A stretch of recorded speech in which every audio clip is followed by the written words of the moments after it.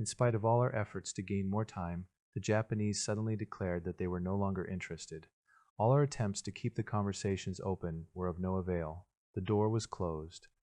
I was not clear about the reasons behind this, but I finally came to the conclusion that the Japanese General Staff had intervened, having decided at this point to open a new offensive that would link their territory around Hankow with Indochina. Before the year was out, this offensive had begun.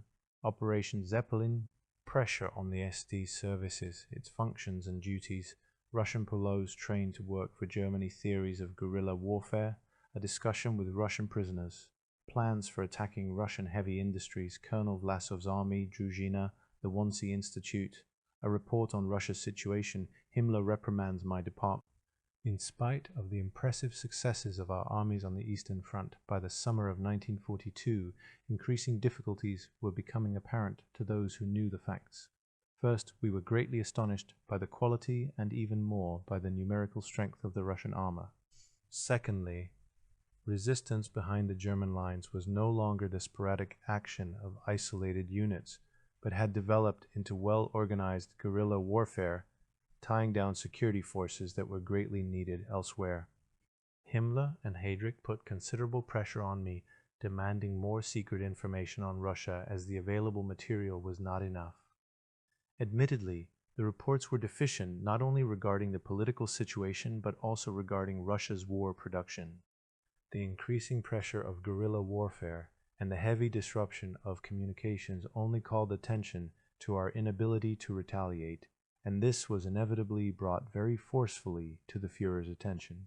There had been several rather heated discussions with Heydrich and later with Himmler, for our intelligence work was not as extensive nor as successful as the military situation required. Himmler wanted to know precisely why our intelligence reports on the Soviet Union were so inadequate. Again, he reminded me of the Führer's words, "We have got to finish off the Russians before the others start." I told him the reason was that I was not given enough support either in materials or staff. It was not enough for the personnel officers to say that they had assigned to me so many hundred men. Numbers in themselves meant little in face of the task of training masses of foreign nationals, linguists and specialists, and the deficiencies in technical equipment were just as serious. How could one possibly expect anything else? There had been nothing like enough preparation, and one could not suddenly make up several years' backlog. Our Berlin Information Network, with its outposts in Sweden, Finland, the Balkans and Turkey, was running in top gear, but it was not giving us anything like a clear enough picture for long-range planning. I was asked to make a special point of intelligence work conducted directly across the front lines, but no account was taken of the difficulties which such work would entail. Our staff was inadequate, both in numbers and quality, and the gradual and continuous development of our work was constantly impeded by hasty and contradictory orders from above. On the other hand, we had to reckon with the detailed and relentless counter-espionage of the Russian secret police. The Secret Service work against Russia was split up into 3 sections. The task of Section I was to gather and coordinate all information supplied by our agents working permanently in foreign countries. We sought to secure as much information, both secret and overt, as possible. Overt information included newspapers, official statistics, books, and other publications. This information was chiefly required as a basis for long-range objectives, and the staff that handled it needed high intellectual qualifications. They had to be of all nationalities, and so had to be employed regardless of race, religion, and so forth. To organize this work, information centers in all the capitals of Europe were formed on similar lines to the central office in Berlin. Through one of the centers, the existence of which was known only to 3 persons in the central office, we had a direct Secret Service connection with 2 of Marshal Rokossovsky's General Staff officers. It was interesting that they both expressed doubts about Rokossovsky's loyalty to Stalin. The general, a former Tsarist officer, was supposed to have spent some years in Siberia. Later, when I took over Admiral Canaris's military sector, another very important center was added. Its chief was a German Jew, and he conducted its activities in a manner that was unique. His office staff consisted of 2 persons. Everything in the office was mechanized. His information network went through various countries and penetrated every stratum of society. He furnished quick and exact reports from the senior staffs of the Russian army, which were considered of special significance by the evaluating section of our own Army Supreme Command. The work of this man was really masterly. He was able to report large-scale strategic plans as well as details of troop movements. In some important cases, even down to divisional level, his reports usually came in 2 or 3 weeks ahead of events so that our leaders could prepare suitable countermeasures, or should I say, could have done so if Hitler had paid more attention to the information. I had to fight like a lion to preserve this valuable assistant from Müller and from the jealousy and intrigues in my own department and on the Luftwaffe staff. There was a clique hiding behind Kaltenbrunner and Müller who were determined to remove the Jew. Not only was this man's Jewish origin used as a pretext for getting rid of him, but his enemies tried to prove in the most treacherous manner that he was engaged in a long-range game of deception for the Russian intelligence. It was assumed that for a long time they had been deliberately feeding us with accurate reports in order to lead us astray by the substitution of misleading information at a decisive moment. The second of our sections was responsible for Operation Zeppelin. The main purpose of this operation was to drop mass formations of Russian prisoners by parachute deep inside Soviet territory. They were allowed the status of German soldiers, wore Wehrmacht uniforms, and were given the best food, clean quarters, lecture films, and trips through Germany. Meanwhile, those in charge of their training, aided by informants, were able to find out their real attitude, whether they only wanted to enjoy the advantages offered by this plan, whether they had really turned against the terror of the Stalinist system, or whether, racked by inner conflicts, they were hovering between the two ideologies of Nazism and Stalin. Having been trained and equipped, they were sent to the Eastern Front to gather information and infiltrate the Russian partisan bands. Operation Zeppelin's main task being to counter the effects of guerrilla warfare. Because of the vast areas involved, and regardless of the high losses that would be inevitable, special formations were to be trained for certain secret service missions, including the establishment of contact with German émigré circles in Russia. In order to carry out this plan, 3 units, South, Central and North, were formed. These units, whose task was sabotage, political subversion, and the collection of information, were to be flown over the lines by special squadrons of the Luftwaffe along the entire length of the Eastern Front. A courier system across the front lines and secret wireless transmissions were to be their main means of communication. Most of the agents were dropped in places where they were able to shelter with friends. Some were equipped with bicycles with wireless batteries and transmitters built into the pedal mechanism, so that regular pedaling would ensure inconspicuous and smooth transmission. On one occasion, an agent succeeded in reaching Vladivostok with a Russian troop transport. There, he observed and sent back full details of certain troop movements. The enormous size of Russia's territory enabled our agents to move about without hindrance, sometimes for months on end, although finally most of them were caught by the NKVD, who, when the need arose, would mobilize a whole division near the front line or detachments of guerrilla fighters in the rear in order to track our agents down. Operation Zeppelin was now well underway, but my explanations of the difficulties involved were always met by the stereotyped answer: "That's all very interesting, but your assignment is still as before, to furnish the Führer with information." The overwhelming lack of preparation and of trained staff and special equipment was entirely overlooked. Hitler wanted precise information on the organization of the Russian guerrilla units, their structure and channels of command, and details of their missions. I therefore gave this matter priority and planned to issue special assignments during my intended visits to Sweden and Norway. I had worked out certain theories about guerrilla warfare which I propounded first to Heydrich, then to Himmler. Every guerrilla war, every growing and active resistance movement, must, in order to thrive, possess an idea or ideal which binds the guerrillas or the members of the movement together. This idea must be strong enough to arouse and perpetually renew the energy and determination of the partisans. Training and the highest qualities of leadership are, of course, necessary for systematic partisan warfare, but the morale of the individual remains always the decisive factor. I had occupied myself with this problem during many a night's discussion with Russian officers and also with our Russian agents at the WWII Institute. It had become clear to me that Stalin and the other Russian leaders were systematically developing a form of warfare through their partisan units which exploited the fierceness with which the struggle was being conducted on both sides. The Russians used the harshness with which the Germans were conducting the war as the ideological basis for their partisan activities.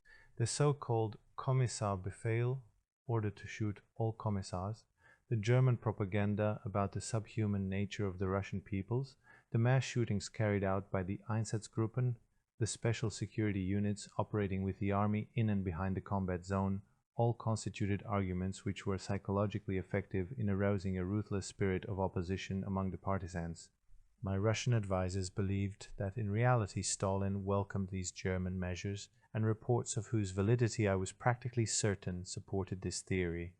One of them stated that the most important aim of the partisan warfare was ruthlessness in itself, that anything was justified which would make the population support the struggle.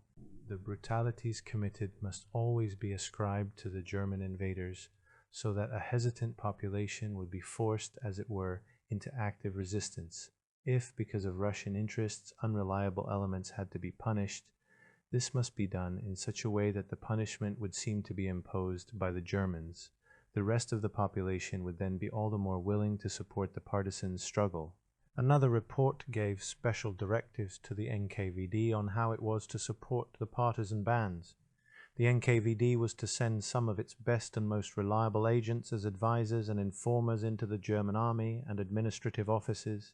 Their task, apart from keeping in close touch with the partisan units, either by sending false or accurate information, was to use their wits in influencing and inciting the German occupation authorities to take harsh measures against certain sections of the population, such as Jews and kulaks. Executions, liquidations, and deportations were, of course, to be presented as brutalities consciously committed by the Germans against the Russian people.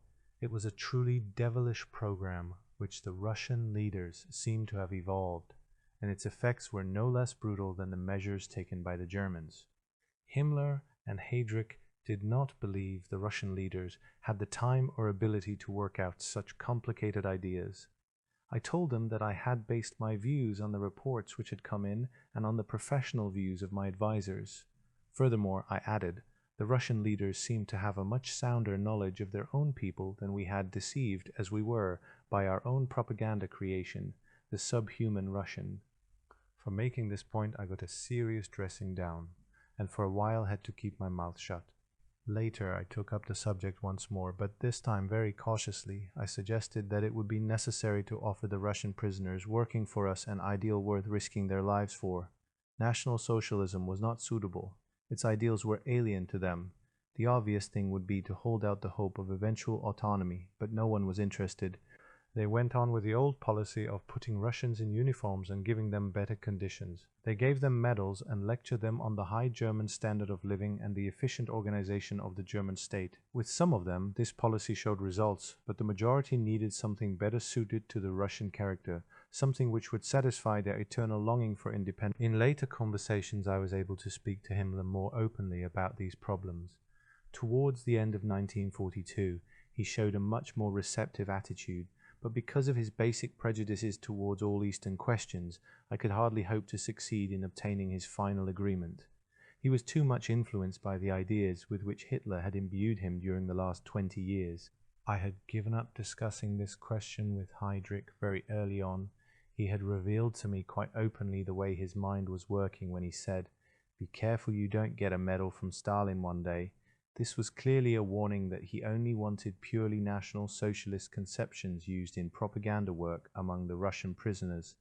I had some interesting discussions with two members of the Russian army, one of them a general staff officer, the other a corporal. Both of them were from Moscow, the one a professional officer, the other in civil life a hydraulic engineer. They had been taken prisoner at Bryansk in August 1941, and had gone through several phases of our training program. Both had proved open-minded, intelligent, and reliable, so they had been co-opted on to a special advisory board of Operation Zeppelin in Berlin and sent to live in lodgings as ordinary civilians. Here I visited them with the chief of the section and a Baltic German, a well-educated man who was an excellent interpreter and had already had many discussions with them. Through him a lively and interesting conversation took place, stimulated by a supply of drink that we had brought with us. There was a considerable contrast between these two Russians. The officer was a trained dialectician and a convinced Stalinist. The other man was only moderately influenced by the regime and admitted its shortcomings with a healthy realism. Both of them were firmly convinced that Russia would win the war. This conviction did not spring from the influence of the propaganda to which they had been subjected, but was a fundamental belief.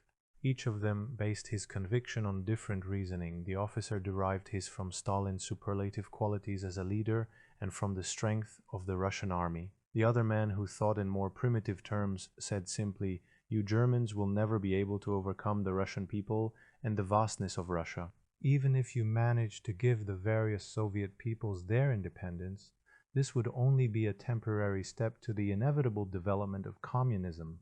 He also said that a wave of national feeling was sweeping across Russia, and that plays such as Kutuzov, A Life for the Tsar, and Prince Igor had been revived in Moscow with great success. In all of them, an invader, after great successes to begin with, is finally defeated by the superlative courage of the Russian people and the vast expanse of Russia itself. The officer spoke of what he had heard discussed by the leaders of the Red Army. According to them, Stalin was ready to sacrifice as many as 20 to 30 million people in order to draw the enemy deeper into the country. This would gradually blunt the force of the Germans' attack and ensure that the last decisive battles would be fought in terrain chosen by the Russians and under the iron severity of their winter. The supply lines alone would eat up a great deal of the Germans' material resources and would be highly vulnerable to partisan warfare. In their retreat, the Russians would not let a single factory, machine, or can of petrol fall into the hands of the enemy. Then, weakened by the forces of nature, their own successes, and the countermeasures of the Russians, the Germans would suddenly be overwhelmed by a new, well-organized counter-offensive. After this conversation, I was decidedly thoughtful. I was much impressed by the simple manner in which the two men presented their opinions, which I had to admit sounded feasible. I reported these talks to Heydrich, but took care to add that, of course, it was not easy to follow their reasoning. Our military successes had been so tremendous that I could not imagine how the Russian state and people could be capable of such a major reorganization as would be necessary. There was some doubt, of course, whether Stalin possessed the industrial war potential to carry out such a plan, although we must not forget that the Luftwaffe had not yet struck at the industrial regions of the interior west and east of the Urals. Heydrich discussed the matter with Himmler and asked for a written report to show Hitler. 3 weeks later, the report was returned to me by Heydrich, who told me that the Führer considered it to be complete nonsense. I said very cautiously, "I'm not quite of the same opinion," but added that, for the present, we should not risk burning our fingers. If we had been allowed sufficient aircraft, we would have been able to deal very heavy blows at Russian industry. The preparatory planning for such actions had been completed, and we had made tests with a V-1 projectile carried to the target area by a long-range bomber with a so-called suicide pilot to steer it directly onto the target. Many of these pilots were already waiting for their suicide missions. Their attacks were to be launched against the industrial combines in the Kuibyshev, Chelyabinsk and Magnitogorsk areas and against the Donets Basin. These nerve centers had been decided on with the help of experienced technicians who had carefully analyzed each plant according to its nature and location. The operations were to be aimed mainly at central power plants, transformers, and blast furnaces. However, all these well thought-out plans were frustrated by the inadequacy of the Luftwaffe. We were able to carry out only small-scale raids, which blew up some high-tension transformers, important electric pylons, and so on. But of course, these were mere pinpricks and were without any real effect, except that they tied down a certain number of the NKVD's security forces. But this did not in any way affect the front-line strength of the Russian armies. Other plans included the dropping of battalions of specially trained Russians, commanded by Baltic German SS leaders, in several of the large and more isolated Russian labor camps. The guards were to be overpowered and the inmates, in some cases numbering 20,000 or more, liberated and helped to make their way back to the settled area. Apart from the labor force that would have been lost to the Russians, the propaganda effect on the population would have been considerable. Preparations for one of these actions had been carried to the point of our establishing contact with the inmates of one such labor camp.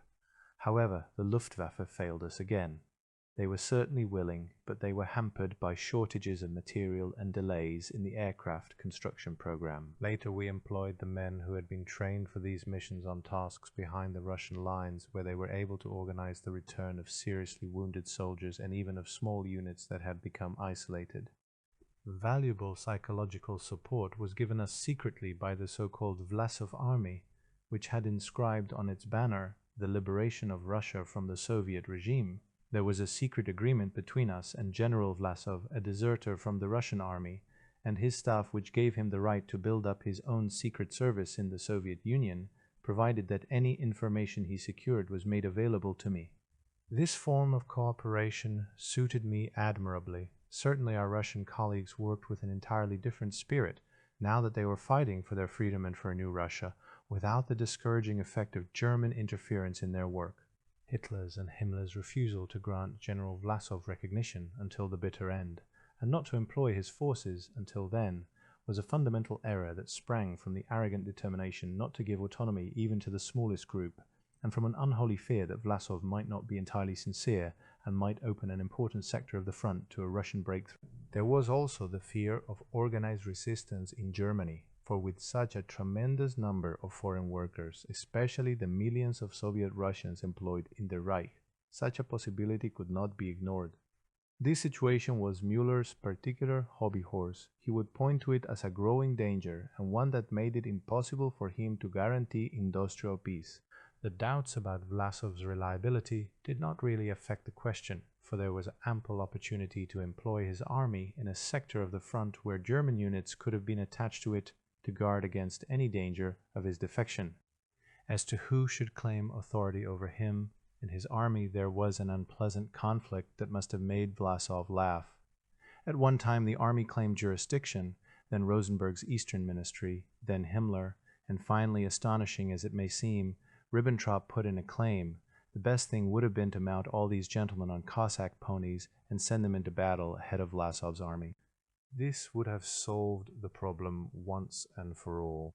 After the psychological and ideological preparation of the volunteers, their practical training began, with special attention being given to their instruction in wireless transmission. Because of their large number and the shortage of teaching staff, their training had to be carried out with military discipline, and as all the volunteers had to use pseudonyms the whole time, considerable confusion resulted. Of course, the NKVD succeeded in inflicting sizable losses on us. Still worse, they began to send their own people to the front lines to infiltrate Operation Zeppelin and undermine it from within. In order to fly the agents into Russia, a combat squadron was put at our disposal, but the military and political sectors of the Secret Service, which at that time were still working separately and often at cross purposes, had to share between them the limited number of aircraft and the very limited supplies of fuel. Consequently, the dispatch of the agents on their various missions fell further and further behind schedule. Nothing is more destructive of an agent's nerve and morale than to keep him waiting too long before sending him out. We therefore organized the agents who were waiting into a combat unit called Druzhina. This organization was to help maintain security behind the lines and in case of need to go into action against partisan bands. Their commander was the Russian colonel called Rodionov, known as Gil, with whom I had already had a conversation. Now, as a result of further talks with him, I began to feel that his original opposition towards the Stalinist system was beginning to undergo some modification. He considered Germany's treatment of the Russian population and of her prisoners of war catastrophic. These were things against which I had protested in vain. On the other hand, I had to defend Himmler's point of view. I told Gil not to forget that the conduct of the war and the methods employed were getting harsher and more ruthless on both sides.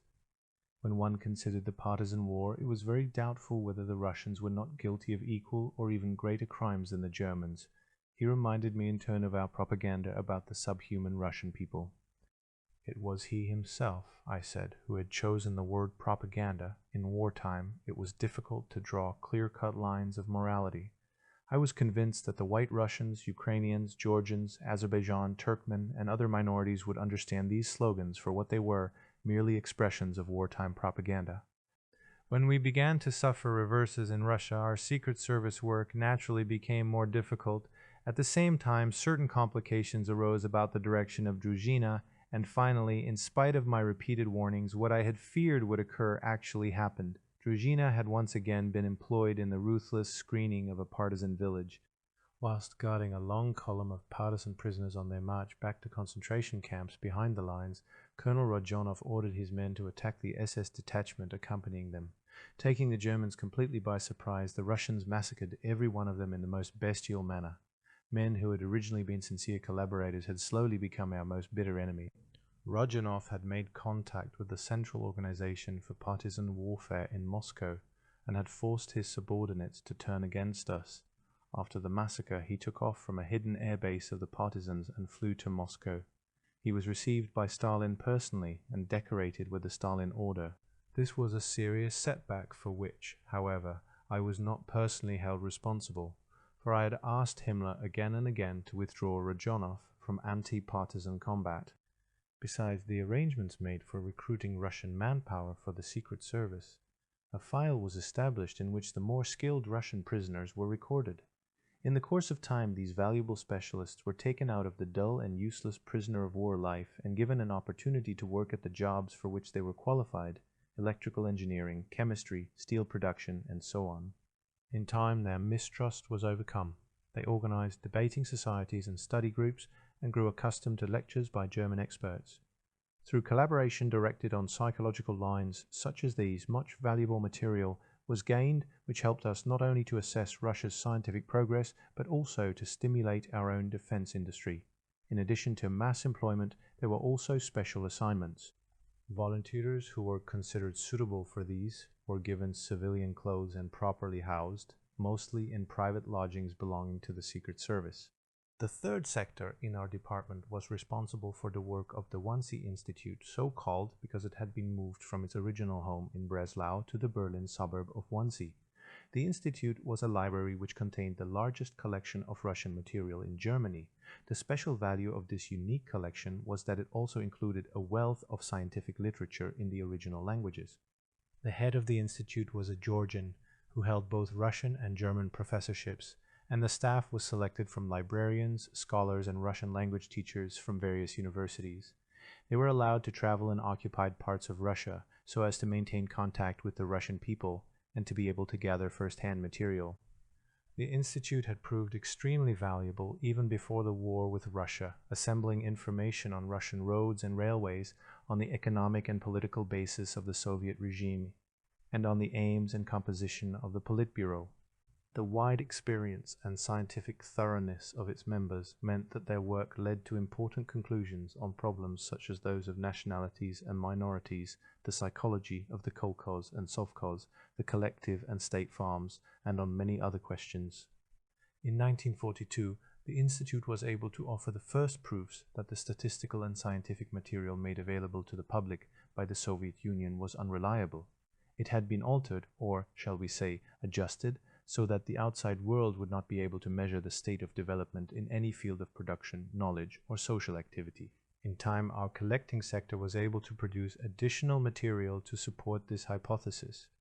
The Russians, for their part, had set up an institution whose sole task was to check all the material published in the various fields of science, statistics, chemical formulae, and so forth, and falsify them at decisive points. At the same time, this institute rigorously controlled the various fields of research and, under special secrecy regulations, distributed the correct material only to those Russian scientists and technicians who needed it for their work. Thus, population figures and other demographic data, as well as maps of Soviet Russia, were falsified. Although this could not inflict any great damage on us, it did lead to complications. As a further example of the work done by the WWII Institute, I should like to mention an incident that took place in 1943. The catastrophe of Stalingrad had already occurred and had induced Hitler to declare total war. The German lines in Russia were still holding, but we had sustained heavy defeats. It seemed as though we should soon lose North Africa, and with it our ability to threaten the British lifeline at Suez, thereby increasing the possibility of an Allied invasion of the continent. Taken in conjunction, these factors should have led to a change of our general policy, as well as in our military strategy in Russia, not to mention in our occupation policies in the defeated countries. Having summarized these considerations, I presented them to Himmler. I purposely confined my comments to the Soviet Union because I wanted to give a sound and solid report on Russia's industrial and war potential, which had been analyzed to the smallest detail, We had employed all our secret intelligence sources and had questioned separately and individually thousands of Russian prisoners. My aim was to establish the need, or rather the duty, of our leaders to mobilize and make use of all physical, moral and material resources in the German-occupied areas of Russia. At the end of the report I made some extremely forthright suggestions, armed with a sharp dialectical edge. I intended to give the leaders a serious jolt. The Reichskommissars in Russia who headed the German political administration should be withdrawn, as well as the Einsatzgruppen, the special units which cleaned up behind the German lines. Autonomous states should be created at once, and the German administration of industry and agriculture in them should be completely and simultaneously overhauled. The result was a report of some 50 pages with considerable additional data. On the whole, it was a very good piece of work. However, after Hitler had read it, he discussed it with Himmler, and then ordered the arrest on a charge of defeatism of all the experts who had helped to compile it. This was a triumph for Kaltenbrunner. Later he and Himmler met and had a heated discussion about my intellectual and out-of-step attitude. Kaltenbrunner blamed Himmler for my favored treatment and demanded that I should be subject to the same rules and discipline as the other heads of departments in the Reich Security Ministry.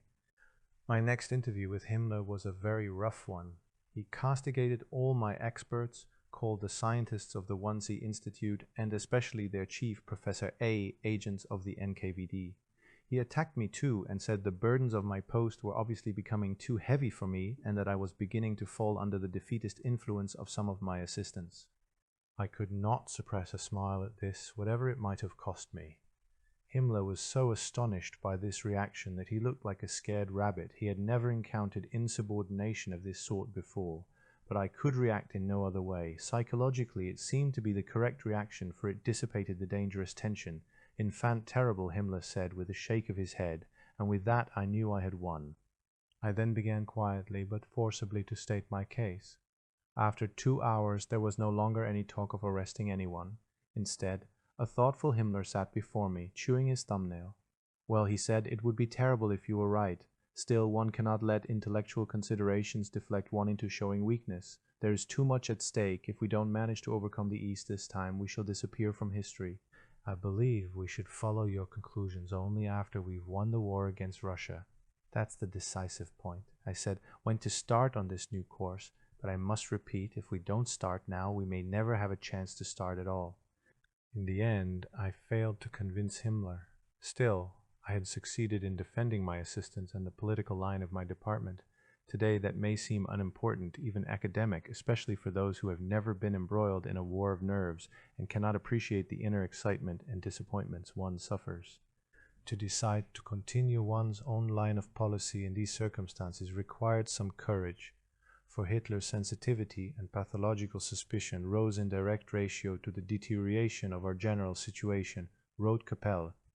Combating Russian Espionage, a report on the problem, extent of the Russian network, a spy trio arrested, discovery and breakdown of a code. The Luftwaffe involved, more arrests, tracing a Russian transmitter, the search for Gilbert, the enemy grows suspicious, profiting from experience. The Kanazov, Russian ambassador in Berlin, until the outbreak of war in 1941, had been the power behind the Russian Secret Service in Germany. The story of the Vietinghoff brothers and many other cases of Russian espionage, both in Germany itself and the territories occupied by us, had aroused Hitler's intense interest, and again he demanded information about our counter-espionage work. He believed the Russian Secret Service to be much more thorough and probably much more successful than the British or any other secret service. In this case, his intuition was to prove correct. Towards the end of 1941, he had already ordered that steps must be taken immediately to counter the rapidly spreading Russian espionage activities in Germany and the occupied countries. Himmler was asked to supervise the close collaboration of my Foreign Secret Service department with Müller's security department of the Gestapo and the Abwehr of Canary. This operation, to which we gave the code name of Rote Kapelle, Red Orchestra, was coordinated by Heydrich. Through our united efforts, we not only discovered the largest Russian spy ring in Germany and the occupied countries, but also managed to a very large extent to break it up. After Heydrich's assassination in May 1942, Himmler had taken on the job of coordinating and supervising Rote Kapelle. Very soon serious tension arose between him and Müller, which worsened to such an extent that sometimes when Müller and I were reporting to him together, Müller, many years my senior, would be sent out of the room so that Himmler could discuss matters with me alone. Müller was intelligent enough to recognize this situation, and whenever he had anything particularly difficult to bring up, would ask me to do it for him. Once, with an ironical smile, he said to me, "Obviously he likes your face better than my Bavarian mug." In July 1942, Himmler ordered both of us to appear at Supreme Headquarters in East Prussia with a full report on Rote Kapelle. We had only a few hours in which to get the report ready, and when we met, Müller began by telling me how invaluable my reports on Rote Kapelle had always been to him, and how very comprehensive my knowledge of Russia's spying activities seemed to be. After a few more obvious flatteries, he asked me to take the report to Himmler for both of us.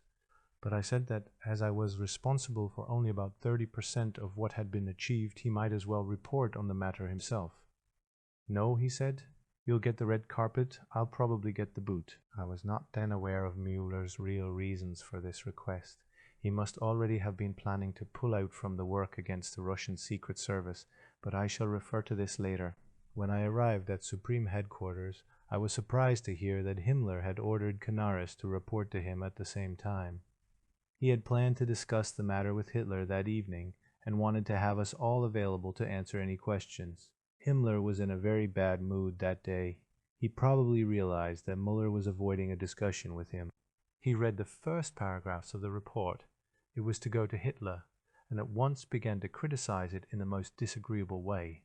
It was obviously biased. He said, "The credit due to the foreign counterintelligence of the Wehrmacht, Canaris's organization, and the military wireless counterintelligence were not fairly presented. Are you responsible for this report, or is Müller?" he asked with a malevolent sneer. I said that I was. "That is typical of him," he said, "to belittle other people's achievements, so as to put himself in the most favorable light, a thoroughly petty attitude, and you can tell him I said so." To make things worse, he called in Canaris and asked him for details of the Abwehr's collaboration with military wireless security on the case. It became increasingly clear that Müller had somewhat distorted the truth in his own favor. Himmler became quite unpleasant towards me, forgetting that it was not I who was responsible for the report. In the end, he realized this. "I give you the right to repeat this reprimand to Müller word for word," he said. The Führer was so upset by this report and by the treachery it revealed that he did not wish to speak to anyone, so neither Canaris nor I was required to report to him that evening. Rote Kapelle, the Russian espionage network, extended over the whole territory ruled by Germany at that time, as well as over the countries that were still neutral. With its many secret shortwave transmitters, it extended from Norway to the Pyrenees, from the Atlantic to the Oder, from the North Sea to the Mediterranean. As always, luck played an important part in its discovery. At the beginning of the campaign in the East, our wireless counterintelligence was very active. A few days after the beginning of the campaign, one of our listening posts in the West detected the presence of a transmitter, but was unable to establish its position. Wireless direction finders indicated that it was in the area of Belgium, but it was impossible to pinpoint it more accurately. This unsolved problem led to discussions between General Thiele, the chief of wireless security, Müller, Canaris, and myself. Wireless counterintelligence later detected a transmitter that was apparently working in the Berlin area, but within a few days of counterintelligence's efforts to pinpoint it, the transmitter ceased operating and did not appear again. Our calculations indicated that the receiver to which this transmitter was beamed must have been in the neighborhood of Moscow and was probably a large central station. It was obvious that the transmitter was being operated by agents of the Russian Secret Service in a code which we had not broken. Special branches staffed by Müller's most able officials were now working hard in Belgium and France, as well as in the Berlin area. The Belgian section of our counter-espionage began to get results, and at the end of 1941, after consulting Canaris and me, Müller decided to make an arrest in a suburb of Brussels. 3 members of the Russian Secret Service were taken into custody. One, Mikhail Makarov, was the director of a post for collecting information. Another, Anton Danilov, was a trained wireless operator, while the third, Sofia Poznanska, worked as cipher clerk. This espionage group lived together in a small villa in which the secret transmitter was also situated. Their interrogation proved extremely difficult, as all three made repeated attempts to commit suicide and refused to give any information at all. The Belgian housekeeper, who had been arrested at the same time, gave us only the vaguest information. Although she was ready to tell all she knew, this was of very little use to our investigation. After a long interrogation, we finally managed to get it out of her that the three agents frequently read books which lay about on their table, and she told us several of their titles, as it was often our own practice to use a code based on sentences out of various books. We began to hunt for copies of those that she had seen them reading. There were 11 in all. Bookshops and publishers all over France and Belgium were ransacked for copies. In the meantime, the mathematical department of wireless security and the decoding section of the Wehrmacht Supreme Command worked feverishly on a fragment of an already encoded message found in the fireplace of the villa, half of it burned to ashes. The decoding section came to the conclusion that a code based on French books was involved, and by mathematical analysis, a small fragment of a key sentence was reconstructed. This contained the name Proctor. Now, having at long last found the 11 books, came the task of searching them for the name Proctor. The right book was eventually found, the key sentence identified, and the decoding section of OKW then set to work. In due course, they managed to decode the message found in Brussels and others which our monitors had picked up in the meantime. The results were truly astonishing. They revealed the workings of an extensive network of the Russian Secret Service, with links that ran through France, Holland, Denmark, and Sweden to Germany, and from there on to Russia. One of the chief agents was a man who sent his wireless messages. Invariably, they contained important secret information under the code name of Gilbert. In Germany, two chief agents were actively at work under the code names of Koro and Arvid. There was no doubt that their information could only have come from the highest levels of the German government.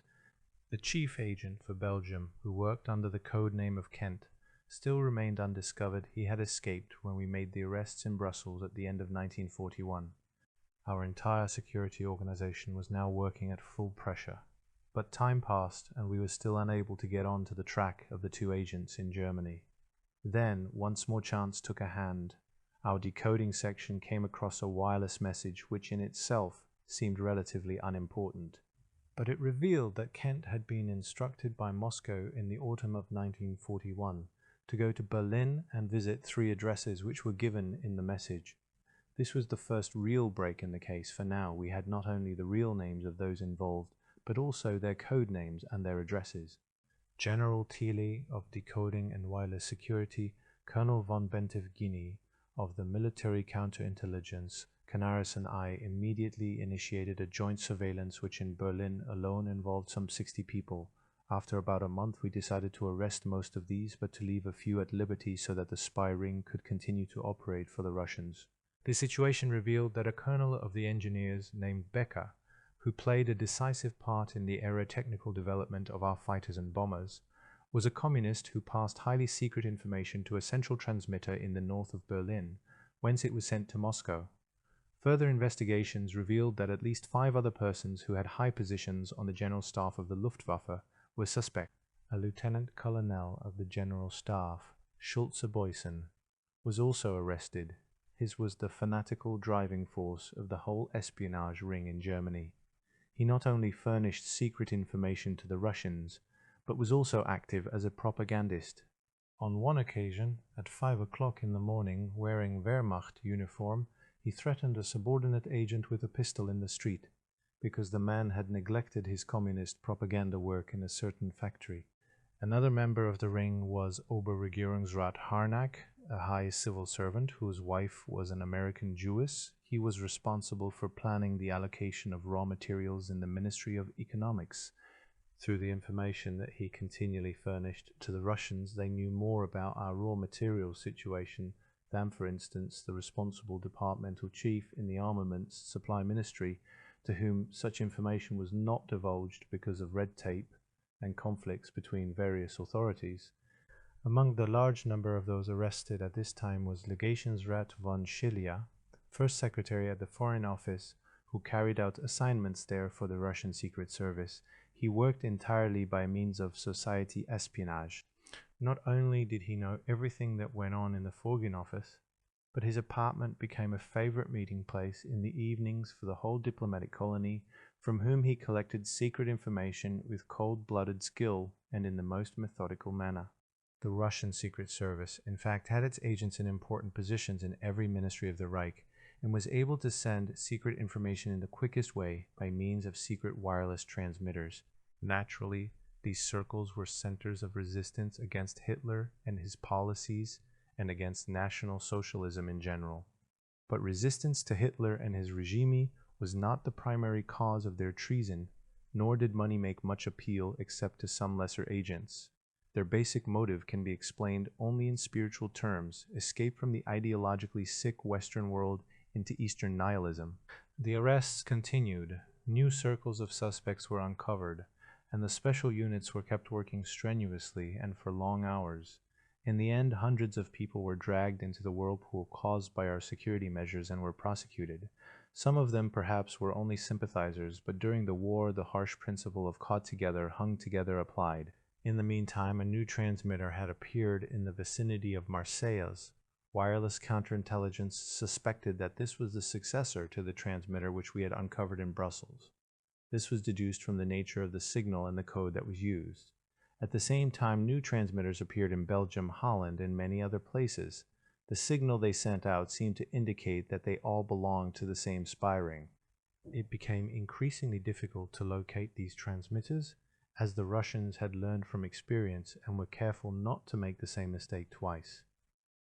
In the course of a large-scale investigation in Paris, counterintelligence accidentally came across a circle of persons who, in their interrogations, gave information about Kent, which enabled us to establish his identity. He traveled under an alias and with a South American passport.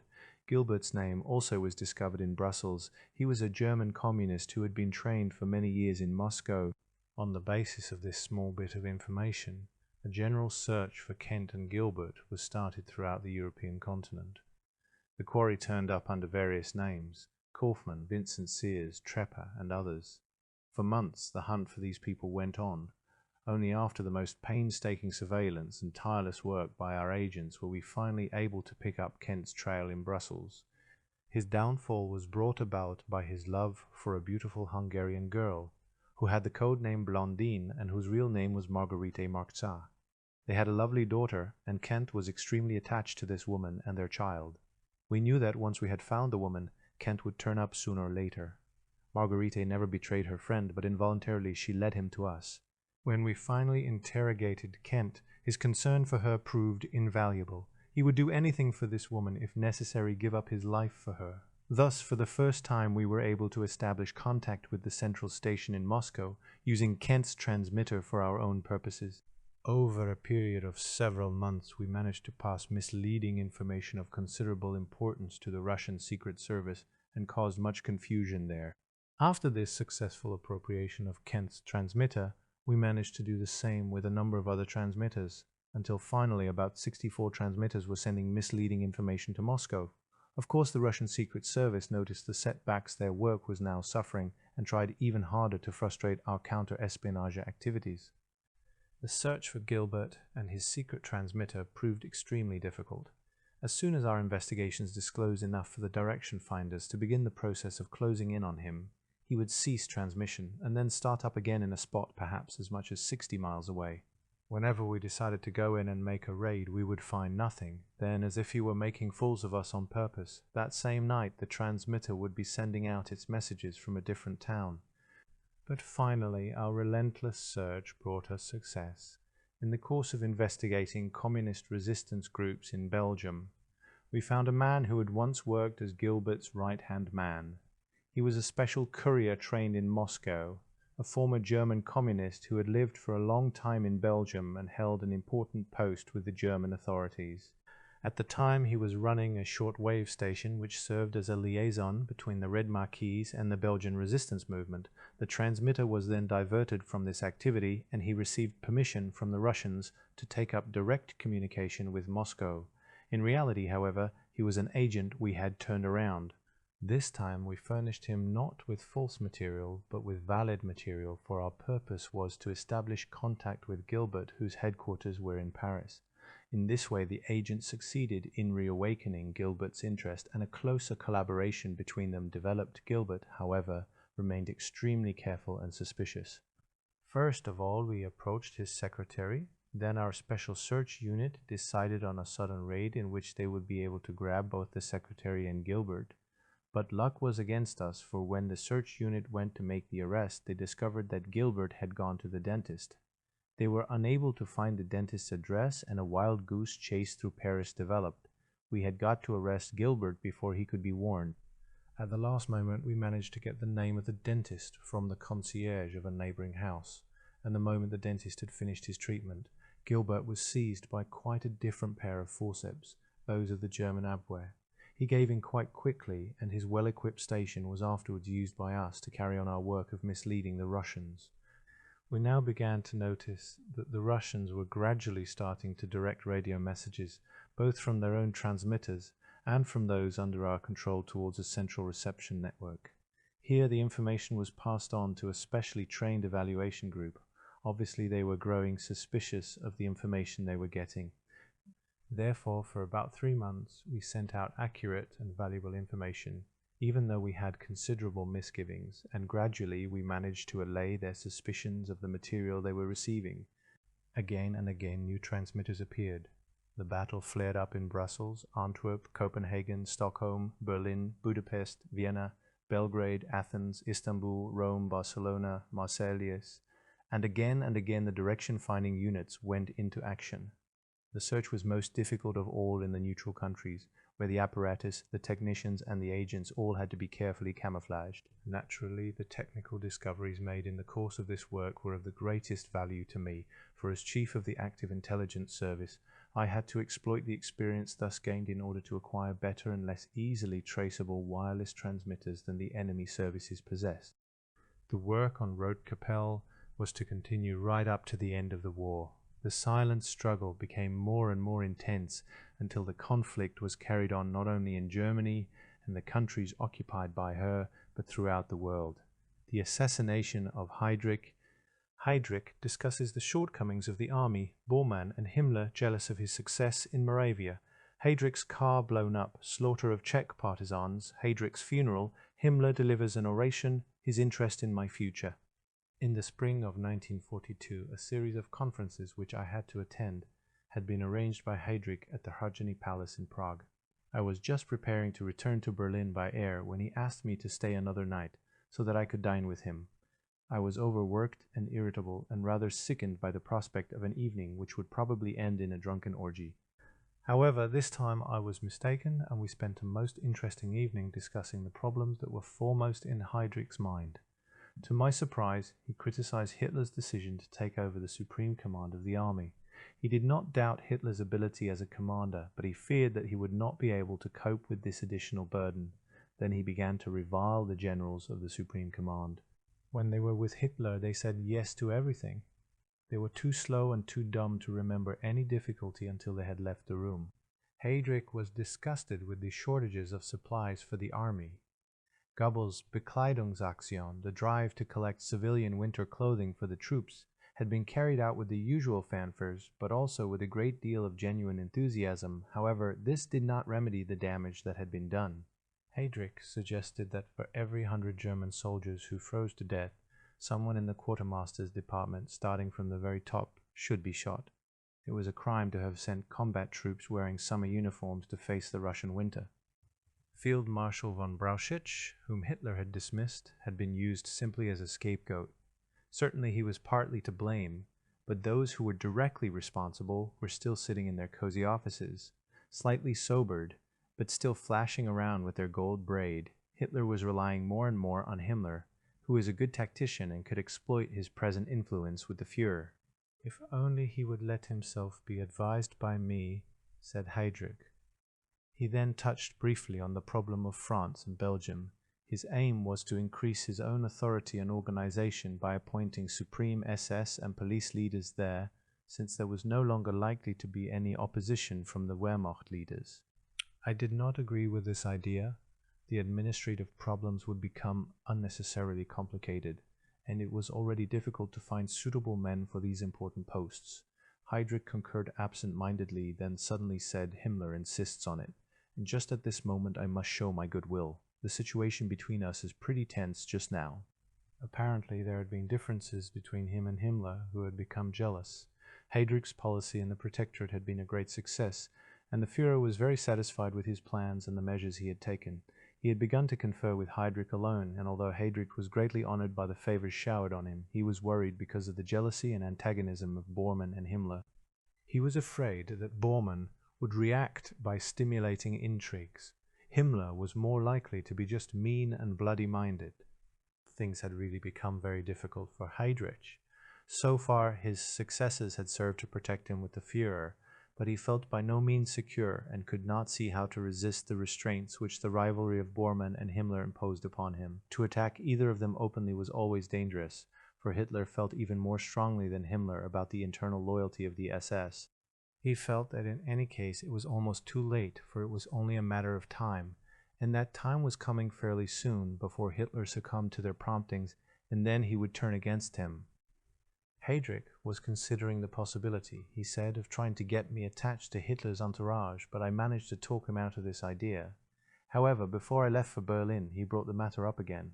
It was particularly important that he should have someone looking after his interests up there. Also, he felt it would be a good thing for me to report directly to the fountainhead for a time. Finally, we arrived at a compromise. I was to remain in Berlin for another month, and in the meantime he would arrange a 6 weeks assignment for me at Hitler's headquarters. However, it was not to be. Shortly afterwards, I had to go to The Hague to discuss ultra-shortwave transmissions with some technical experts. It was while I was there in June 1942 that a teletype message reached me saying an attempt had been made to assassinate Heydrich and that he was seriously injured. I was instructed to return to Berlin at once. I wondered who was behind the attempt, and I remembered Heydrich's recent difficulties with Himmler and Bormann. I could well imagine that people who knew Heydrich's methods would be afraid of him, and they both knew that he would shrink from nothing where his own ruthless schemes were involved. His successes in the Protectorate must have been very galling to Himmler and Bormann, and the tension between the three of them had obviously been a breaking point, or Heydrich would not have mentioned it every time we talked. It was the practice of Hitler and Himmler to rule by playing their associates off one against the other, but with a man like Heydrich this was impossible. Besides, as head of the Reich Security Office, and also as acting Reich Protector, he had become too powerful for them. I suddenly remembered an incident which Heydrich had mentioned to me. During his last meeting with Hitler, he had been called on to report about certain economic problems in the Protectorate. He had been waiting for quite a long while outside Hitler's bunker when he suddenly came out accompanied by Bormann. Heydrich had greeted him in the prescribed manner and then waited for Hitler to ask for his report. Hitler stared at him for a moment. Then an expression of distaste came over his face. With a confident and easy gesture, Bormann took the Führer's arm and drew him back into the bunker. Heydrich waited, but Hitler did not return. The next day Bormann told him the Führer was no longer interested in his report. Although Bormann had said this in the most amiable tone, Heydrich sensed his implacable hatred. Hitler's antagonistic attitude on this occasion was obvious, and was probably based on hints and slanders put about by Bormann and Himmler. It was interesting that in my last conversations with him, Heydrich, although convinced of his own powers, had shown that he was afraid. There was little doubt that he had been filled with foreboding, and his anxiety to place me in Hitler's entourage undoubtedly sprang from this feeling. The attempt on his life certainly had its effect on the work of the Central Office in Berlin. Instead of the hum of intensive activity, there was a hush of incredulity, almost of fear. How could such a thing have happened? Himmler ordered me to fly at once to Prague, where the chiefs of AMT-OIV, Müller and Niebe, were already on the scene. I arranged for a consultation with Müller, who promised me a short report. Heydrich lay unconscious in hospital, where the best doctors were attempting to save his life. Bomb splinters had torn his body, forming numerous centers of infection. Part of the material of his uniform had penetrated his wounds and intensified the danger to his injured spleen. On the 7th day, general sepsis set in, which quickly brought about his death. Towards the end, he was under the care of Himmler's personal physician, Professor Gebhardt, whose treatment provoked serious criticism by the other specialists. One opinion was that an operation to remove the injured spleen should have been attempted so as to get rid of the main source of infection. Later, I received from Müller an account of how the assassination occurred. Heydrich was on his way back from his country estate near Prague to the Hradiany. He was sitting beside the driver, who was not his usual chauffeur, in his big Mercedes. On the outskirts of the city there was a sharp bend, and the car had had to slow down. 3 men were standing at intervals along the roadside. The first about 20 yards before the bend, the next one on the bend itself, and the third about 20 yards beyond it. As the driver slowed down, the first man jumped into the road, shooting wildly with his revolver. The car came almost to a stop, and at this moment the second man rolled a spherical bomb towards the car, which exploded directly underneath it. Although badly wounded, Heydrich shouted to the driver, "Step on it, man." He then jumped out of the car and fired several shots at the men who were making their escape on bicycles, and wounded one of them in the leg. Then he collapsed unconscious. The driver was bleeding profusely, and the car, in spite of its heavy armor, was almost demolished. Had Heydrich's old and experienced chauffeur been at the wheel, he certainly would not have let himself be duped by the assassin who jumped out into the road. The natural reaction of a quick-witted driver would have been to jam his foot on the accelerator, so that the car would have leapt ahead. Then the effect of the explosion would not have been so devastating. After a long examination, the specialists of the Kriminaltechnisches Institute, the Institute of Criminal Technology, found that the bomb was of an unusual and clever construction hitherto unknown.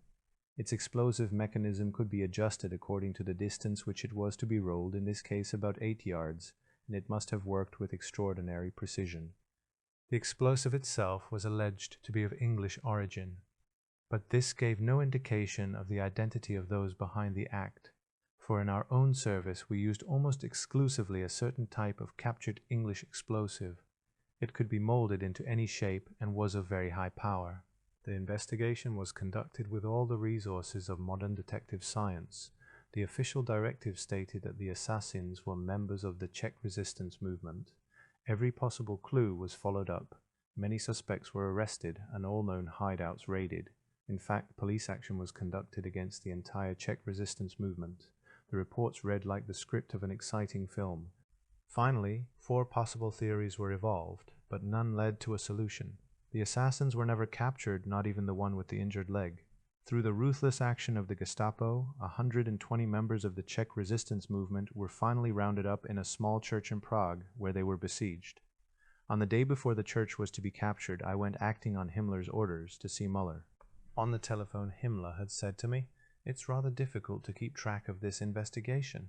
That was all he had to say about his feelings in the matter. I had nothing to do directly with Müller's investigations in Prague, nor did he speak his mind very openly to me at first, though later he began to talk more freely. The Reichsführer was gradually driving him crazy, for Himmler had made up his mind that the whole affair was staged by the British Secret Service, and that the 3 assassins had been dropped by parachute near Prague for this special purpose.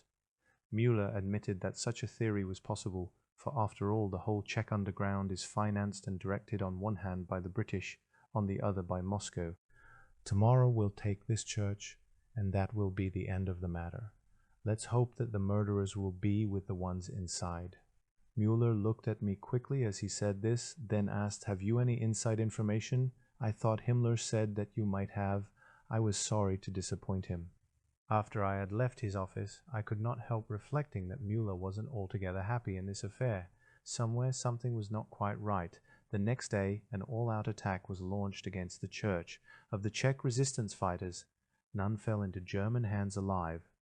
The secret of who Heydrich's assassins were was thus preserved. Had they been in the church? Were they members of the Czech resistance movement? And if so, of what part of it all those inside the church had been killed, though whether this was done on purpose or not remains uncertain. Their fanatical resistance and determination to die was emphasized in the report that was made afterwards, but of those 120 members of the underground there was not one who had previously been wounded. Our investigations had come to an impasse, and with it the inquiry into Heydrich's death was brought to a close. Heydrich's body had been placed on a ceremonial bier in the forecourt of the castle at Prague, and a guard of honor was chosen from his closest associates. It was a considerable strain for me to stand in full uniform with a steel helmet for 2 hours at a stretch, with the temperature at 100 degrees in the shade. 3 days later, the body was borne in procession from the castle to the railway station, and thence to Berlin. The citizens of Prague followed these events attentively, and many houses had black flags hanging from the windows. No doubt the citizens were using the occasion to show that they were mourning for their own fate under the foreign occupation. Before the funeral, Heydrich's body had lain in state for 2 days in the Palais in the Wilhelmstrasse, where he had had his beautifully furnished office. On the first morning, the chiefs of the departments were called into the office by Himmler. In a short address, he paid tribute to Heydrich's accomplishments, to the noble traits of his character, and to the value of his work. No one could ever control the giant machinery of the RSI as well as Heydrich, who had created it and controlled it. The Führer had agreed that for the time being Himmler himself should take over its direction until Heydrich's successor had been chosen. He called upon the heads of the departments to do their best, and forbade all conflicts arising from jealousy. He warned them not to work against each other or try to usurp each other's authority. Any such attempts would be sharply punished by Hitler himself. Pointing to the coffin on its bier and addressing each of the heads in turn, he gave them what was in effect a severe dressing down, speaking with a biting irony that emphasized their characteristics and defects. At the end it was my turn. I steeled myself for what I was about to hear, expecting the cold shower of his criticism to envelop me as well. Himmler must have noticed my apprehension. A trace of a smile came over his face, which was deathly pale. He looked at me for a while, then turning more towards the others than to me, he said, "Schellenberg has the most difficult office, and is the youngest of us all. However, the man lying in state here considered him suitable for the position and placed him there. I too consider him capable of undertaking the tasks placed before him. Above all, he is incorruptible. You gentlemen know best the sort of difficulties you have been putting in his way. You resent him because of his youth, and because he is not an old member of the National Socialist Party. I do not consider there is any justification for your objections, and I wish to make it clear once and for all that the decision in this matter is mine, not yours. He is, so to speak, the Benjamin of our leadership corps, and therefore I shall give him my special support. I have said this openly and in his presence because it accords with the intentions of your murdered chief, and I consider Schellenberg too intelligent to grow conceited because of what I have said. On the contrary, I hope it will be a further incentive to him to work carefully and industriously at the tasks assigned to him. If anyone wishes to say anything further on this matter, or on any other raised on this solemn occasion, he now has opportunity to do so." There was an oppressive silence. I had felt relatively calm until this moment, but now I began to blush the more as Himmler again took up his theme, saying that from now on he wanted me to work closely with him, that he needed my abilities, and wished me to report to him as frequently as possible. Then, rather abruptly, he adjourned the meeting. In the evening, Himmler, accompanied by SS Obergruppenführer Karl Wolff, again gathered all the leaders of the Archée in Heydrich's office. This time he made a speech in which he dealt with the essential phases in Heydrich's personal development, and pointed out to the SS leaders their obligations to the memory of their dead chief. It should induce them to give the best of themselves in their conduct and their work. He ended with a reference to the increasing importance of our work abroad, hoping that as we developed our shortcomings and the gaps in our tradition would be overcome, for our achievements in this special sector still could not compare with those of the British Secret Service. Therefore, our motto should be, "My fatherland, right or wrong," as well as the general motto of our order, the SS, "My honor is loyalty." At the memorial service in the Reichschancellery, which preceded the state funeral, orations were delivered by Hitler and Himmler. It was a most impressive spectacle which did full justice to Himmler's gift for pageantry and drama. In their orations, both Hitler and Himmler spoke of the man with the iron heart. I could not help thinking that with all the ministers, secretaries of state, high party officials, and family mourners, the whole thing was like a Renaissance painting. After the coffin had disappeared into the earth, I saw, surprisingly enough, that Canaris was weeping, and when we turned to go, he said to me in a voice choked with emotion, "After all, he was a great man. I have lost a friend in him. About 2 months later, Himmler stood with me in front of a death mask of Heydrich. Suddenly he said yes. As the Führer said at the funeral, he was indeed a man with an iron heart, and at the height of his power fate purposefully took him away. His voice was deadly serious, and I shall not forget the nod of butter-like approval that accompanied these words, while the small, cold eyes behind the pince-nez were suddenly lit with sparkle like the eyes of a basilisk. 3 months later, going to Himmler's office to make a report, I noticed that the corner in which the mask had been placed was now empty, and I asked him why. He replied cryptically, "Death masks are tolerable only at certain times, and on special occasions either for the sake of memory or example." In the summer of 1942, Himmler arranged to meet me in Berlin. As usual, he set aside ample time so that he could talk at length. After discussing various matters, I felt that our conversation was about to reach a dramatic climax. As usual, Himmler sat with his head a little to one side, so that his glasses reflecting the light made it difficult to see his small crafty eyes. Rising suddenly, he asked me to sit down with him at another table, always a sign of unusual confidence. He explained to me that it was proving extremely difficult to find a successor to Heydrich, as none of the departmental heads could possibly be considered, with one exception, myself. I have talked to the Führer about this at various times. He leant forward looking at me intently. I was well aware, of course, of the far-reaching implications of what he was saying, and it took all my resolution to look him firmly in the eye. After an almost unbearable silence, I finally managed to say in a strained voice, "It would certainly be a very difficult position for me, and I think you might find me a rather awkward assistant." Again there was a pause. Then, with a decidedly benevolent change in his tone, Himmler said, "You won't be chosen. The Führer thinks that you are too young, although he agrees that you're well qualified. Personally, I think you're too soft for the job. The Führer wants you to concentrate entirely on the Secret Service abroad. He's shown much more interest in it lately, so you'll do that whoever is appointed chief. The final choice will probably be between 3 or 4 of the higher police and SS leaders, the older ones, but I'll tell you more about that later. From now on, you must maintain close contact with me the whole time. As far as the outside world is concerned, administratively, that is, you'll still function within the framework of the RSHAA, but all decisive problems you'll discuss with me personally, and you'll have access to me at any time.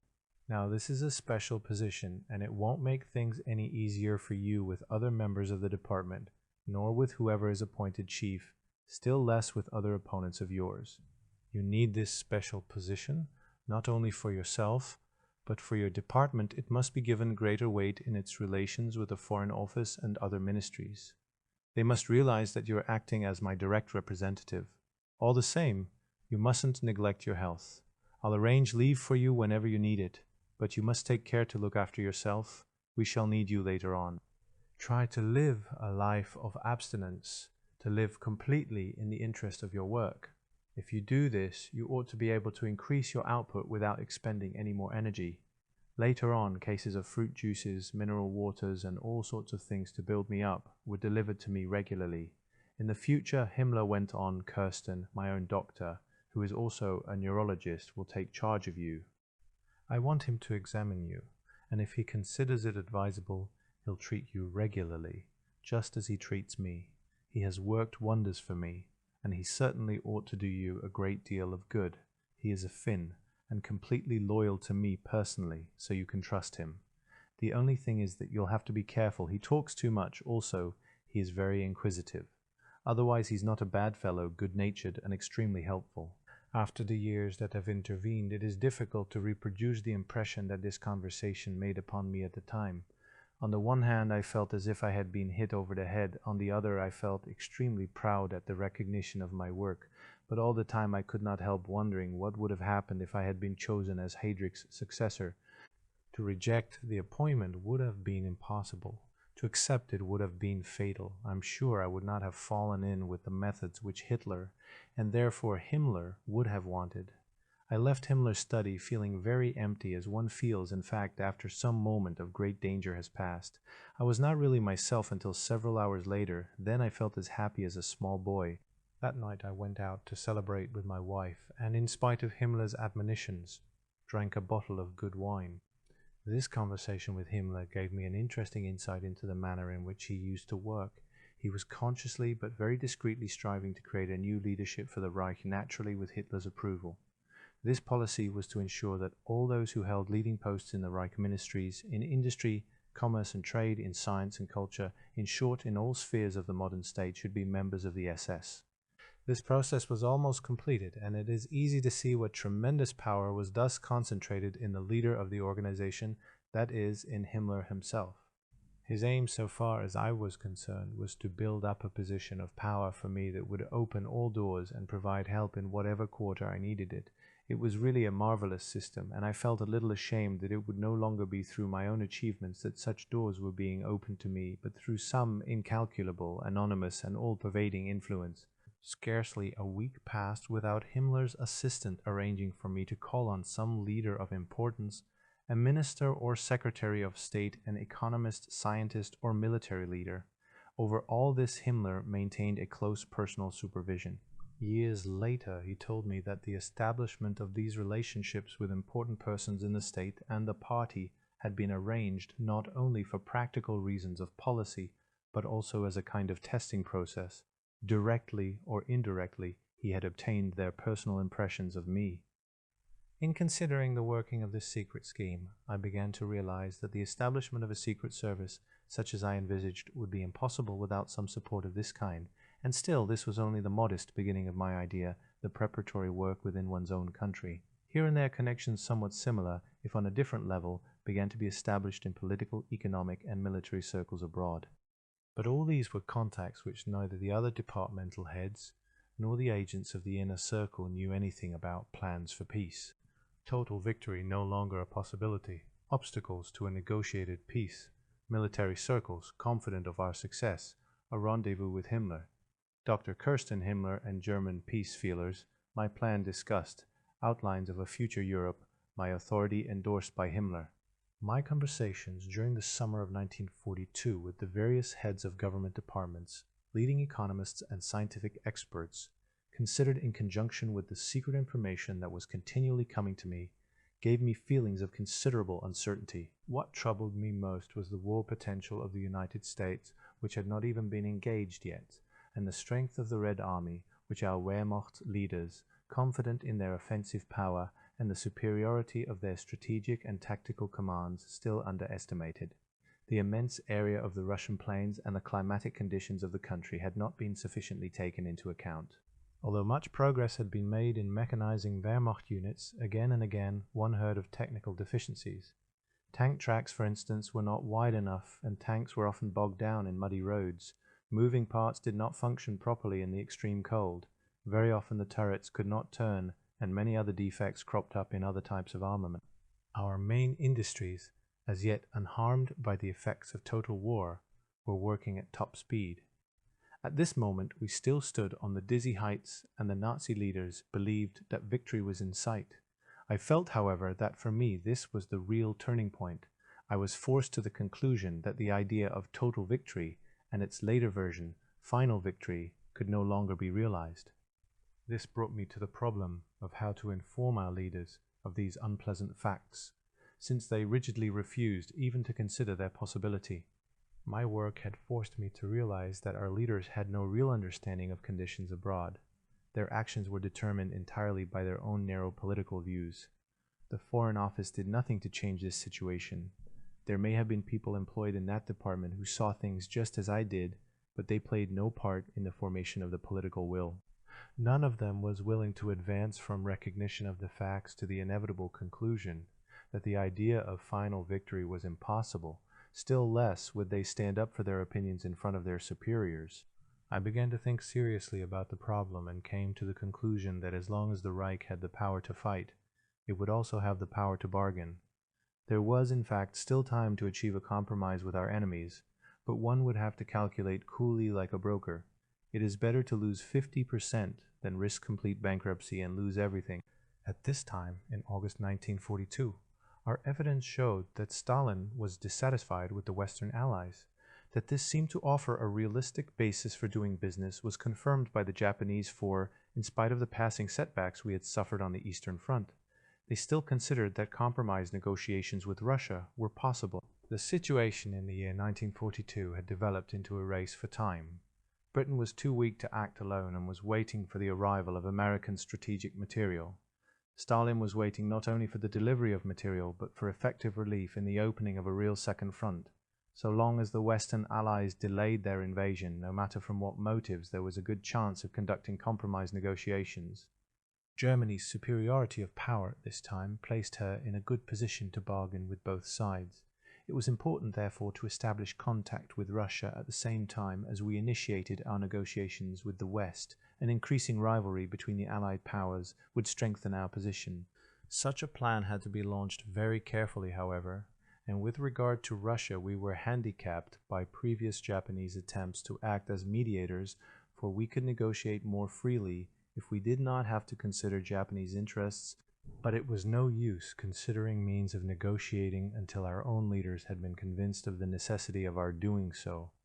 I was well acquainted with the attitude of Hitler and Ribbentrop, and it was the latter who seemed to be the main obstacle.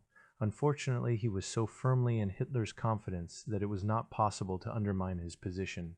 Göring was already more or less in disgrace.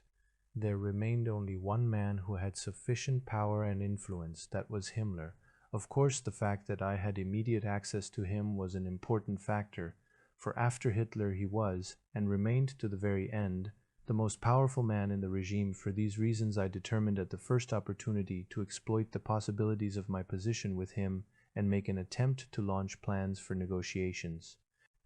But I still had a great amount of routine work, and above all there was the carrying through of my 10-point program for the Secret Service. At the beginning of August 1942, I was called to make my usual report to Himmler at Zhytomyr in the Ukraine, near Hitler's headquarters at Vinnytsia. Himmler had requisitioned a beautifully situated officers' training college for himself and his staff. Within 2 days, it had been transformed into a completely equipped field command post. Shortwave and telephonic communications had been installed to enable him to be in constant touch with even the most remote localities of the territories occupied by Germany. Everything for his personal needs was also provided. There was even a tennis court. In his heavy command car, Himmler was driven every day over the so-called Rollbahn. This Rollbahn connected Zhytomyr with Vinnytsia, where Himmler spent several hours every day with Hitler. One morning he telephoned to me from Vinnytsia. First I spoke to his personal assistant, SS Standartenführer Brandt, with whom I was on very good terms. Brandt was a small, plain-looking man who in his appearance and gestures aped his master. A walking reference library, he was Himmler's living notebook and was the most industrious of all his entourage. I believe he was the only person in whom Himmler had complete confidence. Brandt would begin work at 7 in the morning, no matter what time he had gone to bed the night before. 3 or 4 hours of sleep were sufficient for him. As soon as Himmler had risen in the morning and washed, Brandt would go to him loaded with papers and files, and while Himmler shaved, he would read him the most important items of the morning's mail. This was done with the greatest seriousness. If there was bad news, Brandt would preface it by saying, "Pardon, Herr Reichsführer," and thus forewarned, Himmler would temporarily suspend his shaving operations, a precautionary measure to prevent him cutting himself. Brandt was certainly most important. He was the eyes and ears of his master, and the manner in which he presented a matter to Himmler was often of decisive importance. On this particular morning Brandt asked how I was and how my work was going. From the sharp way in which he spoke, I knew it would only be a matter of seconds before Himmler took the receiver from him. And so it was. Himmler flooded me with questions on various matters. It was his custom when speaking on the telephone to employ all sorts of private code words and names which he had invented himself and remembered with great accuracy. He could carry on a conversation consisting entirely of such words, which sometimes created difficulties for the person at the other end. He once asked me, "And what is High Collar doing?" Although by then I was quite familiar with his nomenclature, for a moment I could not think who he meant. Impatiently he explained, "Why, the long cellar, the entrance to the cellar down in the pit, the mine." Only then did I remember that High Collar was his code name for Schacht, the president of the Reichsbank, who always wore a high collar, and the other allusions were to his name, which means shaft. That morning, however, I remembered all the code words, and at the end he ordered me to report at Zhytomyr and bring various documents with me. That same evening I took the Wehrmacht courier train from Berlin to Warsaw. There I was entertained with magnificent hospitality at the Royal Palace by Governor-General Frank. Frank entertained all the higher Wehrmacht, SS, and party leaders en route to and from the Führer's headquarters in the east. A message from Himmler awaited me. He wanted me to rest for a day in Warsaw, so that I should not be too exhausted by my journey, and then to take the special courier plane the next day. At Frank's palace, I met many higher Wehrmacht officers, divisional commanders of the Waffen, SS, higher SS, and police leaders, and it interested me to sound the opinions of all these people. On the whole, they were completely assured of the fighting power of the German people. On this score they had no doubts whatsoever, and all were striving to achieve their utmost and to be 100% efficient. It made me even more conscious of the difficulty of the task I had set myself, for the confidence and assurance of all these important officers would strengthen and confirm the opinions of the leaders. Another interesting thing was that these circles, perhaps because of their origins, saw everything solely from a military point of view. They had only the haziest notion of the meaning of the Secret Service. Theirs was the prevailing German idea on the subject, which saw the Secret Service as a rather interesting and adventurous enterprise, but had little idea of its importance in the conduct of the war. The next morning I flew on to Żytomir in Himmler's special aircraft, which had landed by chance at Warsaw. The flight captain was a Bavarian who had been Himmler's personal pilot for years. A few days later he went alone into a Russian village against Himmler's strictest orders and was murdered in the most horrible manner by the partisans. That morning, however, he had no foreboding of the fate that awaited him. Gazing over the vastness of the Polish and Russian plains from the flight deck of the four-engined Condor, I saw only occasionally the marks of warfare. They ran like strips burnt by lightning across the face of the earth, but for hundreds of miles to the right and left of them the country was completely untouched. Oppressive heat scorched the land, and a vaporous haze in the sky arched over us like a great glass dome. There was an uninterrupted view to the horizon, and as the engines droned on steadily hour after hour, I began to have some understanding of what our troops had had to achieve in order to conquer this enormous area. Here and there one saw peasants at work. All were barefoot, the women with colored kerchiefs around their heads. Very few of them took any notice of the sound of our engines. Finally, we arrived at the airfield. Then came a ride to Żytomir at breakneck speed in the command car. The buildings shaded by tall trees were white and untouched by the war. Everything looked spick and span, as was always the case at any of Himmler's headquarters. He placed the greatest importance upon the best possible treatment being given to his guests. I was shown to my room at once and was able to take a shower. Then, while I waited, I chatted with the various adjutants, experts, and secretaries whom I knew. This I did with a purpose, because it was important to get the feeling of the atmosphere here. I was not to report until late in the afternoon, but when the time came there was another delay. I was then asked most politely how long I could remain away from Berlin. As I wanted to have time for a quiet talk with Himmler, I said 1 or 2 days would not make a great deal of difference. In the evening I was asked to dinner. Until the very last part of the war Himmler was insistent upon his guests appearing in trousers, white shirts, and shoes instead of military boots. He received me with great amiability, and for some little time made small talk, carefully refraining from coming to the point of my visit as a mark of politeness. This was one of his conversational tactics. He questioned me very closely about my health, told me that Dr. Kirsten, who would certainly be happy to treat me, was there too, and asked whether I had had frequent conversations with Langbain and so on.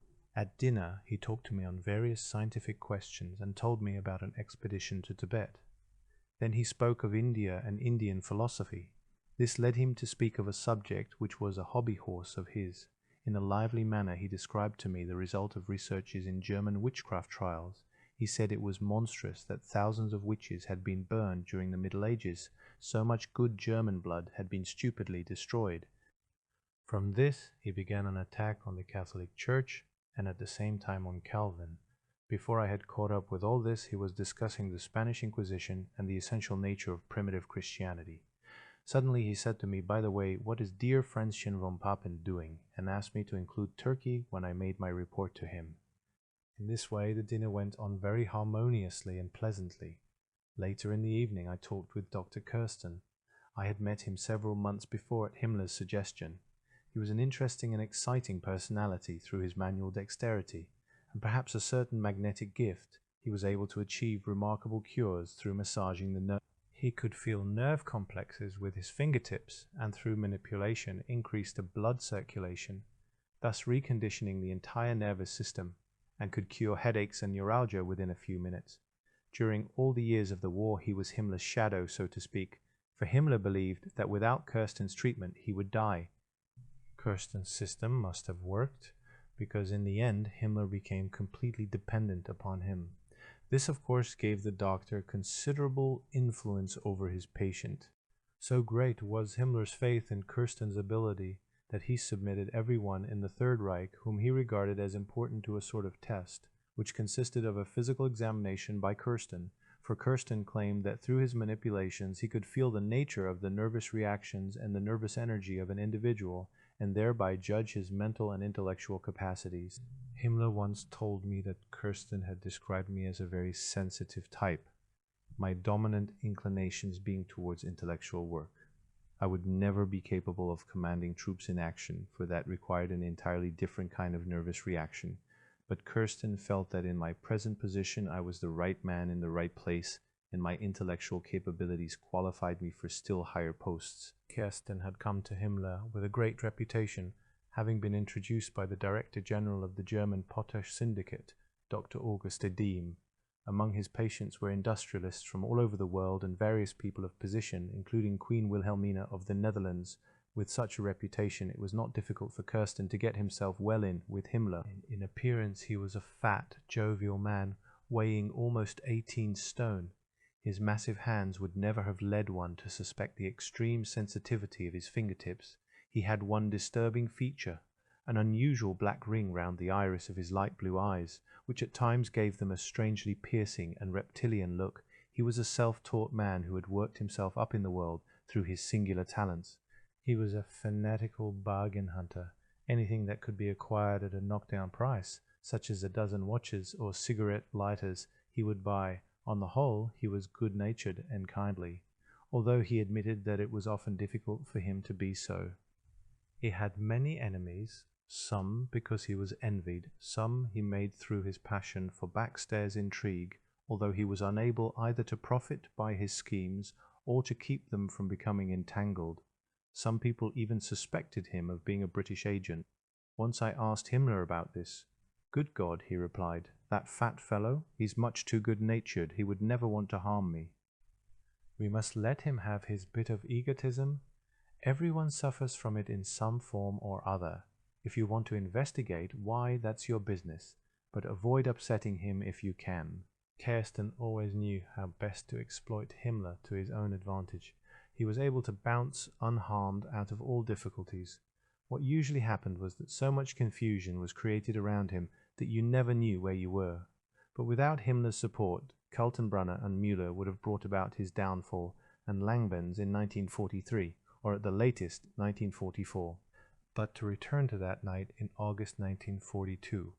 After a long conversation I was quite sure that Kirsten not only agreed with my ideas regarding a compromise peace, but was enthusiastic about them. He had completely fallen in with my plans and agreed to use all his influence with Himmler to prepare the way for me. He assured me that I could go a long way with Himmler, who had a very high opinion of me. Here at last was the first active supporter of my plans. Then Kirsten began to tell me of his own difficulties. He needed protection against Müller's hostility, and I promised him my help. When I went to bed early in the morning, I could not sleep. Again and again, my thoughts returned to the question of how to convince Himmler of my ideas. The next morning I was unexpectedly called to report to Himmler. He was planning to go to Vinitsa in the afternoon and wanted me to inform him before he went on the present status of the Sino-Japanese compromise negotiations. This took up the entire morning. I had almost finished my resume when Himmler suddenly changed the subject and said he was happy that I had made good friends with Kirsten, and begged me to improve my relationship with Langben as well. It seemed to me the time had arrived for me to broach the subject that was most on my mind. Himmler must have noticed that I had something to think about, for he said to me suddenly, "You look so serious. Are you unwell?" "On the contrary, Herr Reichsführer," I said, "the treatment I had from Dr. Kirsten today has toned me up considerably. I know how great the demands on your time are, but the most important part of my report is not in my briefcase. That's almost empty now. It's in my head." but I don't want to begin until I can be sure that you really have got time to listen in peace." Himmler, suspicious as always, became a little nervous. "Something unpleasant, something personal," he said. "Nothing like that, Herr Reichsführer. It is simply that I want to place before you a matter that involves a most important and difficult decision." At this point Brandt was called in, and Himmler made certain decisions, dictated several directives, and postponed various appointments and conferences. Then he invited me to lunch with his adjutants and secretaries and asked me to be ready to report to him again at 4 o'clock. In order to keep this appointment, he set back his trip to Vinitsa. During the meal, I consciously restrained myself and noticed how Himmler's curiosity was increasing. Several higher Wehrmacht and SS leaders were present, and Himmler was especially gay and jovial. He had the ability to change his personality as easily as he changed his uniform, from being the cool executive to being an amusing and pleasant host. After lunch, Himmler excused himself and disappeared with his shadow, Brandt. About half an hour later, I was called into his study. He came from behind his desk, a thing he very rarely did, and asked me whether I wanted anything to drink, then invited me to sit down with him and lit a cigar, which was also unusual for him. "Well, please begin," he said cheerfully. I asked his permission to start in a somewhat broader manner than usual, because of the extensive nature of the matter I wished to raise. He nodded. "You know, Herr Reichsführer," I began, "that I did my final preparatory work for the bar in Düsseldorf. The president of the court there once asked me to prepare a draft judgment. It involved a tremendous amount of work, and I kept putting it off until in the end I had to do the whole job in 2 or 3 days. Well, the next morning I was told to report to the president. The first thing he said to me was, 'I'm sure you'd like a cigar.' This remark had an ironical undertone, for in German it has a double meaning. To receive a cigar is to be given a rebuff. At this Himmler smiled for the first time, pressed a bell, and told the orderly to bring me a good cigar. When I protested, he said with a smile, 'Perhaps you prefer the president's.' I went on, 'The president told me that there were 2 good things about my report. One, I had been punctual with it. The other was that, as I'd quite failed to get any grip on the matter that I was writing about, he could take the occasion to give me some advice which he hoped I'd remember for the rest of my life.' He said that going through the evidence he had noticed 3 or 4 points which could have led to different conclusions, and asked why I hadn't dealt with these alternatives in my draft. Also, he said, why did I not give an alternative verdict instead of keeping rigidly to the same line of argument? Later in life, he said, I would often have to face very difficult problems indeed, and would then do well to think of his words, 'Never forget the alternative solution.' Make those words one of the basic principles in your life," he said. Looking Himmler firmly in the eye, I went on, "Well, you see, Herr Reichsführer, I have never been able to forget this advice given me by a very wise man. May I be so bold as to ask you this question? In which drawer of your desk have you got your alternative solution for ending this war?" The ensuing silence lasted a full minute. Himmler sat before me quite aghast. He could not have misunderstood my introductory remarks, and must have realized quite soon what I was driving at. Slowly he came to life. At last he spoke, softly, then in a voice that grew louder until he was almost shouting at me. "Have you gone mad? You've been working too hard. Shall I give you 5 weeks' leave right away? Are you losing your nerve? And anyhow, how dare you talk to me in this way?" I remained completely cool. I waited until his excitement had subsided. Then, assuming for the moment a detached tone, I said, "Herr Reichsführer, I knew you'd go on like this. In fact, I thought it might be even worse. But I should like you to consider that even such a great man as Bismarck, at the height of his power, always kept an alternative solution in mind, and such a solution is possible only as long as one can keep one's freedom of action. Today, Germany still stands at the zenith of her power. Today, we are still in a position to bargain. Our strength makes it worthwhile for our opponents to seek a compromise with us." In broad strokes, I outlined to him the relationship of forces in the world as it appeared to me. As I went on, he became noticeably calmer. My own assurance had its effect upon him. During the course of my remarks, he became more and more interested. Every now and again he nodded. By the time I had finished, after an hour and a half, he had interrupted me only a very few times, and I was able to repeat my question in a different form. "You see, Herr Reichsführer, that was my motive when I asked you at the beginnings, in which drawer have you got an alternative solution for the war?" He got up suddenly, and now he was pacing up and down the room. Presently he stopped and said, "As long as that idiot Ribbentrop advises the Führer, this cannot possibly be done." I said immediately that of course Ribbentrop would have to go. He is always fighting with the Reichsmarschall, meaning Göring, and as the one wants to be Duke of Burgundy, let us make Ribbentrop Duke of Brabant. Himmler understood the jest and also the serious purpose behind my words. He went to his desk and opened a large map of his Brockhaus Atlas. For several minutes he studied it intently. I too had risen for the sake of courtesy, and he called me over to his desk. "How will your ideas work out in practice?" he said. "I think you overestimate Russia's strength, but I'm very worried about what's going to happen when American war production really gets going. How are we to go about it? In my present position, I might have some chance of influencing Hitler. I might even get him to drop Ribbentrop if I could be sure of Bormann's support. But we could never let Bormann know about our plans. He'd wreck the whole scheme. Or else he'd twist it round into a compromise with Stalin. And we must never let that happen." He spoke almost as if to himself, at one moment nibbling his thumbnail, then twisting his snake ring round and round, sure signs that he was really concentrating. He looked at me questioningly and said, "Would you be able to start the whole thing moving right away without our enemies interpreting it as a sign of weakness on our part?" I assured him that I could very well, but how do you know that the whole business won't act as a boomerang? What if it should strengthen the Western powers' determination to achieve unity with the East? I said, on the contrary, Herr Reichsführer, if the negotiations are started in the right way, it will prevent just that contingency. All right, Himmler said, then exactly how would you proceed?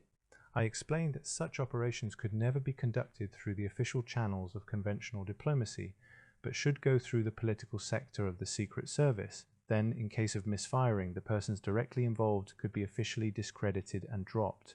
On the other hand, it would be essential for the other side to know that the person with whom they would be dealing had real authority behind him.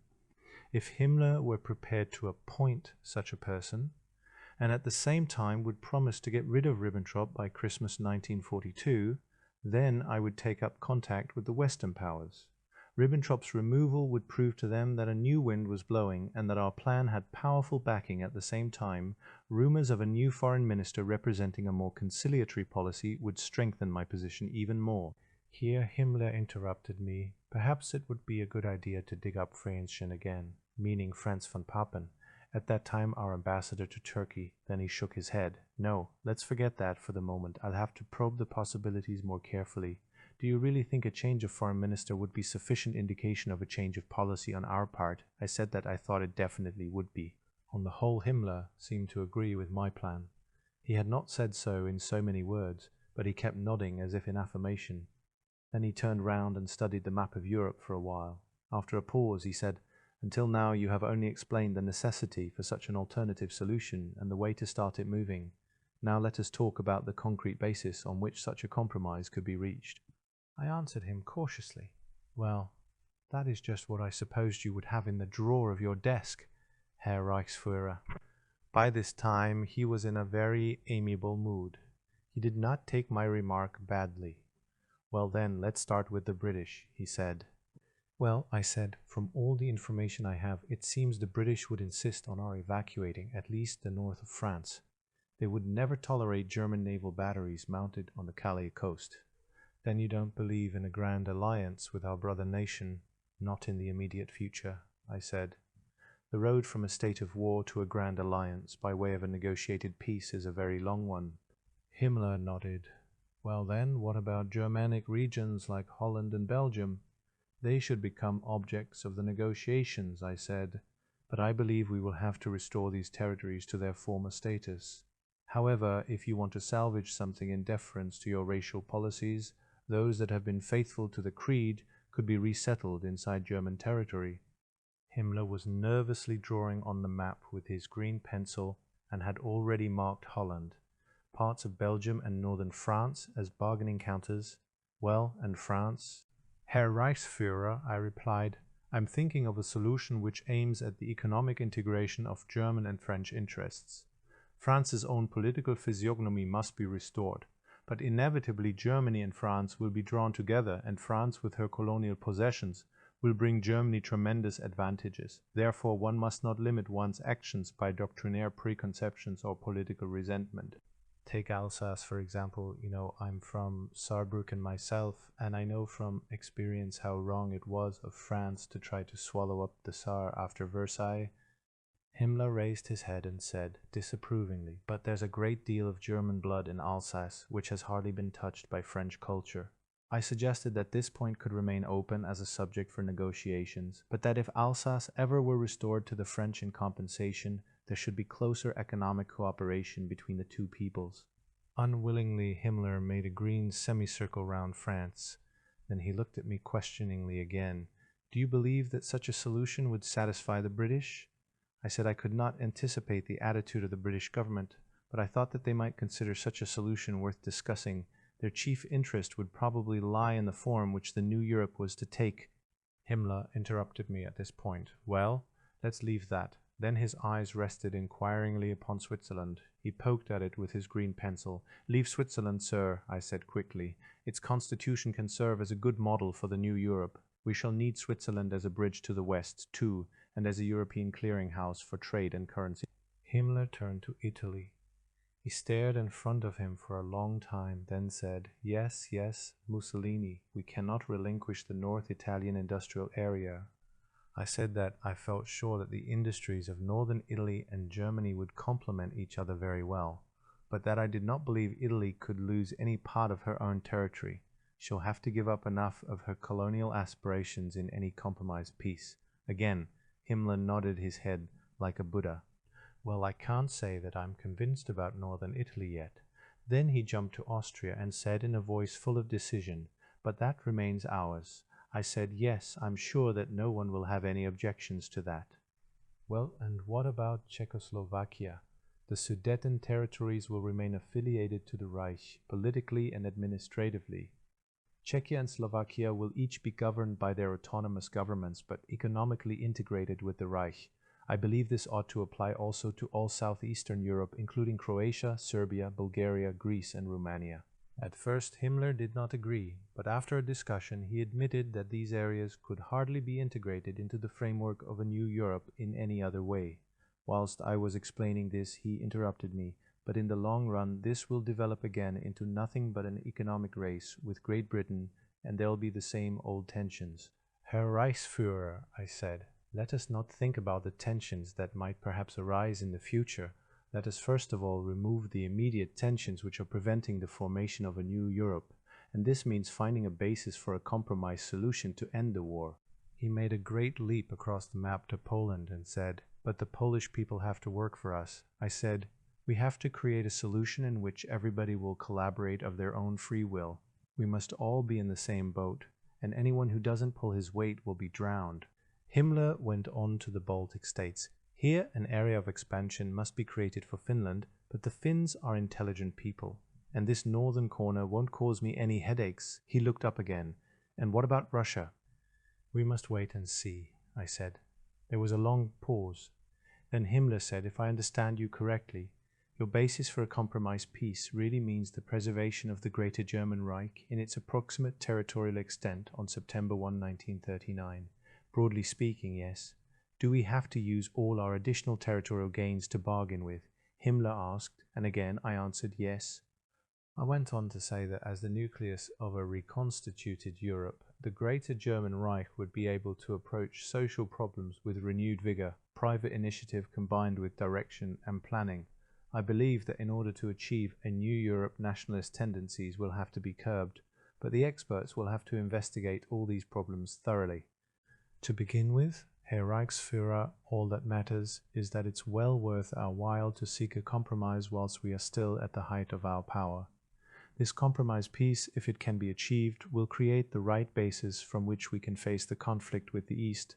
At this moment we are already fighting a two-front war, and once the USA adds its full weight, the scales will be laden pretty heavily against us. I reminded him of Laval's words to the Führer, "Herr Hitler, you are conducting a great war in order to build a new Europe, but you should first build a new Europe in order to conduct your great war." Himmler had to smile. Yes, he said, that Laval, he's too clever by half. Whether you read his name forwards or backwards, it still remains Laval. By now it was 3 o'clock in the morning. Himmler noticed that I was rather exhausted and cut the conversation short. "Very well, I am extremely glad to have had this full exchange of views with you. Your plan has my approval. With this condition, however, if you make a serious error in your preparations, I will drop you like a hot coal.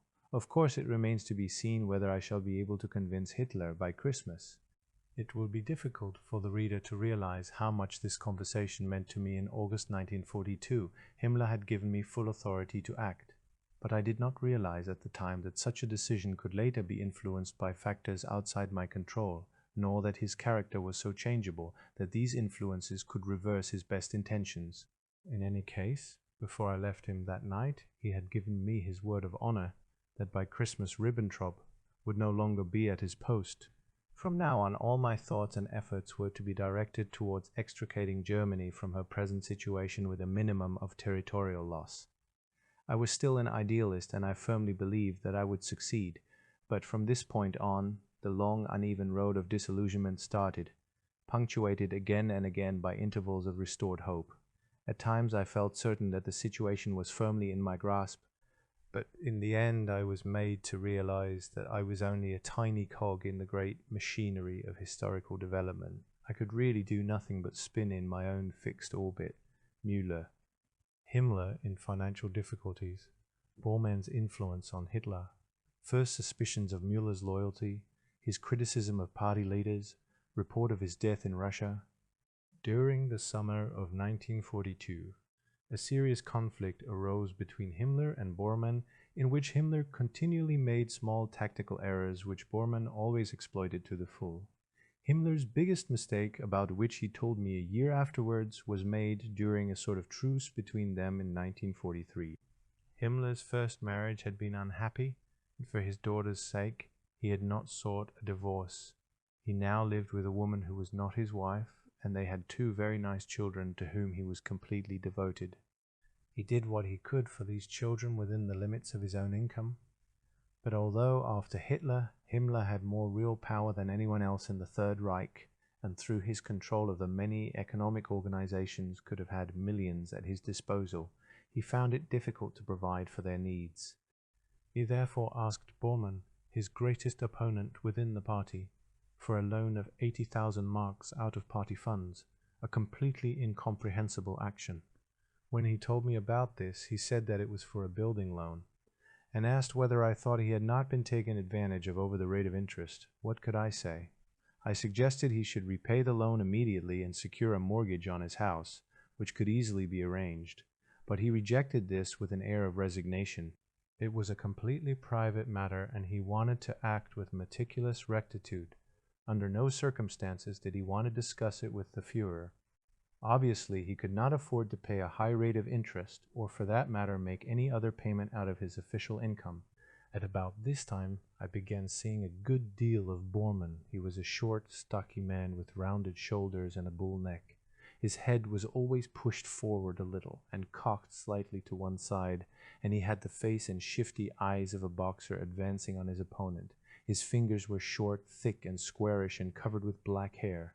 The contrast between him and Himmler was really grotesque. If I thought of Himmler as a stork in a lily pond, Bormann seemed to me like a pig in a potato field. At later meetings with him, I had ample occasion to consider the source of his influence with Hitler. In Hitler's entourage it was Bormann who, through his constant presence, made himself indispensable simply by habit. In anything which concerned Hitler, Bormann was there. He shared in all large and small decisions, in all the excitements, rages, and fatigues. Indeed, Bormann governed the range of these events in Hitler's daily life. He had developed great skill in finding exactly the right word with which to change unpleasant subjects and to push new interests into the foreground, in short, to dispel the Führer's worries. He also had a cast-iron memory which was invaluable to Hitler, particularly in the last years, for the more absolute the regime became, the more difficult it was to reconcile the decisions of such a war machine with the Führer's commands.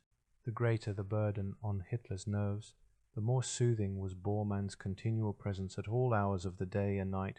With his stalwart and unflagging spirit, he had the ability to simplify complicated matters, to present them concisely, and to summarize the essential points in a few clear sentences. So cleverly did he do this that even his briefest reports contained an implicit solution. I saw examples of this several times and was so impressed by his exemplary manner that I decided to adopt similar methods of reporting. I once discussed Bormann's personality with Himmler, who confirmed my supposition. The Führer has become so accustomed to Bormann that it's very difficult indeed to lessen his influence.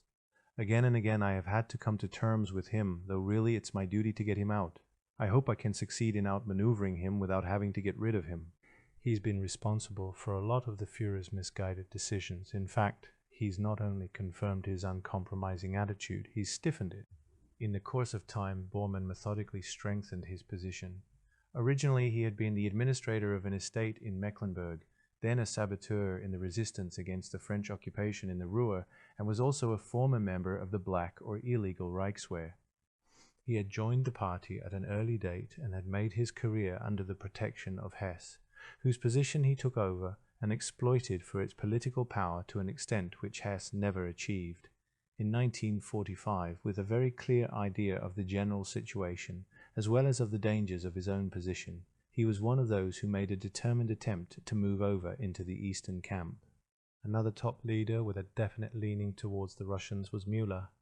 My first serious suspicions about the sincerity of his work against Russia were roused by a long conversation I had with him in the spring of 1943, after a conference of foreign-based police attachés. Müller, with whom I stood more and more on a footing of open enmity, had been especially correct and courteous that evening. I imagined, because it was so late, that he had been drinking when he said he wanted to have a talk with me. He began talking about Rote Kapelle. He had occupied himself a great deal with the motives for these treason cases and with the intellectual background from which they stemmed. You will agree with me, I suppose, that from your own experience the Soviet influence in Western Europe does not exist among the working classes alone, that it's also gained a hold among educated people. I see in this an inevitable historical development of our era, particularly when you consider the spiritual anarchy of our Western culture, by which I mean to include the ideology of the Third Reich. National Socialism is nothing more than a sort of dung on this spiritual desert. In contrast to this, one sees that in Russia a unified and really uncompromising spiritual and biological force is developing. The communists' global aim of spiritual and material world revolution offers a sort of positive electrical charge to Western negative. I sat opposite Müller that night, deep in thought. Here was the man who had conducted the most ruthless and brutal struggle against communism in all its various forms. The man who, in his investigation of Rote Kapelle, had left no stone unturned to uncover the last ramifications of that conspiracy. What a change was here. Presently he said, "You know, Schellenberg, it's really too stupid, this thing between us. In the beginning, I thought we would hit it off very well in our personal and our professional relationship, but it didn't work out. You have many advantages over me. My parents were poor, I'm self-made, I was a police detective, I began on the beat and I learned in the hard school of ordinary police work. Now, you're an educated man, you're a lawyer, you've got a cultural background and you've traveled. In other words, you're stuck fast in the petrified system of a conservative tradition. Take, for instance, men like those, from Rote Kapelle, Schulze-Boysen or Harnack, they were intellectuals too, but of an entirely different kind. They were pure intellectuals, progressive revolutionaries, always looking for a final solution. They never got bogged down in half measures, and they died still believing in that solution.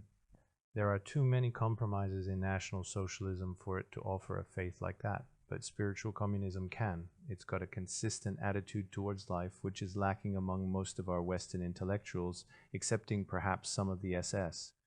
I am not speaking now of the mass of the German people. They're steady and tough and courageous. Nor of the heroism of our front-line soldiers. I'm speaking of the intellectual elite and wishy-washy forms of their muddled spiritual attitude. National Socialism has never really possessed their kind or transformed them. If we lose this war, it won't be because of any deficiencies in our war potential. It will be because of the spiritual incapacity of our leaders. We haven't got any real leaders. We do have a leader, the Führer, but that is the beginning and the end of it. Take the mob immediately below him. And what have you got? You've got them all squabbling among themselves night and day, either for the Führer's favors or about their own authority. He must have seen this long ago, and for some reason that's incomprehensible to me, he seems to be exploiting this state of affairs in order to rule. That's where his greatest failure lies. His statesmanship shows a grave lack of wisdom there. I can't help it, but I am forced more and more to the conclusion that Stalin does these things better. Just think what his organization has stood up to during the last 2 years, and the assurance that he's asserted himself with before his people. I see Stalin today in quite a different light. He's immeasurably superior to the leaders of the Western nations, and if I had anything to say in the matter, we'd reach an agreement with him as quickly as possible. That would be a blow which the West, with their damned hypocrisy, would never be able to recover from. You see, with the Russians one always knows where one is. Either they chop your head off right away, or they hug you. In this Western rubbish heap they're always talking about God and all sorts of other lofty things, but if it seems to their advantage they'll let a whole people die of starvation. Germany would have been much further ahead if the Führer had really got down to it, but with us everything is only half attempted and half done, and if we are not careful it'll finish us. Himmler is only tough when he knows that the Führer stands behind him, otherwise he wouldn't make up his mind one way or another. Heydrich was far superior to him in that way. The Führer was right when he called him the man with the iron heart. Bormann is a man who knows what he wants, but he's much too small to think in a statesmanlike way. And look at him and Himmler, like a couple of snakes fighting. Himmler will have a tough job to come out on top. I was amazed to hear Müller express such opinion. He had always said that Bormann was nothing but a criminal, and now suddenly there was this change of attitude. I grew more and more nervous. What was he driving at? Was he trying to trap me? He was knocking back one brandy after another. And in Gotha, Bavarian, he began to revile the decadent West and the leaders Göring, Goebbels, Ribbentrop and Ley, till their ears must have burned. But as Müller was a walking filing system and knew all the most intimate details about every one of them, this had its amusing moments, though for me they were overshadowed by a most uncomfortable feeling of apprehension. What did he want, this man who was so full of bitterness and hatred, suddenly talking like a book? It was something no one had ever heard Müller do before. Once, to steer the conversation on to a lighter and more jocular course, I said, "All right, Comrade Müller, let's all start saying Heil Stalin right now, and our little Father Müller will become head of the NKVD." He looked at me with a malevolent glint in his eyes. "That would be fine," he said contemptuously in his heaviest Bavarian accent, "and you'd really be for the high jump, you and your die-hard bourgeois friends." At the end of this strained conversation, I still could not work out what Müller was driving at, but I was enlightened several months later. The conversation had taken place just at the time when Müller was making his intellectual somersault. He no longer believed in a German victory and thought peace with Russia the only solution. This was completely in accordance with his methods, his conception of the relationship of the state to the individual, as far as this was shown by his actions, had from the beginning been neither German nor National Socialist, but in truth communistic. Who knows how many people he influenced at this time and pulled over into the Eastern camp. Müller knew quite well that he had made no impression on me, that the truce which we had made for this one evening was over. His enmity was to cost me dear in nerves and energy. It was a sort of duel in the dark, in which most of the advantages lay on his side, especially after I discovered towards the end of 1943 that he had established contact with the Russian Secret Service, so that quite apart from his personal antagonism, I had to reckon with the objective enmity of a fanatic. In 1945 he joined the Communists, and in 1950 a German officer who had been a prisoner of war in Russia told me that he had seen Müller in Moscow in 1948, and that he had died shortly afterwards, my hopes frustrated. The case of Horace Ribbentrop and Under-Secretary Luther, an agreement broken, Luther's arrest, Himmler's attitude towards peace proposals revised, Ribbentrop's ban on their further discussion, talks with the Swiss Secret Service, Ernst Kaltenbrunner, his hatred of Heydrich, our working relationship. At the end of 1942, the leader of the abortive Iron Guard putsch, Horace Sima, managed to escape from the SD school at Bergenbruck, near Bernau. Müller had organized a big search, but had not reported Sima's escape to Himmler. 9 days later, Himmler telephoned to me in a terrible state and told me to go to Müller immediately and do all I possibly could to help recapture Sima. I realized at once how dangerous this situation was for Himmler and put all the resources of my organization to work on the case. Within 4 days, I had got Horia Sima back to Germany. Meanwhile, Ribbentrop had heard of his flight, and had also found out that Hitler knew nothing about it. This brought the bitter struggle between Ribbentrop and Himmler to a climax. Ribbentrop went straight to Hitler and told him that Hiroshima was again attempting a putsch from Italy. Without even ascertaining the facts, Hitler flew into a terrible rage, for he had given Marshal Antonescu his word of honor not to release Hiroshima until they had mutually agreed that he should do so. Ribbentrop managed to phrase his report so cleverly that Hitler was firmly convinced that Himmler and I were again trying to launch a plot in Romania. He became mad with rage, and for 3 hours shouted that this was a scandal, and referring to the black uniform of the SS, that he would smoke out this black plague with fire and sulfur. For us, the whole thing was an ill-starred business from the very beginning, and Hitler's attitude was, after all, quite understandable. He simply could not believe that Himmler had not known of Sima's flight. The atmosphere was extremely tense for about 10 days. Then very slowly Himmler began to re-establish his position. However, this ridiculous incident had decisive repercussions and enabled Ribbentrop to strengthen and re-establish his own position, while it took Himmler a considerable time to regain Hitler's confidence. Müller, to justify himself, wrote long reports. I alone was left to hold the baby, for of course Ribbentrop could not now be removed, and my credit was damaged with the Western powers, to whom we had promised that Ribbentrop would be got rid of. They no longer believed in the seriousness of our intentions and regarded the whole thing as a desperate attempt to upset the unity of the Allies. It is even possible that news of our first abortive peace feelers reached Roosevelt, and that this may have decided him to put the unconditional surrender resolution before Churchill at Casablanca. My discussions with Himmler at this time about his failure to keep his promise concerning Ribbentrop were stormy.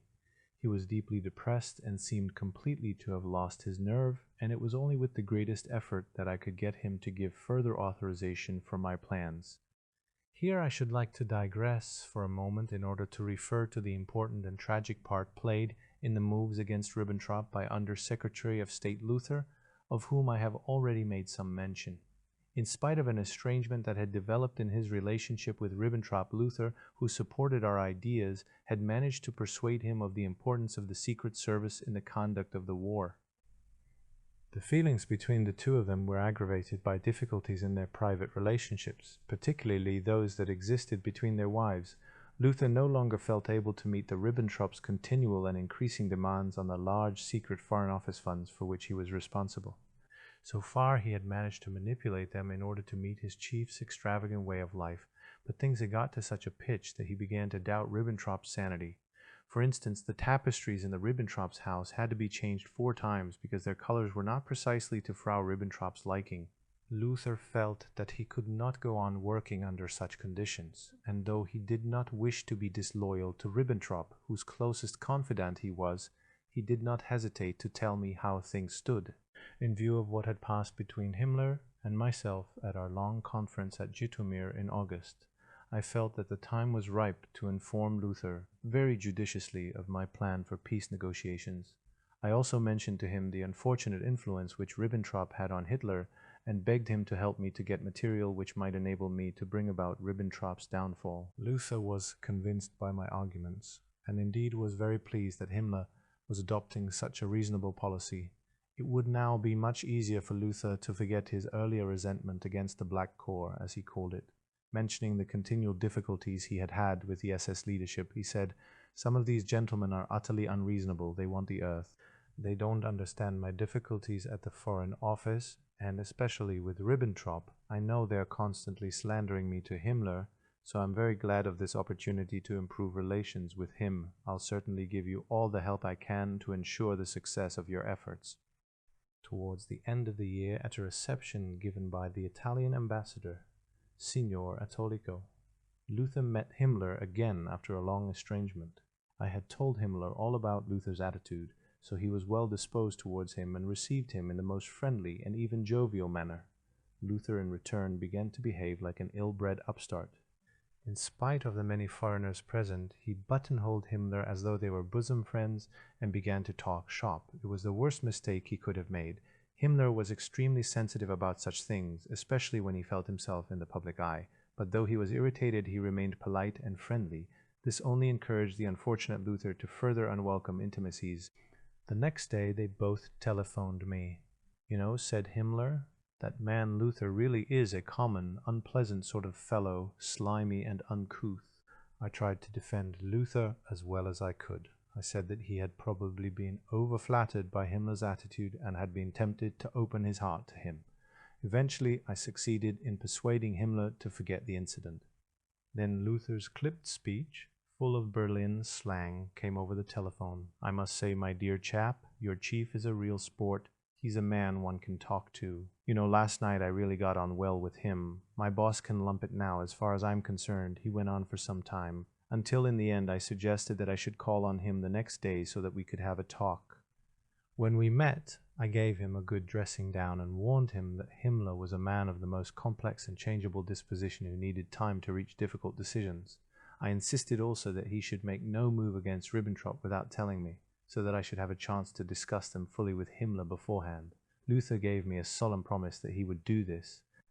Then one day in January 1943, one of his assistants came to me in a state of great excitement. He told me that Luther had compiled a file against Ribbentrop which contained reports on his personal behavior, raised serious doubts about his sanity, and indicated that he was obviously not fit to carry on his duties as foreign minister.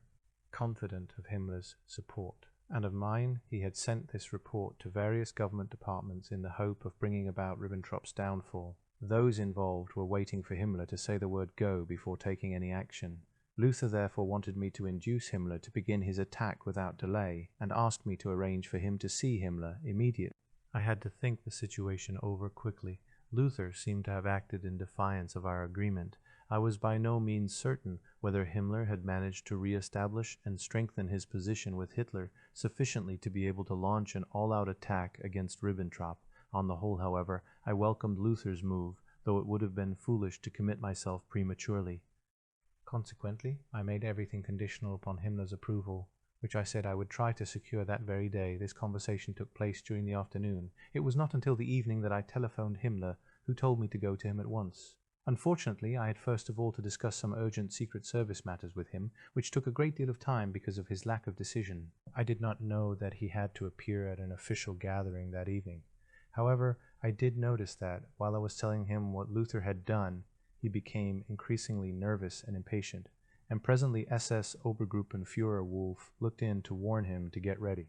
I had to act swiftly, and as soon as Wolf had left the room, I began to press Himmler to take immediate action in support of Luther, but he hesitated, twisting this way and that, then was just about to say yes, when Obergruppenführer Wolf appeared again, carrying Himmler's coat. Himmler rose, and in a few words explained the situation to him, then said more by the way of a question that I presume will settle. At this dramatic moment, Wolf, who had always held Luther in contempt, butted in. "But, Herr Reichsführer, you cannot let SS Obergruppenführer Joachim von Ribbentrop, one of the highest-ranking members of our order, be kicked out by this scoundrel Luther. It would be a grave infringement of the rules of the order. I'm certain you would never get Hitler's approval." Suddenly all Himmler's old animosity against Luther was revived. I knew only too well that if Luther were dropped now, for reasons of SS etiquette, his fate would be sealed.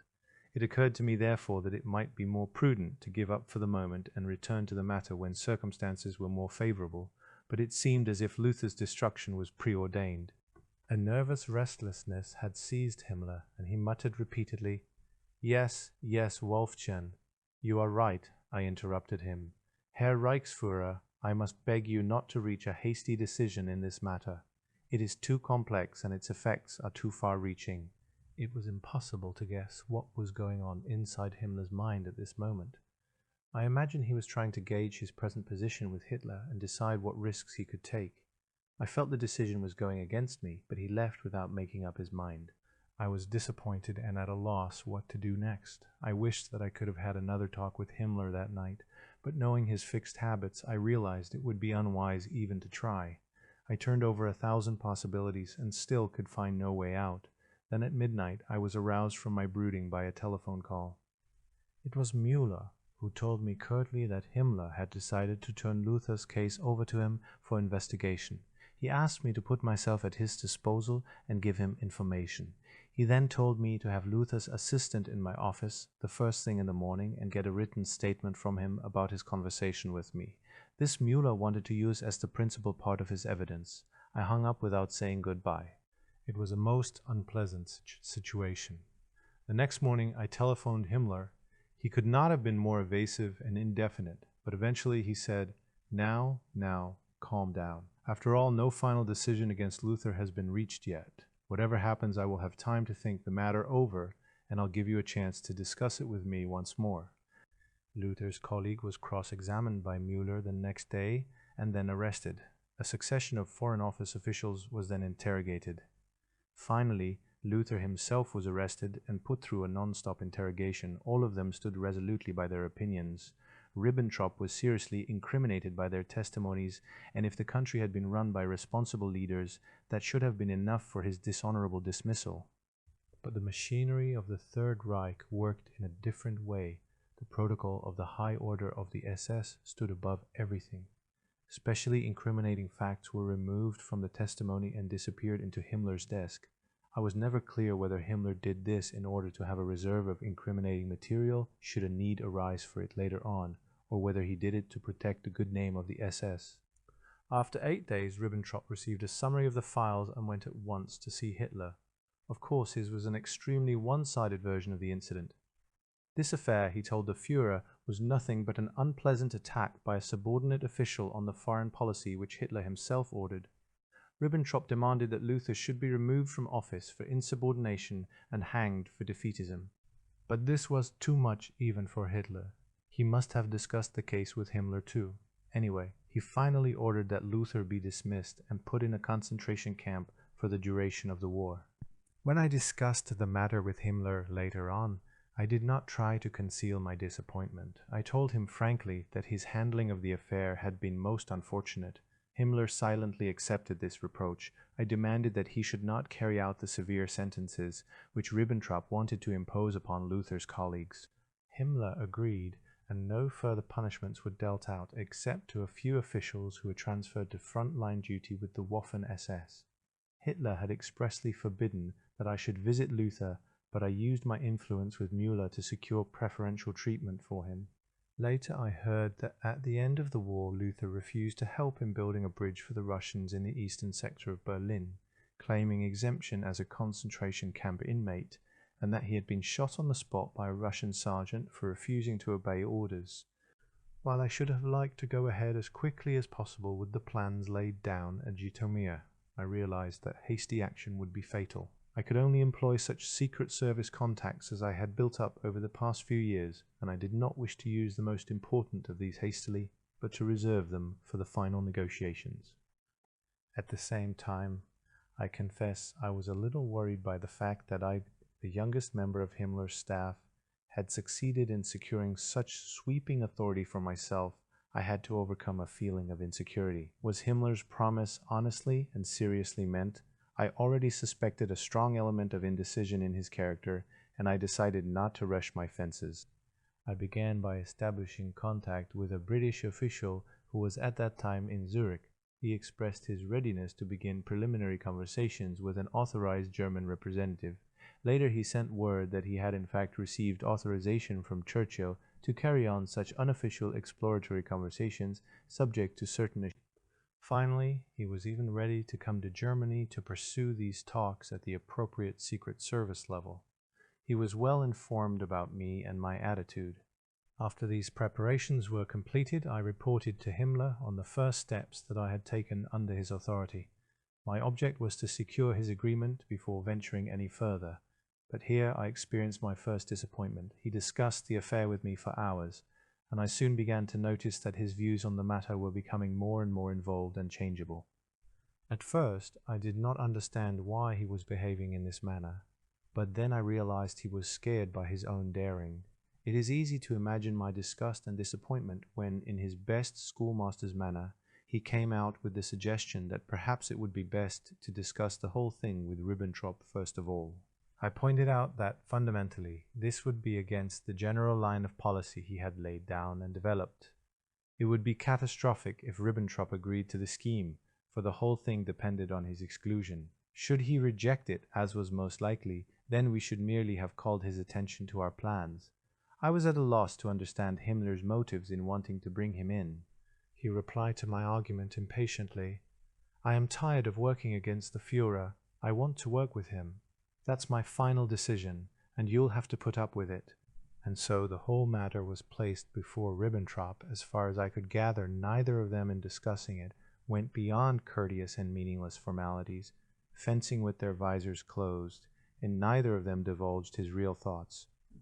As I had feared, all this put Ribbentrop on his guard. He decided to discuss the affair with Hitler.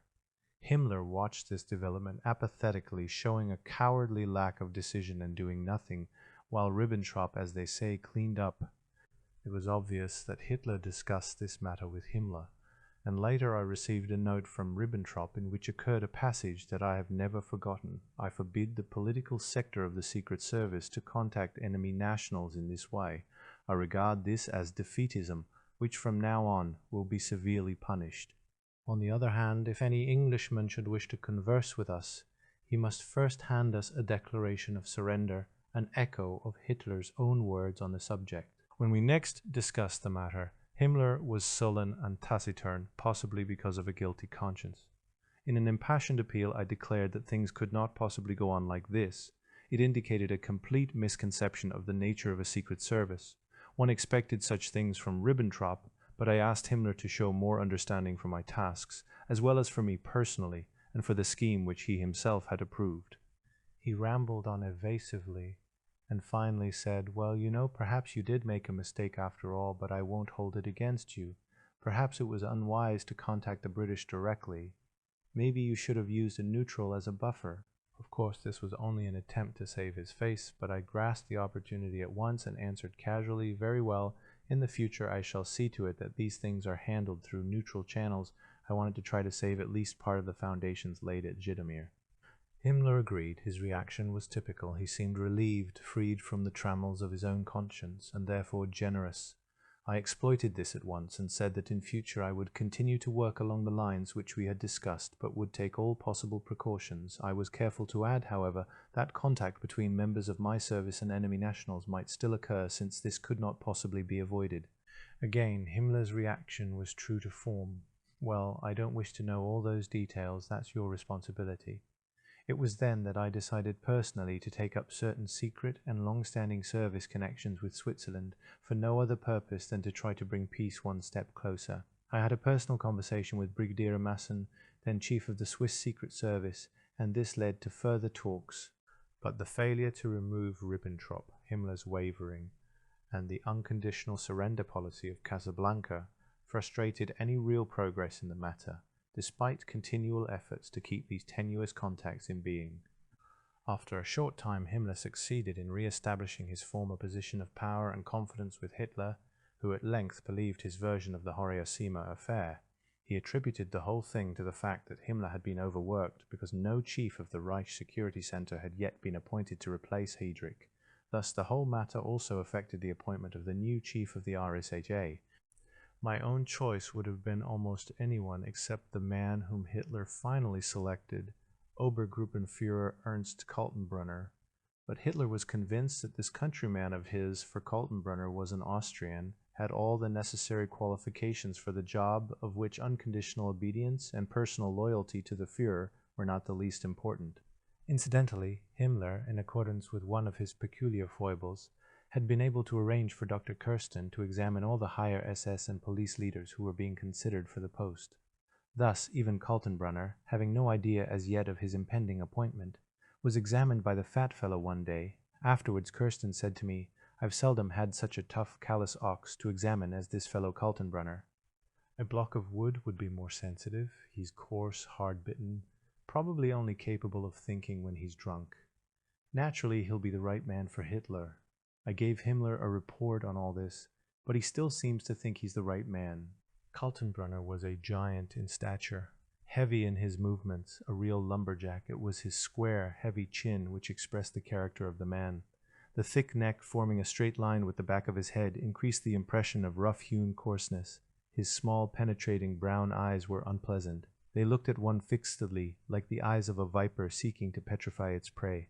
When one expected Kaltenbrunner to say something, his angular wooden face would remain quite inexpressive.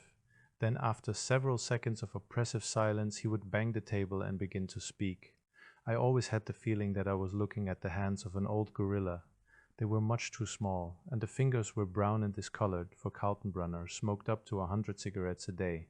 My first proper contact with him was in January 1943, and from the first moment he made me feel quite sick. He had very bad teeth, and some of them were missing, so that he spoke very indistinctly. In any case, I could understand his strong Austrian accent only with great difficulty. Himmler also found this extremely unpleasant, and eventually ordered him to go to the dentist.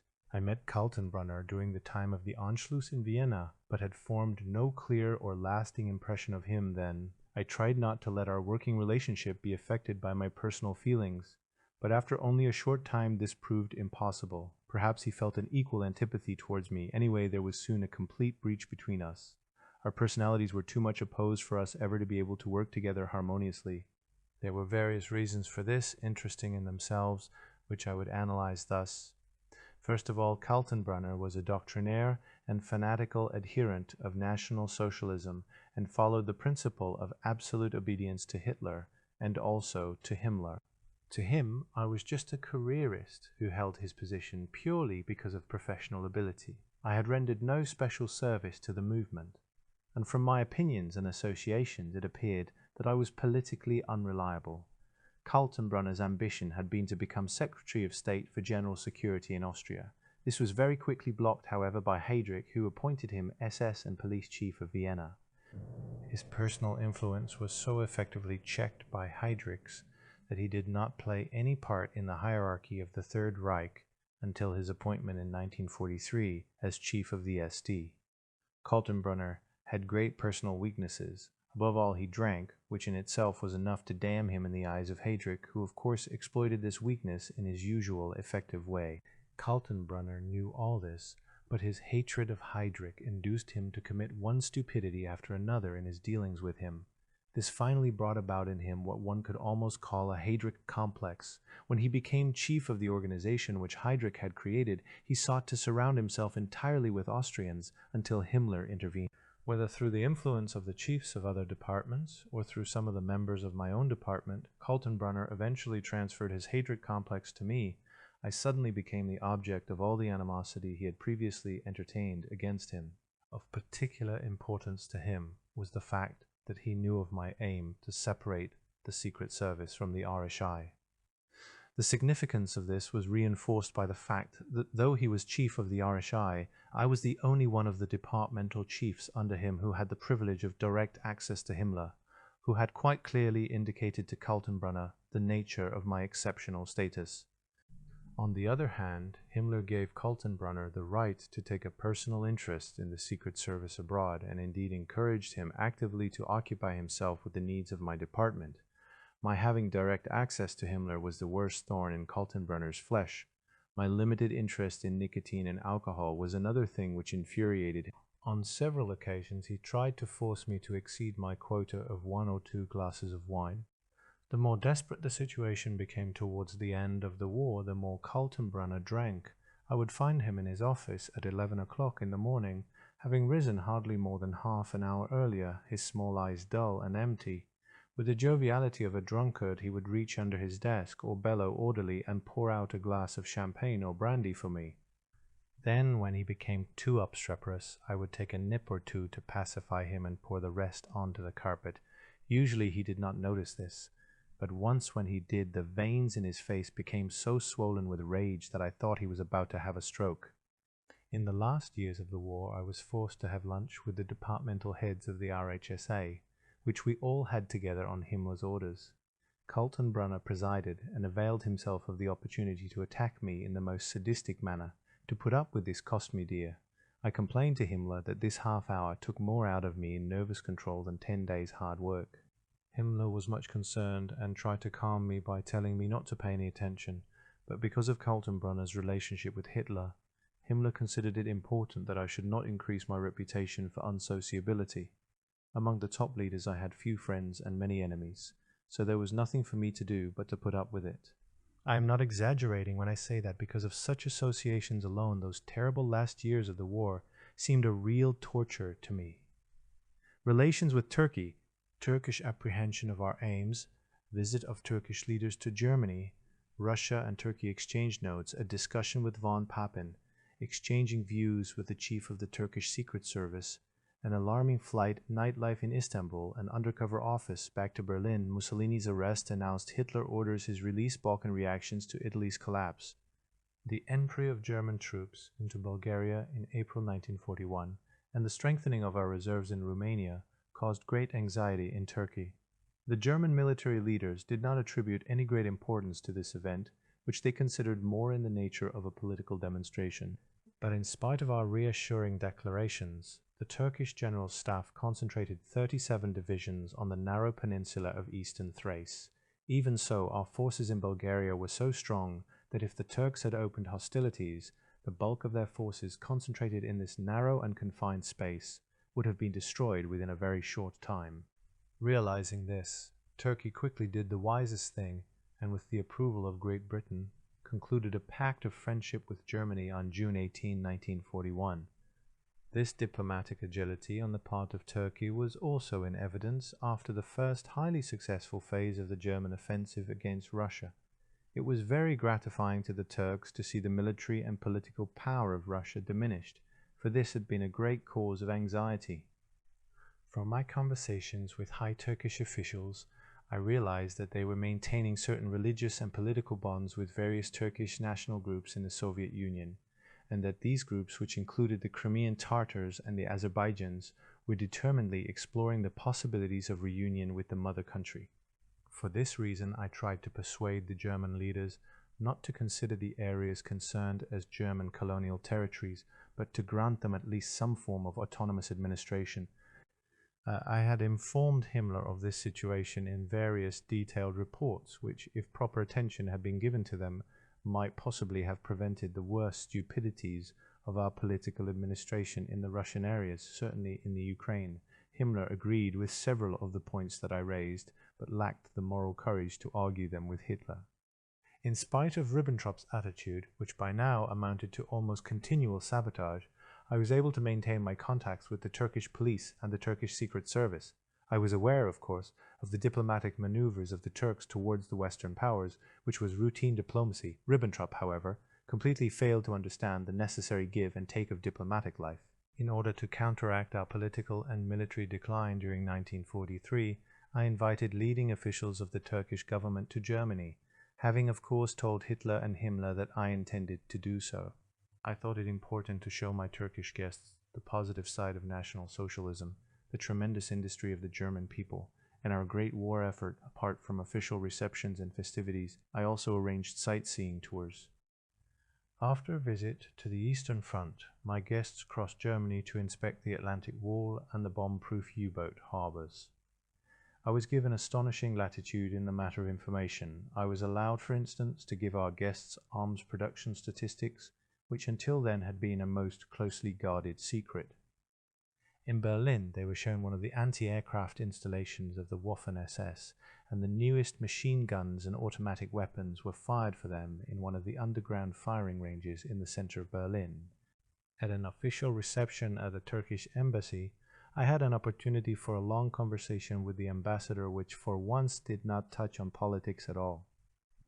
He had a deep knowledge of the Turkish language and all its dialects, and told me that these dialects formed an unbroken chain from the shores of the Black Sea deep into Mongolia. If one mastered the language, one would encounter no difficulties of communication throughout the whole of this area. Finally, this friendly visit of the Turkish officials came to an end, and before they left, I promised that I would visit their country at the earliest opportunity. There were various reasons why I wanted to make the trip. For the first time for many years, we had succeeded in deciphering the Turkish diplomatic code, and were now familiar with all the directives of the Turkish Foreign Office to their missions abroad. We were also able to peruse the reports of the Turkish embassies, those from Moscow and Washington proving especially interesting. During 1942 and 1943, we had entered into close collaboration with the Turkish Secret Service in connection with our Operation Zeppelin. Specially trained Georgians, Caucasians, Azerbaijans, and Turks had been sent in from Turkey to southern Russia and the Urals. This infiltration had shown surprising results. Whenever we got information that concerned Turkey, it was passed on to the Turkish Secret Service.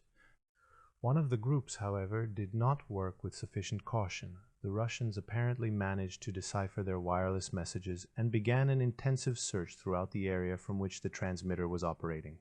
As a result, 2 of our agents were arrested. Our system of organization proved itself, however, as each group was limited to 3 agents, and the Russians thought this was the only transmitter in existence. Still, the GPU reports of this incident aroused the interest of Molotov and Vyshinsky. They confronted the Turkish ambassador with the result of their investigations and tried to bring pressure to bear on him. Reporting this interview to his own foreign office, the ambassador asked for instructions. Their reaction was excellent.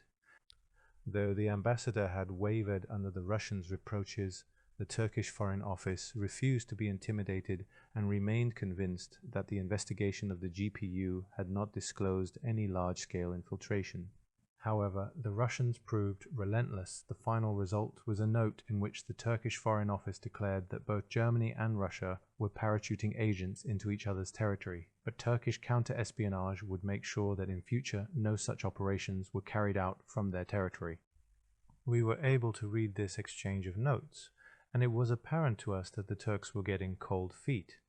So I decided to take this matter up personally with the chief of the Turkish Secret Service and try to find out whether cooperation between us was still possible. I also wanted to avail myself of this opportunity of seeing the German ambassador von Papen in Ankara. I wondered whether he might not be the right man to suggest ways and means of negotiating a compromise peace. Trade relations between Germany and Turkey had broken down over the delicate point of further Turkish deliveries of chromium ore to Germany, and I thought that a little pressure might easily put things right. I also intended to carry out an inspection of our Secret Service organization in Turkey. When I presented the plans for my trip to Himmler, he not only agreed with them, but told me that Hitler himself had been considering this kind of approach in the negotiations over chromium ore. I was rather surprised that all my suggestions, even the discussion with von Papen, were so readily agreed to. It seemed that Himmler was still willing to pursue the plans I had suggested to him at Zhytomyr. Before my departure, I insisted on a consultation with Ribbentrop. He gave me a lengthy lecture about Germany's political position and asked me to emphasize in my conversations with Turkish officials Germany's enormous military strength, the united will of the German people, and their faith in final victory. I was to point out that there were setbacks in every campaign, but that the concentrated power of the German nation would make up for all this. I asked Ribbentrop whether he wanted me to concentrate exclusively on this attempt to influence Turkey politically, or whether I should attempt a solution of the chromium ore problem. He looked at me like a frightened rabbit. He realized at once the trap that lay behind my question. Suddenly he was in a great hurry to conclude the conversation. He knew me well enough by now to realize that his empty chatter made no impression on me. Several days later I saw the Golden Horn glistening in the afternoon sun below my plane, and there lay the ancient city of Constantinople. From the airport I was driven quickly to Therapia, where von Papen had his summer residence. I was received most warmly by the special envoy Genki and his wife, who was Ribbentrop's sister. It was already quite late when we sat down to dinner. The change of climate and the exertions of the trip had made me too tired to discuss service matters that evening, but the next morning I passed on to Genki all the information I considered it necessary for him to know. Then I made my first call on von Papen. We discussed the military and political situation thoroughly, and he gave me a clear picture of what the latter looked like in Turkey and of his attempts to maintain the existing feelings of confidence in Germany. However, there was an acute danger of Germany's position worsening and Turkey going over to the Allies' camp. The Turkish Foreign Office was especially interested in any decision Germany might make regarding the Dodecanese Islands. Their wish to draw these islands completely into the Turkish sphere of influence had been expressed to him repeatedly. The decision would be a difficult one, but von Papen felt that Berlin should consider the matter seriously. He welcomed my offer to try to influence the negotiations on the chromium ore shipments, and suggested that I discuss this with Genki first. Because of von Papen's excellent relations with the Vatican, I had hopes that he would be able to support my attempts to reach a compromise peace with the Western Allies. I did not disguise this from him, and expressed my hope that another visit by Cardinal Spellman could be arranged. He agreed with my political conception and welcomed my plans, as he did the idea of getting into touch with the Lateran Council. Berlin has already smashed too much China, he said. In any case, our unhappy policy towards the Church should be changed as quickly as possible. If there were a sign of goodwill in this direction, helpful intervention by the Lateran Council would be a distinct possibility, but there would have to be some concrete action before we could expect cooperation from the Church. After a 3-day stay in Therapia, I flew to Ankara, where my conversations with the chief of the Turkish Secret Service were to take place. Von Papen kindly placed at my disposal the house of a German diplomat who at that time was on leave. This conference with the chief had been arranged through my principal agent in Ankara, C.L. Moisish, who served as attaché in the German embassy. After some preliminary hesitation, I made excellent headway with the chief, having taken little notice of Ribbentrop's instructions. My frank exposition of Germany's military and political situation made a great impression on my vis-à-vis. It induced him to be equally open with me and place his cards on the table. Turkey, he told me, always had the greatest interest in strengthening Germany against Russia, for in the event of a breakdown in Germany, Turkey would be confronted by an overwhelmingly strong Russia, who, as historical experience had shown, was to be regarded as a deadly enemy. Turkey was by no means willing to take up a one-sided attitude towards the Western Allies, for even at the time of the greatest extension of her power into the Balkans in 1941, Germany had continued to respect Turkey's interests. Russia would never have done that. Germany's collapse would have a catastrophic effect on Turkey, for in that event no one would be able to foretell how the balance between the major powers would be adjusted. The Turks no doubt would be in an extremely difficult position. They were determined to resist any declaration of love from Russia and the deadly embrace that would follow. Turkey had to support a weighty armaments program, which greatly weakened her economically. Germany should show a practical understanding of the need for an economic strengthening of Turkey. Very largely, the political and economic aims of the two countries coincided, and it should be possible to achieve a rewarding collaboration within this framework. All this was sufficient to allow me to raise the question of continued support for my Secret Service work against Russia. As far as the economic questions were concerned, I promised to do my best to secure preferential treatment for Turkey. In spite of the burden which the war placed on German industry, I would try to encourage large-scale shipments of the commodities Turkey needed. In return, I was given a reassurance that active participation by Turkey in hostilities against Germany was quite out of the question. I knew that I would not have received such an assurance unless it had already been confirmed by the Turkish president. It was with great interest that I now turned to the special question which I had in mind. If I were to receive authority from Germany to initiate peace negotiations with the West, would I be able to count on Turkey's help? My Turkish vis-à-vis believed that at the decisive moment he would be able to assist me, for his doing so would in no way be contrary to Turkish foreign policy. Having achieved full agreement on all points, we parted company with the highest hopes. After this, I spent some time arranging administrative and technical problems of our Secret Service in Turkey, most of which I did with Moisish. He took me out duck shooting, and I had an opportunity of observing the sombre beauties of this rugged and arid country, which looked to me like a lunar landscape. Everywhere we went I saw contingents of the Turkish army, by which I was greatly impressed. I spent a considerable amount of time with Moisish's family, to whom he was very devoted, and was so impressed by the sincerity and industry with which he tackled his work that I decided to increase his already considerable salary. I instructed him to keep von Papen informed about his activities, for I felt that a relationship of confidence between them was emphatically necessary. We discussed the question of setting up another secret shortwave station in Ankara, but I decided against it because Moisish felt that it would create too great a strain upon his relationship with the Turks, and might also prove embarrassing to von Papen. After our discussion had ended, I flew back to Istanbul. I was in rather a hurry, and as no service was running at the time, a small private plane was placed at my disposal by the Turkish Secret Service. We had been in the air only a short while when the clear blue sky was suddenly obscured by low clouds, which had risen from the jagged mountains ahead. Soon the pilot was having to fly at treetop level in order to keep the ground in sight. Strong gusts of wind began to buffet our small plane, and my companions began to show signs of nervousness. But somehow I felt quite calm and confident that it would all turn out all right. Suddenly the man beside me grasped my arm and said loudly in German, "Now we're for it." He pointed to the pilot, who was a Turk, and I saw that while he was steering the plane with one hand, with the other he was telling his beads as he prayed to Mohammed. I must say that I did begin to feel somewhat uneasy at this.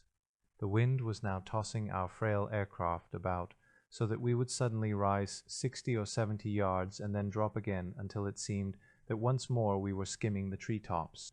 After an hour of this, the sky cleared a little, but there was still a tremendously strong headwind.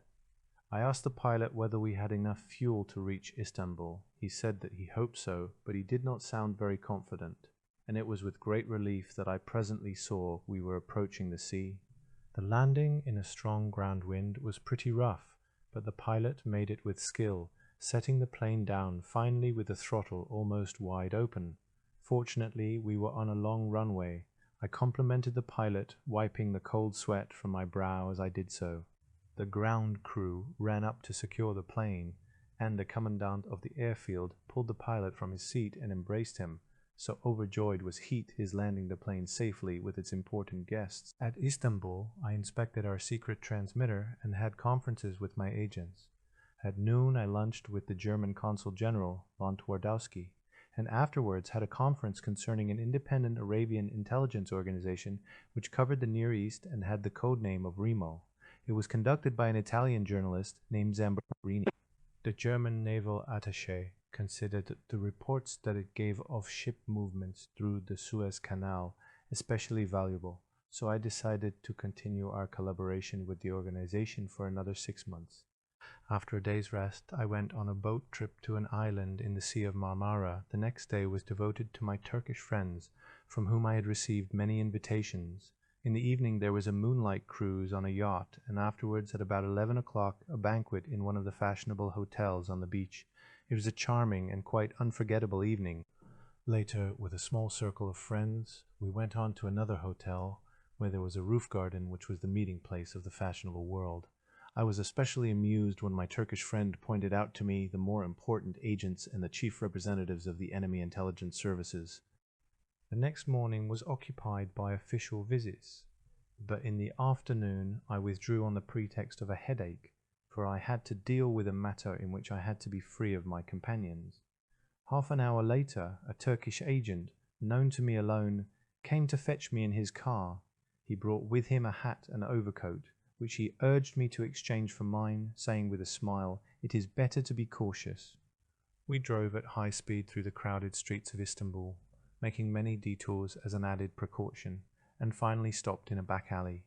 We waited 5 minutes to make certain we had not been followed, then entered an office building, walked through a long hall, and finally came to a carpet firm. In almost every country I had a second organization, working quite separately from the main one and unknown to the latter. I considered this necessary in order to be able to check and control the information and material received from my regular service. Often the chiefs of my evaluating sections were surprised at the questions I was able to ask on points of detail until they slowly began to realize that I had other sources of information. My No. 2 organization in Turkey was directed by a Turk, an Egyptian, and an Arab, whom I left free to select their own assistants.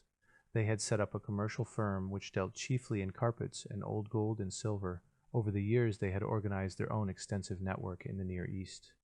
Normally they communicated with me through a cover firm in Berlin, but in case of emergencies sent wireless messages which I received independently from the Secret Service. The only person who knew about these organizations and worked on them with me was Yonki. The Turk was the official owner of the firm, and the Egyptian and the Arab worked ostensibly as his employees. It was the Turk who had brought me here in his car. I was received enthusiastically by the others, and we chatted for a while, drinking thick black Turkish coffee. Before we turned to business matters, we discussed methods of transferring funds, and I checked their accounts for the large sums I had placed at their disposal.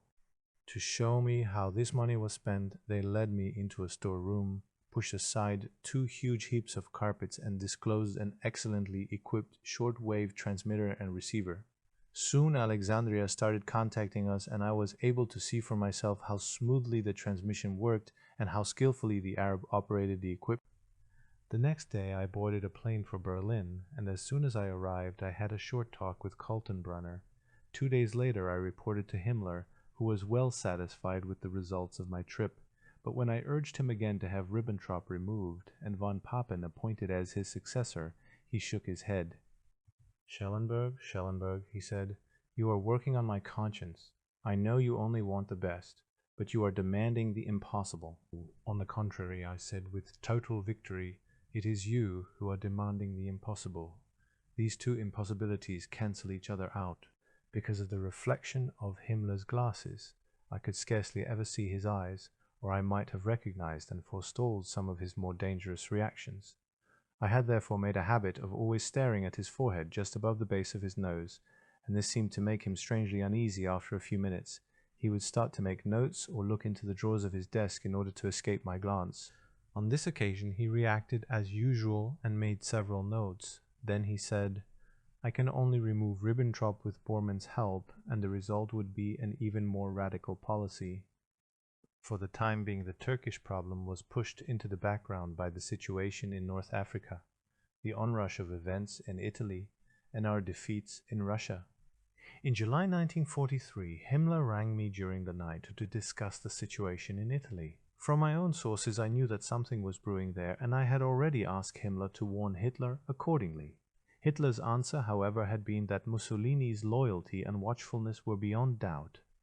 In this belief he had been strengthened by Ribbentrop, who relied on the reassuring and utterly misinformed reports of the German ambassador in Rome, von Mackensen.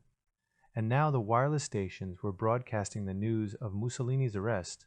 Only that very day Ribbentrop, blind to the situation, had cabled von Mackensen that Badoglio should be arrested and Mussolini transported to Germany for an official visit. In fact, however, Badoglio and his new government were already firmly established in power, and he was negotiating with the Allies. Hitler was now, of course, bitterly disappointed in his friend Mussolini. In order to achieve a compromise solution which would enable him to extricate Italy from the war, Badoglio, through his contacts, offered to neutralize Italy. This offer was submitted to Hitler with a comment drafted by me. I advised that German troops should be withdrawn to a line behind the River Po, which would free 500,000 men for the Eastern Front. This suggestion made Hitler rave for hours. He demanded my immediate punishment as an irresponsible defeatist, and it was only Himmler's intervention that saved me. At the beginning of August, Hitler gave instructions for the liberation of Mussolini from his place of internment, but we had not the faintest inkling of where he was. Therefore, Himmler summoned some of the practitioners of the occult sciences arrested after the flight of Hesse to Great Britain, and had them closeted in a Wannsee country house. These quacks were given orders to find out the whereabouts of Mussolini. This, incidentally, cost my department a considerable amount of money, for the scientists had an insatiable appetite for good food, good drinks, and good tobacco. Nevertheless, a master of the sidereal pendulum succeeded at last in locating Mussolini on an island west of Naples. To do this seer justice, it must be recorded that at the time Mussolini had no apparent contact with the outside world. It was in fact the island of Ponza to which he had been transferred at first. Later on he was brought to a small mountain hotel on the summit of the Gran Sasso d'Italia, from which he was liberated by German parachutists. The repercussions of Mussolini's overthrow nearly spelt disaster for us in the Balkans, where Italian units surrendered important districts to the enemy partisans. In Yugoslavia, Marshal Tito profited by these defections so extensively that in 1944 Hitler ordered a decisive counterblow to be mounted against him. This led to the planning of Operation Wresselsprung from the Knights' move in Chess with the aim of capturing Tito. Army and secret intelligence should have cooperated closely in this operation, but Hitler again preferred to issue parallel directives. Thus, while parachutists operated to schedule against Tito's headquarters, missing him only by a hair's breadth, the agents infiltrated into his headquarters by the Secret Service were advised too late of the timing of Operation Wresselsprung. This was, of course, a capital blunder, but for which they would have been able to prevent Tito's escape. As it was, we had to be content with the capture of a newly made marshal's uniform, Operation Cicero, A mysterious offer from Ankara British secret documents photographed Pierre, interviewed, the truth of Cicero's claims questioned, a key to the British ambassador's safe, Cicero's material, Turkey moves towards the Allied camp, cessation of Cicero's activities, speculation on his motive. On the morning of October 28, 1943, I had arrived at my office and was just going over the shortwave messages which had come in during the night when I got a telephone call from Ribbentrop's right-hand man, Legationsrat H. Wagner. He asked if he could come to see me at once. It was an extremely urgent matter which could not be discussed on the telephone. When he arrived, he told me of a telegram which had just come from von Peuppen, and of a strange offer from a man who claimed to be the valet to the British ambassador in Ankara, Sir Hugh Knatchbull Hugessen. In return for the tremendous sum of £20,000 sterling to be paid at once, he offered photographs of the most secret documents of the British embassy. He would sell further photographs of such documents at a price of £15,000 per roll of film. As this offer was a purely Secret Service matter, and a pretty risky one too, Ribbentrop wanted to have my opinion as to whether the offer should be accepted. At first glance, the whole affair seemed quite staggering. However, the information placed before us so far was of much too general a nature to permit a really considered decision, but in the course of my Secret Service work, I had frequently faced equally risky decisions and had developed a certain intuitive feeling. The suggestion that payments be made upon the delivery of each set of copies seemed to offer a certain security, but it would be best for a quick inspection of the films to be made before handing over the money. I was pretty sure this case would be handled in Ankara by Moisish, and I knew him to be intelligent and experienced. After weighing up the considerations involved, I suggested that the offer should be accepted. The initial sum carried on the account of the Secret Service should be dispatched to Ankara at once by special courier. Ribbentrop agreed with me and informed von Papen by telegram. The next day £20,000 sterling was flown to Ankara by courier plane. I waited in anxious suspense for the first report from Moisish. It reached me 3 days later. He had established contact with the man, whom for the time being he called Pierre, and who had been introduced to him by the envoy, Jenke, for whom Pierre had worked for a short time as a valet several years earlier. As a diplomat, Jenke had to take precautions against Secret Service tricks from the enemy, and therefore did not wish to be involved with Pierre. For this reason, as soon as Pierre presented himself at Jenke's house, Jenke asked for Moisish to be sent for, and that night he met Pierre for the first time. Pierre was of medium height, pale, with deep-set dark eyes and an energetic chin. He said very little, but impressed Moisish as being a ruthless and very able man. His answers to all Moisish's questions were definite and precise. After a rather dramatic conversation with this strange character, Moisish found himself in a difficult situation. As a Secret Service agent he was, of course, tremendously tempted to accept.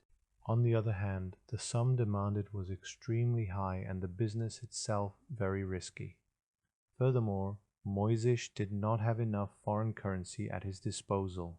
To complicate matters, Pierre set a time limit of 3 days for Moisish's decision and indicated with an unequivocal gesture towards the Soviet embassy that he had other customers lined up. Moisish decided to confide in von Papen and get a decision as quickly as possible from the Foreign Office, also, if it were to be needed, the money with which to pay Pierre. When Moisish received the first films from Pierre, he was able to develop them and give them a brief glance before handing over the money. The contents of the first 2 films were breathtaking and were at once radioed to Ribbentrop by von Papen. After receipt of the first reports, I was able to look at the copies of the photographs themselves. I could see that we had here highly secret correspondence between the British Embassy in Ankara and the Foreign Office in London. There were also private notes in the ambassador's own hand, dealing with developments between Britain and Turkey and Britain and Russia. Of special importance was a complete list of the materials shipped from the United States to the USSR under Lease-Len during the years 1942 and 1943, and there was a provisional report from the Foreign Office on the results of the Conference of Foreign Ministers, Cordell-Hull, Eden and Molotov, held in Moscow in October 1943. The contents so impressed me that at first I devoted myself entirely to the study of the documents and almost forgot to initiate those measures which must be carried out by the chief of a secret service in such cases. However, I then ordered the immediate presentation of the reports to Hitler through Himmler. General Thiele, chief of the wireless security and decoding section of the Wehrmacht Supreme Command, to visit me at once to receive the material, which would enable him to start work on deciphering the British diplomatic code. The 4 greatest decoding experts in Germany, 2 professors of mathematics among them, worked on this material for weeks until finally they were able to crack a part of the code. It was a tremendous achievement. Especially revealing were a number of handwritten notes on the margins of the documents, technical data on code messages from London to Ankara. Such things were of the greatest value to our experts. 3. The experts concerned to compile a list of questions which, when answered by me, would substantiate the reliability of the material for Hitler.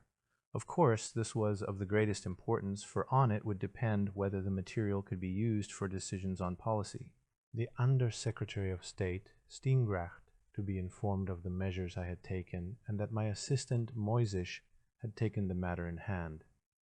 As the sums involved were quite considerable, I asked him on whose budget they should be carried. Steengracht replied that it would be better if I handled the whole thing, but if it proved too great a burden on my funds, the Foreign Office would participate financially. A wireless message that reached me from Istanbul said that Moisish had been ordered to go to Berlin to make a personal report to Ribbentrop. I was very annoyed that I had not been consulted, and at once arranged for Moisish to speak to me before seeing Ribbentrop. I was not going to give him the opportunity to intervene in the case of Cicero. This was the name by which Pepin called Pierre, because his documents spoke so eloquently. Meanwhile, I met Kaltenbrunner for dinner, and during the course of our conversation I complained about Ribbentrop's intervention in the case. While we were talking, I suddenly had the idea of using Kaltenbrunner as a spearhead for my plans against Ribbentrop, and as soon as I disclosed the fact that Himmler was backing my scheme for his removal, Kaltenbrunner showed great interest. To increase his enthusiasm, I pointed out how different Germany's position would be if only Seyss-Inquart or Dr. Neubacker, 2 fellow countrymen of Kaltenbrunner's, were foreign minister. Finally, I played my trump card and, under the seal of complete secrecy, disclosed to him Dr. de Krinis's opinion that since Ribbentrop's kidney operation a deterioration of his mental faculties had set in. I thus succeeded for once in gaining Kaltenbrunner as an ally, in spite of his personal antagonism towards me and his opposition to all my plans. I had my first full discussion with Moisish the day after he saw Ribbentrop, and we sought to analyze Cicero's possible motives.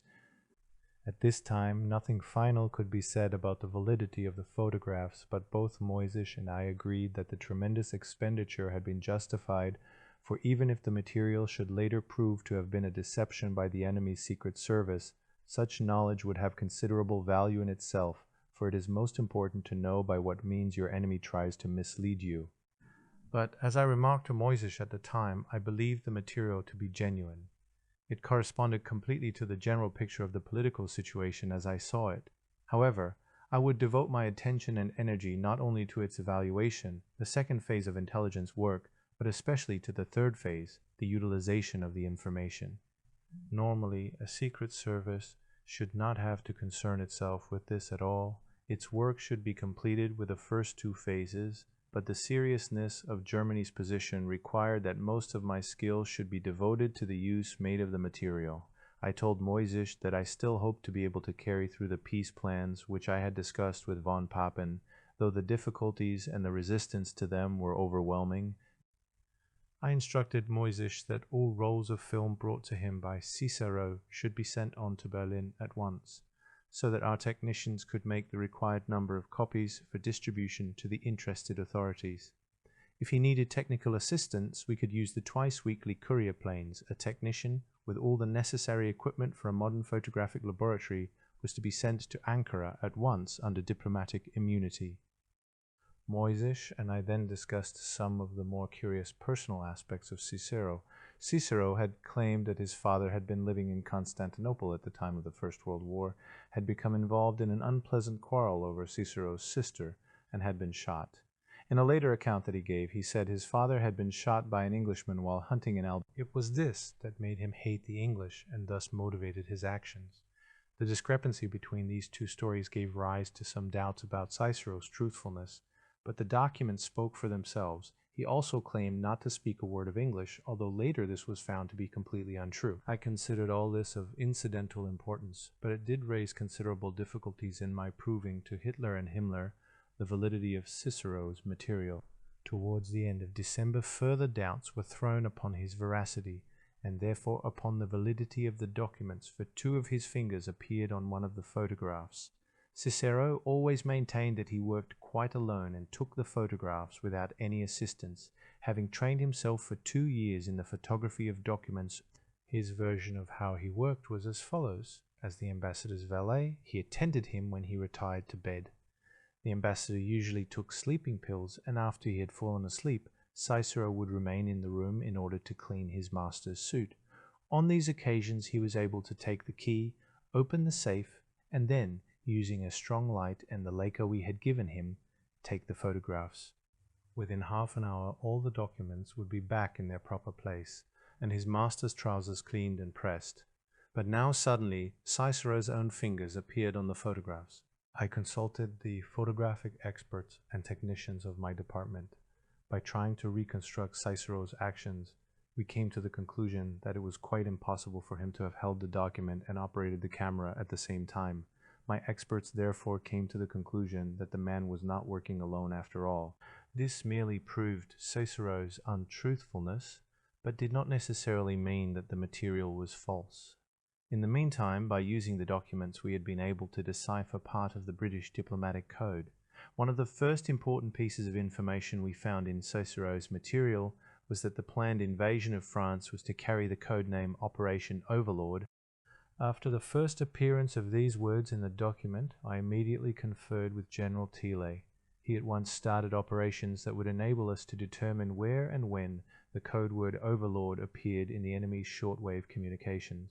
My experts had suggested that Cicero might get an impression of the key of the safe on a specially prepared wax, which we could send him. The materials were thereupon dispatched to him with instructions on how to use them, and a small specially made box in which the wax impression could be returned to Berlin. Within a remarkably short time the impression of the key was sent to us, and our locksmith went to work. 3 days later a key to the safe of the British ambassador in Ankara lay before me on my desk. It was a masterpiece of German workmanship. Cicero was overjoyed when he received it. He said that it functioned better than the original key, and now he was able to do his work in much greater safety when the ambassador was absent. There is one more incident about Moisish I would like to relate. It was during the trying period of my imprisonment after the collapse of Germany. An English officer was driving me from Richmond near London, where I was interned for an interrogation by a special Anglo-American commission on codes and deciphering. On the way, the Englishman asked me, "What did you really think of Herr Moisish?" I did not wish to answer the question and shrugged my shoulders. Whereupon he continued, "He was very capable, wasn't he?" Again I replied with the same non-committal gesture. The English officer said, "You know, Moisish has told us that he's really Jewish and that you forced him to join the SS and work for you at pistol point." Apart from the drafts of code telegrams made by Sir Hugh Knatchbull-Hessen on the relations between Turkey and Britain, the material furnished by Cicero contained a report on the conference at Cairo in November 1943 between Roosevelt, Churchill, and Chiang Kai-shek. The most important result of this conference was Roosevelt's promise to return Manchuria to China after the defeat of the Japanese. It was therefore astonishing when, at the end of February 1945, a Polish woman agent working for our Secret Service reported a secret agreement between America and Russia. In this Roosevelt, without having consulted Chiang Kai-shek, agreed to turn over the Trans-Manchurian Railway and the naval harbors of Port Arthur and Darren to the Russian sphere of influence. All this in order to secure from the Russians a promise that they would declare war on Japan 3 months later. It was difficult to convince our leaders that this change of attitude on the part of the United States had really taken place. Reports on the conference at Tehran, November 28 to December 2, 1943, between Roosevelt, Churchill, and Stalin, and the discussions of the Allied military commanders that took place there. On the basis of these reports, one could see clearly that while differences, both military and political, existed between the Allies, on the whole these had been resolved at this conference. Our evaluation established with a certainty of 60% that Churchill had not been able to maintain his plan for a second front through an invasion of the Balkans. Obviously, Roosevelt's military advisors played a decisive part in this question. The political situation in the Balkans may have seemed too complex and uncertain. Also, such strategy would favor British interests in southeastern Europe, and Roosevelt was still continually afraid of a possible Russo-German understanding. The documents photographed by Cicero showed clearly that a special status was provided for Turkey. There were unfortunately no indications about Greece. However, it was quite evident that according to the agreement reached at Tehran, Poland, Hungary, Romania, and Yugoslavia would come under the protection of the Soviet armies. Stalin even demanded that Poland should become Russian territory as far as the Curzon line and should receive parts of eastern Germany in compensation. With defeat growing ever more imminent, Germany's ultimate fate could clearly be foreseen. The study of these documents was quite breathtaking. Our evaluating commentaries were simple and straightforward, and there was no mistaking their meaning. Only Ribbentrop tried to read between the lines and saw there, as always, continuing tension between Russia and the Western Allies, and of course found a ready audience in his supreme master. Hitler reacted as I had expected. He declared that now more than ever before it was necessary to gather all our forces for total war, for total destruction of the enemy by means of a ruthless expenditure of all physical resources. Cicero's reports obviously put Himmler into a state of uncertainty. Shortly before Christmas 1943, he asked me to go to see him. I was reporting on various matters when suddenly he interrupted me. Schellenberg, I realize now that something has to happen. Only everything is so terribly difficult. I could hardly believe my ears when he went on to say, for God's sake, don't let your contact with Hewitt 13 be broken off. Could you not let him be told that I am ready to have a conversation with him? From that point on, the blows fell in rapid succession. Cicero's documents showed clearly that the continued neutrality of Turkey would be short-lived. Step by step, the Turks were going over into the Allied camp. The Turkish diplomats proceeded carefully and according to plan, almost exactly as Nachbul Hokessen had described in his dispatches to the Foreign Office. First, there was the continuation of neutrality, but with the concentration of Turkish forces in Thrace to tie down German divisions in Bulgaria. Meanwhile, there were increasing shipments of Allied war material to Turkey, and finally, more and more consultations between the Turkish and Allied general staffs. According to the documents, this process of wooing the Turks over was to be completed by May 15, 1944, and was in some way connected with Operation Overlord. Therefore, from that date on, we had to count on an all-out effort from the West. Had Churchill been able to carry through his plan for an invasion of the Balkans at the end of 1943, then, according to my calculations at the time, the war would have been over in the spring of 1944. The Balkans were like an overripe plum, ready to fall at the slightest touch, and this would have torn open the German southeastern flank. Instead, the Western Allies inaugurated the bombing by their strategic air arm of important road and railway junctions and oil installations. The first victim, according to the schedule photographed by Cicero, was to be Sofia on January 15, 1944. The city was thus forewarned in ample time, though there was nothing much we could do to counter the attack. About February or March 1944, Cicero stopped his activities, and in April Turkey broke off relations with Germany and went over to the camp of the Western Allies. From the beginning I was convinced that Cicero had worked with one or more accomplices. I never discovered his motives, whether greed, hatred, or just love of adventure, but often during my many journeys my thoughts would turn again to this strange case. Again and again I wondered whether perhaps there lay behind Cicero the shadow of the Turkish secret service. The more I thought about this, the more likely it seemed to me that through his material Turkey had tried to warn Germany and prevent her from continuing on her path to total destruction. At the same time, she would be warning us of the almost inevitable transference of her loyalty to the camp of the Western Allies, and would thus be safeguarding herself against the oppressive menace of Russia. The downfall of Admiral Canaris, a blunder by the Abwehr Heydrich orders a surveillance of some Abwehr personnel.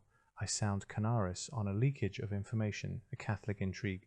Friction between Canaris and Heydrich, administrative defects in the Abwehr. Canaris' dossier goes to Himmler, his campaign against Canaris, the admiral's arrest ordered. He declines an opportunity for suicide. Our last meeting. By the end of February 1942, the position of Admiral Canaris was no longer secure. His friends and subordinates may not have been aware of it, but I knew that Hitler was seriously considering getting rid of him. His downfall was precipitated by an incident that assumed considerable importance in the battle of wits between technicians that was joined throughout the war. Since the middle of 1941, we had put into operation a new device for defense against enemy aircraft. It had been developed with great skill by the technical department of the Luftwaffe and was being employed so extensively that our anti-aircraft defenses were able to determine exactly the position and distance of all approaching enemy aircraft. This device, together with our highly developed automatic aiming devices, enabled us to inflict heavy casualties on the enemy, as all the main air lanes of Northern and Western Europe were covered by it. One of the most important installations from which it was operated was at Cap d'Antifer, near Le Havre. At midnight on February 27, 1942, a British commando unit made a surprise raid on the installation. They succeeded in removing important parts of it and took photographs of other parts that could not be removed. After massacring the German garrison, they were able to withdraw with their booty. It can well be imagined that this daring and successful stratagem aroused no great enthusiasm in Hitler's headquarters. He was in a blind fury, and this time his anger was justified, for an investigation of the incident showed serious shortcomings in the army's defensive measures and more especially in the camouflaging and security protection of the installation. After brooding over this for several days, Hitler sent for Himmler and demanded a full report on the technical progress of the Western powers with regard to radio detection. He complained bitterly about Canaris, who had so far given him no real information on this subject. The Technical Research Department of the Luftwaffe compiled a report based on their own researches and on the analysis of captured equipment. However, this was not what Hitler wanted to see. He demanded that the secret intelligence material which Canaris' organization had collected on this subject be placed before him. As usual, Canaris failed to provide the required information. This finished him with Hitler, and from that moment his fate was sealed. This was the opportunity for Himmler and Heydrich to make a decisive attack on Canaris, and I was asked by Heydrich whether my AMT-6 would be able to provide better ammunition than the Abwehr, the military intelligence department run by Canaris. I said that at the moment I was not in a position to take on any additional responsibilities. This refusal must have contributed to their decision not to follow up their advantage against Canaris for the time being. Later on, when I discussed the matter with Himmler, he admitted that my reluctance to take over the responsibility had made no difference. It would in any case have been easy to remove Canaris, but the Führer was not prepared to assign the direction and organization of a unified intelligence service to Himmler. The fact that I could not help liking the admiral made things more difficult for me. Canaris was a highly intelligent and sensitive man with many likable qualities. He loved his dogs and his horse almost more than any other living creatures. He often said to me, "Schellenberg, always remember the goodness of animals. You see, my dachshund is discreet and will never betray me. I cannot say that of any human being." He was very good company on the many trips we made together, and his attitude towards me was always kind and paternal, whether in Spain, Portugal, Hungary, Poland, Finland, or Scandinavia. Canaris always had a fund of knowledge about the peculiarities of the countries, and especially about their cooking and their wines. In the south he always made sure, in spite of the great heat, that I wore a woolen stommacher, and he would ply me with all sorts of medicaments and with pills which he himself constantly took. He often asked me to attend the various meetings of his organization, and I was thus able to acquaint myself with the weaknesses of the military intelligence service. In this huge overinflated organization, Canaris's methods were far too humane. His subordinates were able to twist him round their little fingers, and when he was eventually forced to take strong measures, he would always try to make up for his severity afterwards. In many ways he was of an almost mystical turn of mind. Though he was a Protestant, he was a great admirer of the Roman Catholic Church, of its organization, and of the strength of its faith.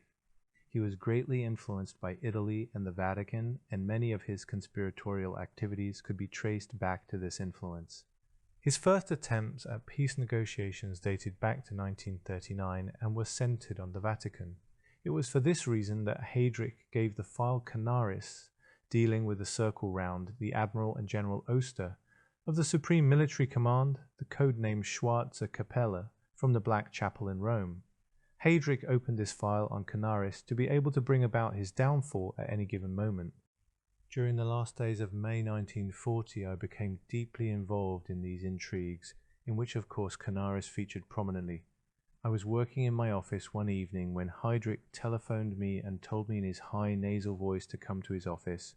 Müller had also been summoned, and when he and I entered the room, Heydrich motioned us to sit down without saying a word. For almost a minute we sat round the table in silence. Müller watched the smoke of his cigar thoughtfully and drummed nervously with his fingers. I waited for what was coming. Heydrich opened the conversation by turning to Müller and asking, "What about the investigation of those Abwehrmen in Munich, Josef Müller, von Dohnanyi 14 and the others? Isn't it pretty clear that this is the circle which started the peace feelers via the Vatican?" Later it turned out that through the mediation of the Jesuit father, Dr. Leiber, in the Vatican, the Pope had attempted to sponsor a peace offer in 1939, which involved a government without Hitler. The British minister to the Holy See, Sir Darcy Osborne, had assured the Pope verbally that His Majesty's government would be in agreement, provided that there was a change of regime in Germany and that no attacks would be launched in the West. He had implied that Austria and the Sudeten territories could remain within the Reich, subject to the agreement of the French government. Then Heydrich turned to me. "Tell me, Schellenberg, I seem to remember that this Joseph Müller once had something to do with your service, I believe, in connection with Dr. Nochen. Is that right?" Not for the first time I marveled at Heydrich's fantastic memory. Dr. Nochen, an SS Sturmbannführer, had reported to me that a man named Josef Müller had direct access to the highest levels of the papal hierarchy. According to Nochen, this Josef Müller was a very clever man, and although one could not quite trust him, his reports were not without interest. I now explained this to Heydrich, who nodded thoughtfully.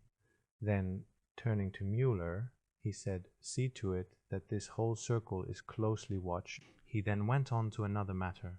"The Führer and the Reichsführer have asked me to investigate one of the most important cases of treason in the whole history of Germany. Some time ago, 2 wireless messages that were sent by the Belgian minister at the Vatican to his own government were intercepted. In them he gave the exact date and time of our Western offensive 36 hours before it was officially issued by the Führer. And this information was also passed on to the Dutch government. The Führer's enraged about this. It really is a shocking state of affairs, and he's demanding that at all costs the traitors have got to be found." Now this is the point. He's also assigned Canaris to the investigation about the worst thing he could have done. That really is making the goat your gardener, because if one thing is certain, it is that Canaris's circle will have to be included in our investigations. I've already spoken to him on the telephone, and of course I've given him an entirely different line to work on. Müller, who had not spoken a word up to this point, said in a dry voice, "Of course Canaris is mixed up in the affair. I suggest that Schellenberg takes over the whole matter and keeps us informed. He's on very good terms with Canaris, so the Admiral will be less suspicious of him than of anyone else, and I don't doubt Schellenberg will deal with the matter with his usual tact and skill." This last remark was of course intended sarcastically. Heydrich looked Müller up and down for a moment, then turned to me and said, "All right, the best thing would be, Schellenberg, if you would contact Canaris and have a talk with him." With that our meeting ended. The next day I visited Canaris. As usual, we talked about all sorts of things, the weather, riding, and so on, but not about the matter which we both knew had to be discussed. Only when I was about to say goodbye did Canaris broach the subject. "Did Heydrich speak to you about this incredible thing, the giveaway of our offensive?" "He did," I said, "and I think this might be a good opportunity for us to discuss it." Canaris then gave me an account of the circumstances, as he knew them, but mentioned not a word about Rome, the ambassador, the Vatican, or the wireless messages.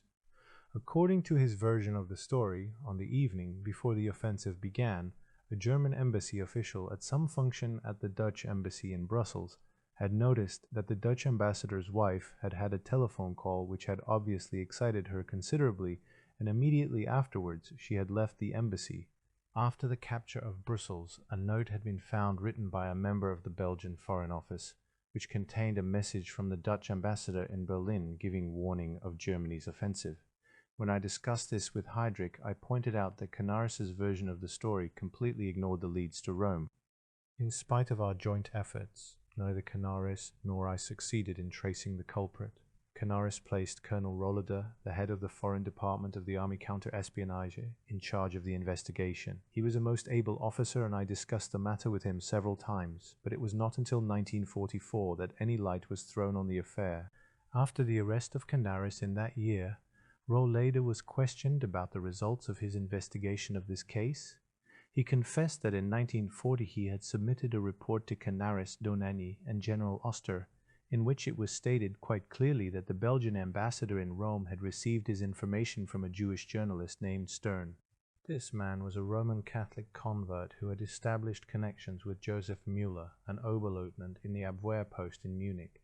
Stern had testified that Müller had been his informant. Müller, however, maintained that this accusation was a malicious slander originating from a certain Benedictine father who was jealous of his Müller's close relations with a Jesuit father, Dr. Leiber.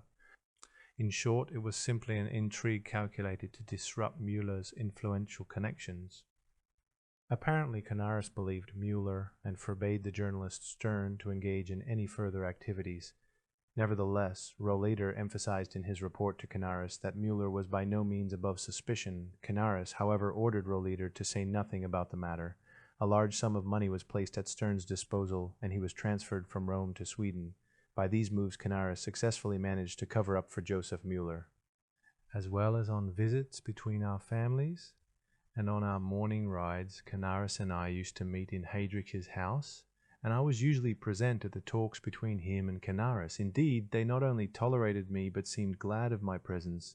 If ever I failed to attend of my own accord, one or the other of them would be sure to call me in. It was curious to see how they would both ply me with questions afterwards, though I was far younger than either of them. What should I have understood by that? What do you think was behind this? Did I say the right thing? Was I too aggressive? I was a sort of go-between, a postilion d'amour for them, whom they both trusted. Heydrich always had the greatest respect for Canaris, who in 1923 had been in command of the cruiser Berlin, which had served primarily as a training ship for naval cadets, of whom Heydrich had been one. Though he liked to assert his superiority over his former chief, he always maintained an outward respect for him, and for a man like Heydrich this meant a great deal. Shortly before his death, Heydrich spoke to me about the continual differences and frictions between him and Canaris. He was no longer willing to give in to Canaris, whatever might be the outcome. You should not let yourself be lulled to sleep by him.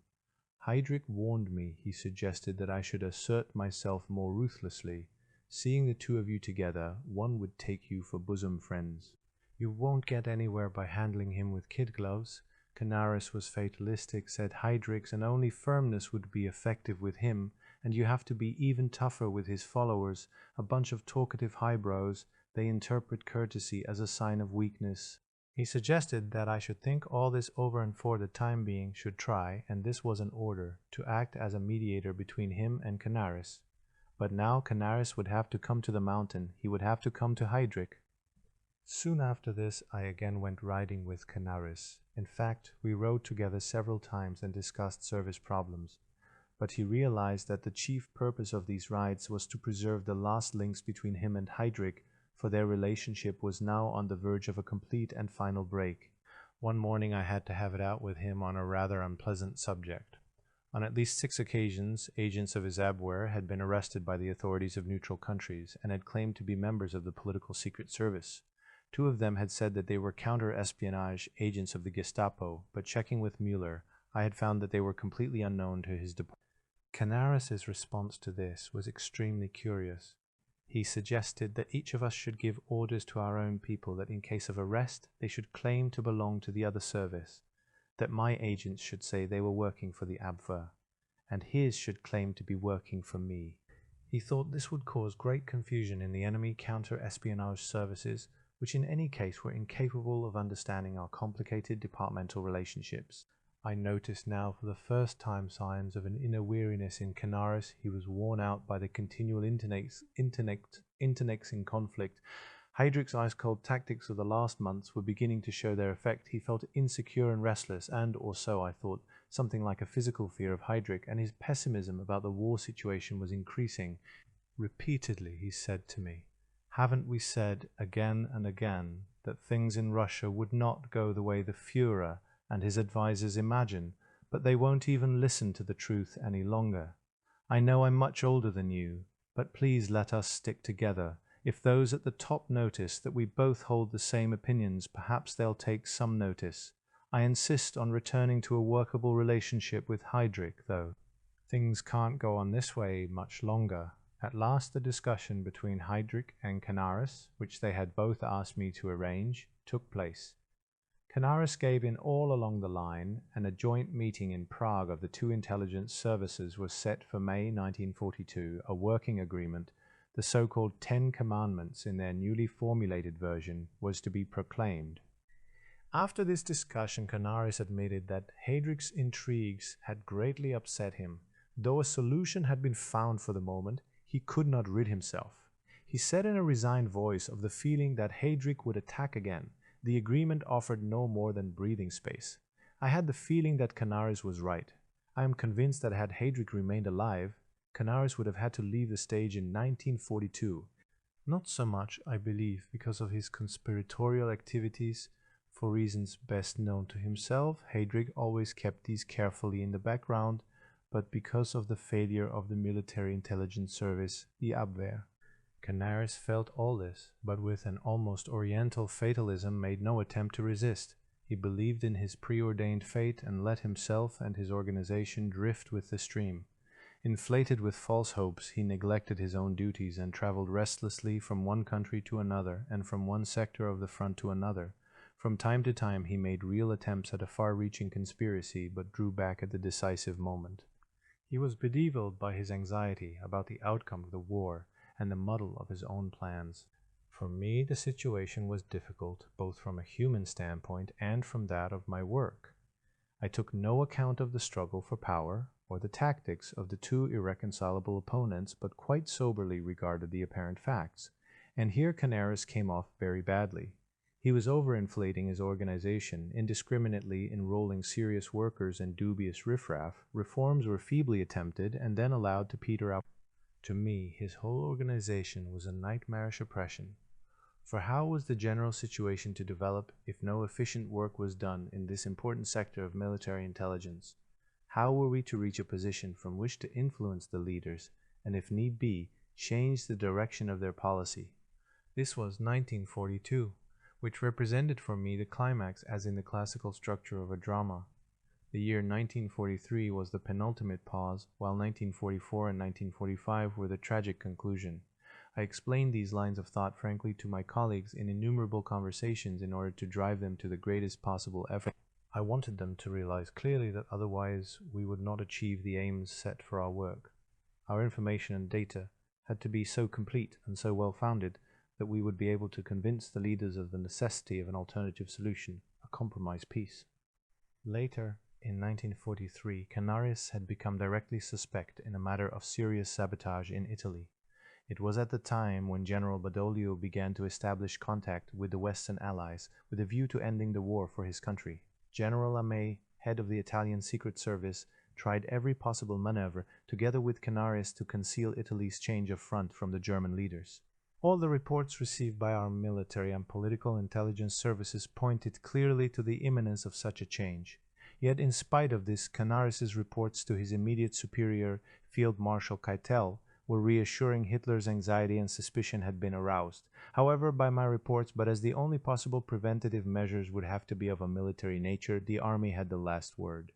At Keitel's suggestion, Canaris was sent to discuss the situation with General Amé, a suggestion which was probably Canaris's own in the first place, for he and Amé were both agreed that Italy's exit from the war should proceed undisturbed by any German measures. This agreement, of course, remained a secret between the two, while officially Amé's reassurances were brought back to Keitel. Long live the Axis, Italy is the most faithful of allies. 6 days later, I was able to present Himmler with a dossier which included absolute proof of Canaris's treachery. Nevertheless, Himmler refrained from passing the dossier on to Hitler. The facts of the case came to light in the following manner. One of Canaris's assistants, Colonel Helfrich, was on the staff of the German military attaché in Rome, General von Rintelen. The colonel employed 2 Italian chauffeurs who were both homosexuals and both in Armee's service. I pointed out the dangers of this arrangement to Canaris, but Helfrich was of such high standing that he pooh-poohed my warning. Schellenberg, after one's been in our profession, a while one begins to see pink elephants everywhere. One of these chauffeurs was unwittingly the most valuable source of information for my political secret service, for he repeated all Armee's assignments and conversations to a friend who was in our pay. Thus we were able to piece together a very clear picture of the planned coup, and of how far Canaris was involved in the affair. I remember adding the following sentence to the dossier which I gave to Himmler. It would have been better for Admiral Canaris to have concerned himself with his own tasks in Italy, rather than carry on such sessions with Armee. During the years 1941 to 1942, the greater part of the work of my organization was concerned with silencing treacherous informers in Italy. Until the capitulation of the Afrika Korps in May 1943, there was not a single German tanker, troopship or aerial transport whose position was not reported to the Western Allies. This is an established fact. It certainly would have been more in the interests of the German soldiers if the Abwehr had honestly carried out their tasks of counter-espionages. Himmler always held Canaris up to me as a wise and experienced chief of secret intelligence from whom I could learn much. His faults and his opposition to the regime were another chapter with which I need not concern myself. When I presented my reports about his various betrayals, Himmler would nervously tap his thumbnail against his teeth and say, "Leave the dossier here with me." I will bring it to Hitler's attention when the right opportunity arises. Again and again I raise these matters because of their importance to Germany's war effort, but Himmler obviously did not wish to be burdened with the responsibility. Like Heydrich, he seemed to have some inhibitions with regard to the admiral. I am certain that at some time or other Canaris must have got to know something incriminating against Himmler, for otherwise there is no possible explanation of Himmler's reaction to the material which I placed before him. During the following years, Canaris's work grew continually worse. In spite of his intelligence, his behavior aroused suspicion, and many people became convinced that he was involved in treasonable activities. Himmler had decided to employ a sort of snowball tactic against him. He never spontaneously expressed his opinion on Canaris to Hitler, but always waited until the problem of Canaris was raised by Hitler himself. Meanwhile, he saw to it that other leaders, both political and of the Wehrmacht, who for one reason or another were opposed to the admiral, continually kept the subject of Canaris in the limelight. Himmler regularly furnished this anti-Canaris clique with new material against him, and so added continually to the stiffening opposition. In the middle of 1943, Canaris's staunch supporter, Keitel, tried to come to his aid by arranging a game of musical chairs in Canaris's departments. He told Hitler that he had taken these steps as chief of the OKW, a fresh wind was to blow in Canaris's service, and new heads were appointed to all departments. But this last attempt was in vain because by 1944 Canaris's personal and professional failings had so incriminated him in Hitler's eyes that he had been relieved of his post. The official reason was simply that the conduct of the war now demanded the creation of a unified German intelligence service. It may be recalled that this was one of the main points of the program which I had set myself in 1941. The inevitable downfall of Canaris came on a Sunday afternoon at the beginning of August 1944. I was working in a military secret service office with several others when I received a telephone call from SS Gruppenführer Müller. He and his chief, Kaltenbrunner, had been assigned to carry out the investigation into the plot of July 20. Both of them had their suspicions about me and tried to incriminate me with all their cunning. In a sharp voice, Müller ordered me to drive to Canaris's home and inform him that he was under arrest. This was an official order from Kaltenbrunner. I was to take Canaris to Fürstenberg in Mecklenburg, and not to return with him to Berlin until everything had been cleared up. I said that I was not an executive officer and would not dream of carrying out such an assignment, which was most unwelcome to me. Furthermore, I said I shall telephone Himmler at once. This is an imposition. Said Müller, that Kaltenbrunner has been put in charge of the investigation of July 20, not Himmler. If you refuse to comply with the order, which I herewith repeat, you will have to suffer the consequences." I realized at once what their game was. If I refused to obey, they would have an excellent excuse for proceeding against me. Müller and Kaltenbrunner, in the abysmal hatred which they bore me, had already tried in 1943 to denounce me as a British agent in connection with the affair of the lawyer Dr. Langbein. Therefore I had to be on my guard. Without another word to Müller, I hung up. After considering what to do, I finally decided to comply. I also thought that in this difficult situation I might be able to be of some help to Canaris. I told SS Hauptsturmführer Baron von Volkersam about the situation and ordered him to accompany me.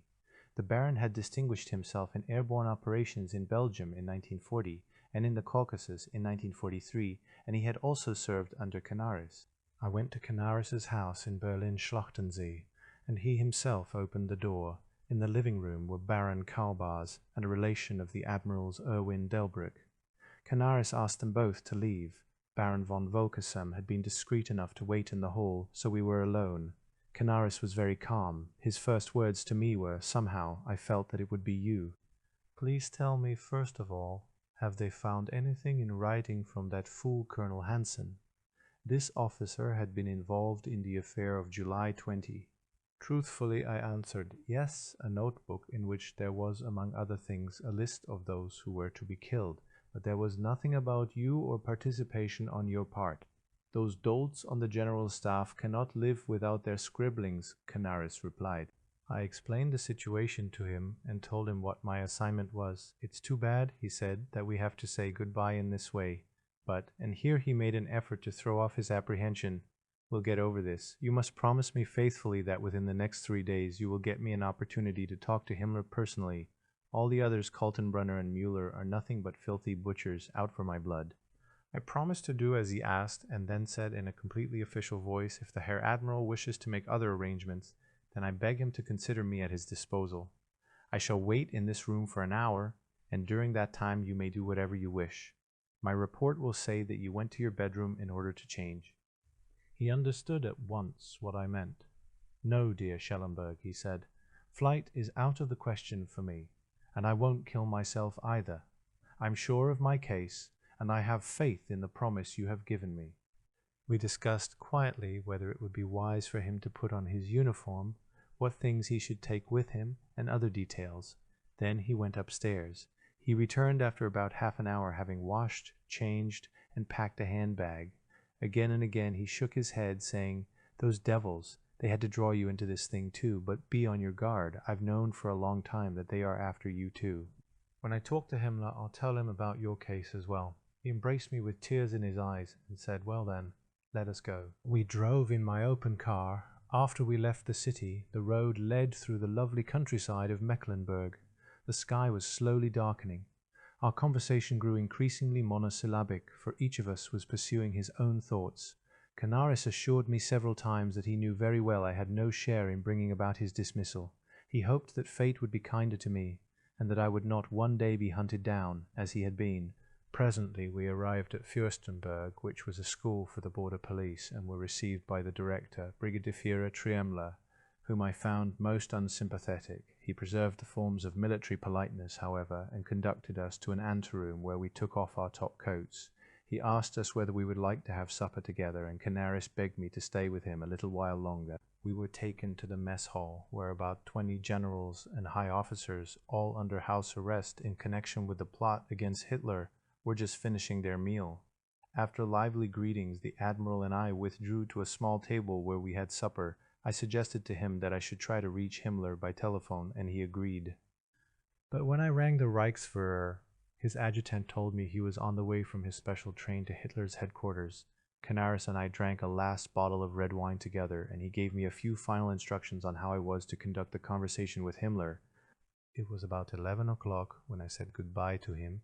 He accompanied me to the anteroom, and we stood there talking for another 5 minutes. Once more he reminded me of my promise to arrange an interview with Himmler, and again embraced me with tears in his eyes. "You are my only hope," he said. "Goodbye, young friend." Upon my return to Berlin, I sent a curt teletype message to Müller. I have carried out the order which you transmitted to me by telephone today. Further details you will hear through the Reichsfuhrer SS Schellenberg. The next day I had a long telephone conversation with Himmler. He had known nothing about Kaltenbrunner's move against me. He assured me that he would have an interview with Canaris, and this must have taken place, for there is no other explanation of the fact that Canaris was not sentenced to death until the very last days before the collapse of the Third Reich. The evidence against him was certainly sufficient to satisfy the People's Court, under its bloodthirsty President Freisler, of his guilt. In July 1944, 2 dispatch cases containing incriminating documents had been discovered in a safe in one of Canaris's offices outside Berlin. They supplied final proof of his and his collaborators' guilt. In 1944, however, Himmler was still powerful enough to protect Canaris from the death sentence, and instead he was sent to a concentration camp at Flossenbürg in Bavaria. From the middle of 1944, I took over Canaris's military intelligence department, incorporating its various tasks in departments IV and the counter-espionage organization. In March 1945, Hitler and Kaltenbrunner jointly ordered the execution of Canaris. Operations of the Secret Service, exchange of information with other departments, transmission of material from abroad, the uses of wireless technical research, tapping Britain's Atlantic cable, the infiltration of resistance movements, Aktion Bernhard effects of Goebbels' propaganda, contact with Roosevelt's special envoy, Ribbentrop plans Stalin's assassination, the plot miscarries Hitler's deterioration. I always considered highly efficient and skilled technicians the most important part of a good secret service. The Wartime Manpower Act allowed me to draft into my service the most brilliant experts and scientists, from university professors to artisans, until its technical standards were second to none. I was greatly helped in my task by the fact that, as well as having the rank of SS Brigadeführer, I was accorded the disciplinary powers of a divisional commander of the army, General Major of the Waffen SS. I spent a great deal of time and effort in winning the trust and cooperation of the heads of the intelligence departments of the various services. Already in 1942, General Feldgiebel and General Thiele, the heads of the Army Technical Information Service, regularly exchanged information with me. Every 3 weeks or so I gave a dinner party at my home, where the technical heads of the 3 services, Defense Ministry, Post Office and research stations, discussed new developments and helped each other with their problems. These meetings were perhaps more than any other single factor responsible for the high standard of the scientific and technical side of my service. It was the cooperation and interest which these people showed towards me personally which made most of my successes in Secret Service operations possible. The problem of transmitting information from foreign or enemy countries is of central importance in the running of an intelligence service. Many secret services communicate their information either verbally or in writing through couriers, but a great deal of time may be lost in this way, so that information becomes of no value by the time it reaches the evaluation department. Verbal transmission, furthermore, is very difficult, and unless the courier is highly skilled, is usually the source of serious errors through lapses of memory or lack of understanding of the material itself. Written transmission, except through the diplomatic bag, often has to pass through frontier control stations in several countries, and this process brings with it great dangers. Wireless communication therefore became increasingly important in our Secret Service, as it did in the services of other countries. Naturally, its employment produced counter-activities by our enemies, but modern direction finders and methods of pinpointing usually proved so successful in locating illegal transmitters that the effort and expenditure of clandestine wireless networks became hardly worthwhile. In her wireless defense organization, Germany scored exceptional successes. We were able to intercept the wireless communications between enemy units at the front and often intercepted important orders about troop movements and offensives. A technique was developed for turning round the illegal transmitters which we captured. That is, we continued working them as though they were still being operated by the enemy, but we transmitted material chosen by us, of which about half was valid and half faked, thereby often misleading the enemy on points of vital importance. Sometimes we carried the game so far as to ask for new agents, codes, arms, money, or explosives, so that to the enemy it seemed that he was successfully extending his espionage network, whereas he was really being induced to expend large sums of money and valuable personnel for nothing. We were especially successful with the Russian Wireless Center in Moscow. At one time, we had at least 64 turnaround stations transmitting to Moscow for us. One of my chief aims was the complete mechanization of the wireless service, which would make the lengthy training of wireless operators unnecessary. An incident that illustrates the importance of this development concerned an individual closely connected with the Vatican, who felt it his duty as a German and a Western European to pass on important information about Russia. But he refused to do so in writing or to communicate with me through an intermediary, nor could he travel to Germany. He was afraid to pass his messages through one of my transmitters in Rome, as he had previously had very unfortunate experiences with this means of communication. I therefore asked my technical staff to develop an apparatus which he could use for direct wireless communication to me. After 18 months, the first apparatus was ready. It was disguised as a box of cigars and was of about the same weight, with a genuine layer of cigars concealing the mechanism, which might equally well have been disguised as a box of chocolates or built into a small overnight handbag. On the front of the apparatus was a dial such as is found on a telephone, and 3 buttons. To operate it, one merely had to plug it into an ordinary electric socket, turn the first button and dial the message in code as one would dial a telephone number. The message would then be automatically transferred onto a magnetized wire tape inside the apparatus, on which about 2 typewritten pages of code words could be recorded. After completing his message, the sender would turn the second button and the magic eye would begin to glow. When it reached its greatest brilliance, the sender would know that he was beamed directly to our receiver somewhere in Germany. Then, by turning the third button, the actual transmission of the message would take place. The apparatus could transmit the entire contents of the wire tape within 3/5 of a second. The rapidity of the transmission made it impossible for any direction finder to establish the location of the transmitter. The only inconvenience for an untrained sender was that the apparatus required an antenna wire between 20 and 30 feet long. The receiving stations in Germany were briefed as to the exact times when transmissions would take place, but their machinery was so intricate that I, being a layman, can give no detailed information about them. They were enormous and took up almost 3 rooms. I used to watch them spark and hum and crackle, and I marveled to see all the intricate operations completed within a fraction of a second, and the automatically decoded messages rattled off as though on a teleprinter. Unfortunately, we could never devise a simple method for an agent in the field to receive a message, so this startling radio link had to remain a one-sided means of communication. The amount of equipment required by my organization in the various countries can hardly be imagined. The mass employment of agents in Russia alone required hundreds of sets a month, and getting these manufactured by our already overburdened defense industry involved enormous difficulties, though I managed to relieve the situation to some extent by having the valves manufactured in foreign countries. After 1942, I set up a special department provided with large funds to carry out research in microfilms, invisible inks, codes, and decoding, and I also set up another department for the forging of identity papers, rubber stamps, and passports. A curious incident arising out of this occurred during my first interrogation by the Americans in 1945. The interrogating officer got more and more annoyed when I insisted that I had never been to America. Finally, he confronted me with an American passport made out in my name, complete with the stamps of embarkation, debarkation, and health authorities, fingerprints, etc., and with my photograph properly stamped affixed to it. I was flabbergasted until I remembered that our technical department had given me this, the first faked passport which they had produced for my birthday in 1943. At first, the Americans refused to believe that it was faked and maintained that it must be a genuine one, but extensive tests finally proved that I had told the truth.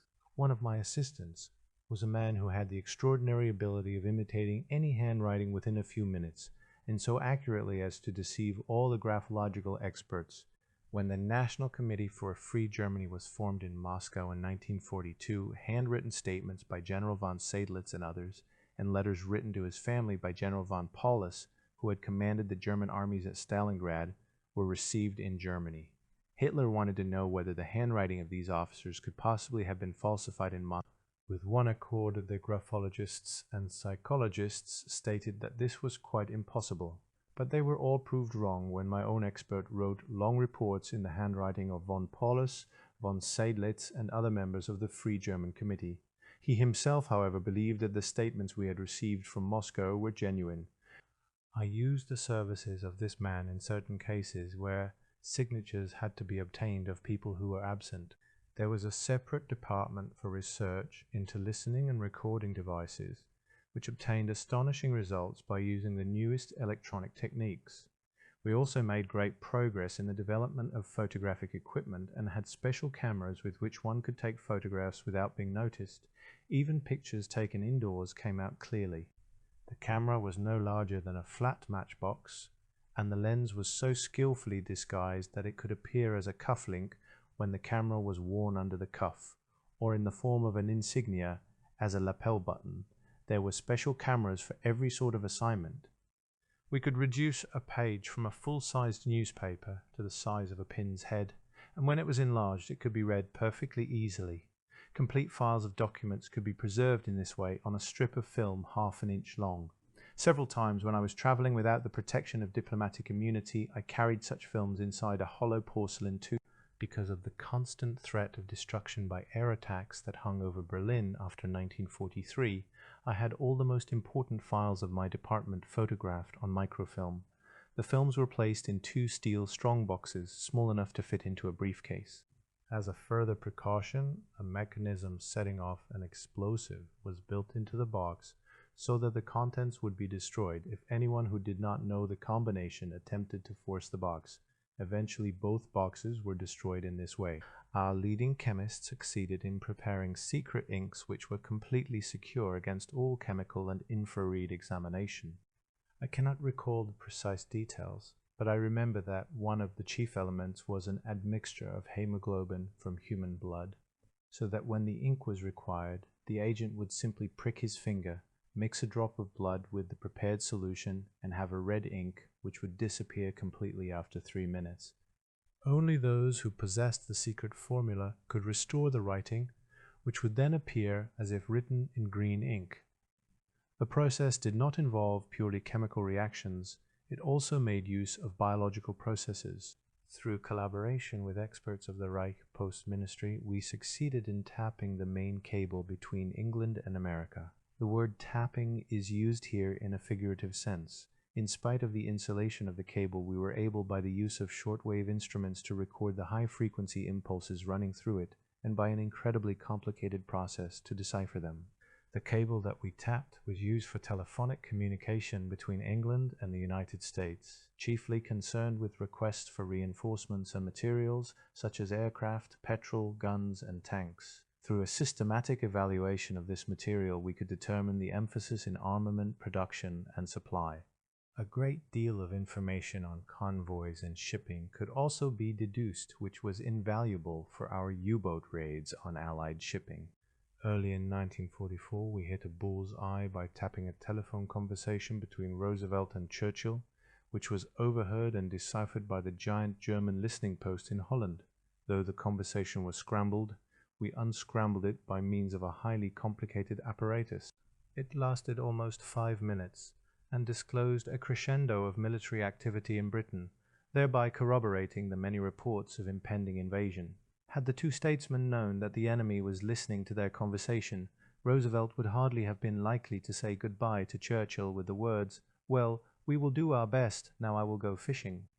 Although, in the occupied territories, our security measures against the British Secret Service were not without considerable success, the gradually increasing resistance among the civil population in Holland, Belgium, France, and Norway made for a struggle that grew ever more bitter between our counterintelligence and the British Secret Service. The British made full use of the resistance in order to gain footholds for their organization, even in the heart of Germany, by infiltrating the swollen ranks of forcibly recruited foreign labor. However, these underground resistance movements in the occupied countries were not only often traced by us, but were infiltrated by our own underground agents. There were even cases where resistance groups were jointly directed by the British and ourselves, and we were sometimes able to order from England radio equipment required by us, as well as currency and explosives. These, incidentally, were superior to our own, to be dropped by parachute. Sometimes it took no more than 10 days for our order to be given and the necessary material to be parachuted into occupied territory. The British Secret Service thus became my never-failing currency reserve. The sums collected by me in this way ran into millions, though whenever the British discovered such treachery by their agents in foreign resistance movements, they did not hesitate to liquidate them. The situation with regard to the foreign currency and gold reserves of the Reich was always very strained, and the Secret Service had begun relatively early to forge the pound notes, banknotes, and gold rubles required for its own needs. It took 2 years to imitate the so-called greaseproof paper needed for English pound notes, and 2 paper mills, one in the Rhineland and the other in the Sudeten territory, were devoted solely to this task. The highly complicated process of engraving could only be started after the 160 main identifying marks had been determined. Then the most skilled engravers in Germany were drafted, sworn to secrecy, and set to work in 3 shifts. Professors of mathematics worked out, with the help of complicated formulae, the system of British banknote registration numbers, so that our output was always 100 to 200 notes ahead of the Bank of England. These forgeries were so accurate that even the most cautious cashier in a bank would not have suspected anything. A plan had been worked out to send bombers over Britain, which, instead of dropping bombs, were to drop forged pound notes by the ton. The country was to be flooded with them. One can imagine what the result would have been. The government would probably have been forced to withdraw all treasury notes from circulation, which, apart from the expense involved, would have placed a great burden on the administrative machinery. The population would have been entirely confused and would have lost confidence in the Bank of England. However, this plan was dropped because the air above Britain was too well defended and our fuel situation was critical. We were assured of the technical perfection which our banknote production had achieved when, towards the end of 1941, one of our men changed a considerable quantity of 5 and 10 pound notes in Switzerland. Boldly he requested to have their validity checked, saying that he had acquired them on the black market. The Bank of England withdrew about 10% of the notes as forgeries, but the rest they confirmed as bona fide Bank of England notes. This was the sign for me to change over to mass production. However, we made only the most sparing use of the notes. Kaltenbrunner, for reasons of his own, sought to use them for purchases in the black market of occupied countries. But this was prevented because it would have threatened our own currency situation by forcing the Reichsbank to buy our forgeries and change them into gold and hard currencies. I used notes myself for the financing of enterprises abroad, where I knew that I had to deal with cold-blooded and mercenary businessmen. The forged money was also used in the extensive trade of smuggled arms in which the Secret Service was employed. Wherever there was a resistance movement in Italy, Greece, and also in France, the trade in such arms flourished, and we were able to acquire British and American weapons with our forged pound notes. Most of them were automatic hand weapons which we used in combating the partisan groups. It seemed ironical that the partisans should have sold us the very weapons which we used against them. The operation of producing these forged notes went under the code name Aktion Bernhard. In 1945, because of Aktion Bernhard, the Bank of England was forced to start printing a new issue of 5 pound notes and had to withdraw all the old ones from circulation. Unfortunately, more often than not, a great deal of money was wasted as a result of the unrealistic fantasies and brainwaves of the leaders. Their imaginations became even more erratic and more fantastic as the fortunes of war turned against Germany. But orders were orders, and I was frequently forced to take my most valuable technicians away from their serious tasks to work on some crackpot idea. Goebbels, as propaganda minister, had established a comprehensive monitoring service which served mainly to supply his ministry with suitable material for propaganda to enemy countries. This service, with its host of foreigners working as monitors, was of course a breeding ground for the enemy's intelligence services, and was therefore under constant and thorough surveillance by the Gestapo. My approach in this matter was cautious and involved a great deal of patient and painstaking work, in which I was given valuable assistance by Naumann, Under Secretary of State in the Propaganda Ministry, who also enjoyed the fullest confidence of Himmler. Naumann, a dynamic personality, identified himself fully with the tasks of the Secret Service, and indeed he was the only one who was able to match and counter the brilliant dialectics of his chief. Time and again he managed to neutralize violent attacks by Goebbels against me personally. During 1943, Goebbels and I were at loggerheads over the question of the treatment of the churches. I had warned Himmler not to fall in blindly with Goebbels's and Bormann's anti-church campaign, for as Hitler's heir presumptive he would lose any potential confidence abroad once he allowed himself to be involved in these matters. Under the influence of Goebbels, a point had been reached in the autumn of 1943 when Hitler was seriously considering the deportation of the Pope into a kind of exile at Avignon. In extensive reports, I tried to point out the immense disadvantages that would result from such an action and how it would discredit Germany in the eyes of the entire world. At last Himmler agreed with my views and took the matter up with Hitler, who then gave him a comparatively reasonable answer. If full churches contribute to the maintenance of unity amongst the German people, then I cannot object to it in view of the strains imposed by such a war as this. The setbacks we had received in rapid succession in the years 1943 and 1944, the capitulation of our armies at Stalingrad, the collapse of our African army in Tunis, the landing of the Allies in Sicily, the fall and arrest of Mussolini, the capitulation of Italy, all in 1943, and finally the invasion of France in 1944, confirmed the analysis of the situation that I had given to Himmler at Jytomyr during August 1942. In view of this meeting, I had taken up indirect contacts with the Russians through Switzerland and Sweden, and it seemed to me that they were genuinely interested in negotiations which might end the fighting with us, but all my efforts were wrecked by Ribbentrop's short-sighted clumsiness and his incredible conceit and optimism in spite of all reverses. Before agreeing, for instance, to meet the Russians, he demanded proof that their representatives were not of Jewish origin. Of course, it may easily have been that the willingness of the Russians to negotiate was simply a maneuver to bring pressure on the Allies to open their second front, but whatever the reason, we were in no position to turn them down. As soon as I heard from Dr. Kirsten that a Mr. Hewitt, an American diplomat, was in Stockholm ready to talk about the possibility of peace negotiations, I took a special plane to Sweden. Mr. Hewitt was Roosevelt's special representative for European affairs. Taking all possible precautions for secrecy, I met him in his suite at one of the largest hotels in Stockholm. Afterwards, I asked some well-informed Swedish friends to tell me precisely the extent of Hewitt's influence. The references they gave him were excellent. Apparently, he had a decisive influence on Roosevelt in all matters concerning Europe. Therefore, on my own responsibility and without reservations, I told him how essential a compromise peace was to Germany. He agreed to arrange official negotiations as soon as I gave my consent.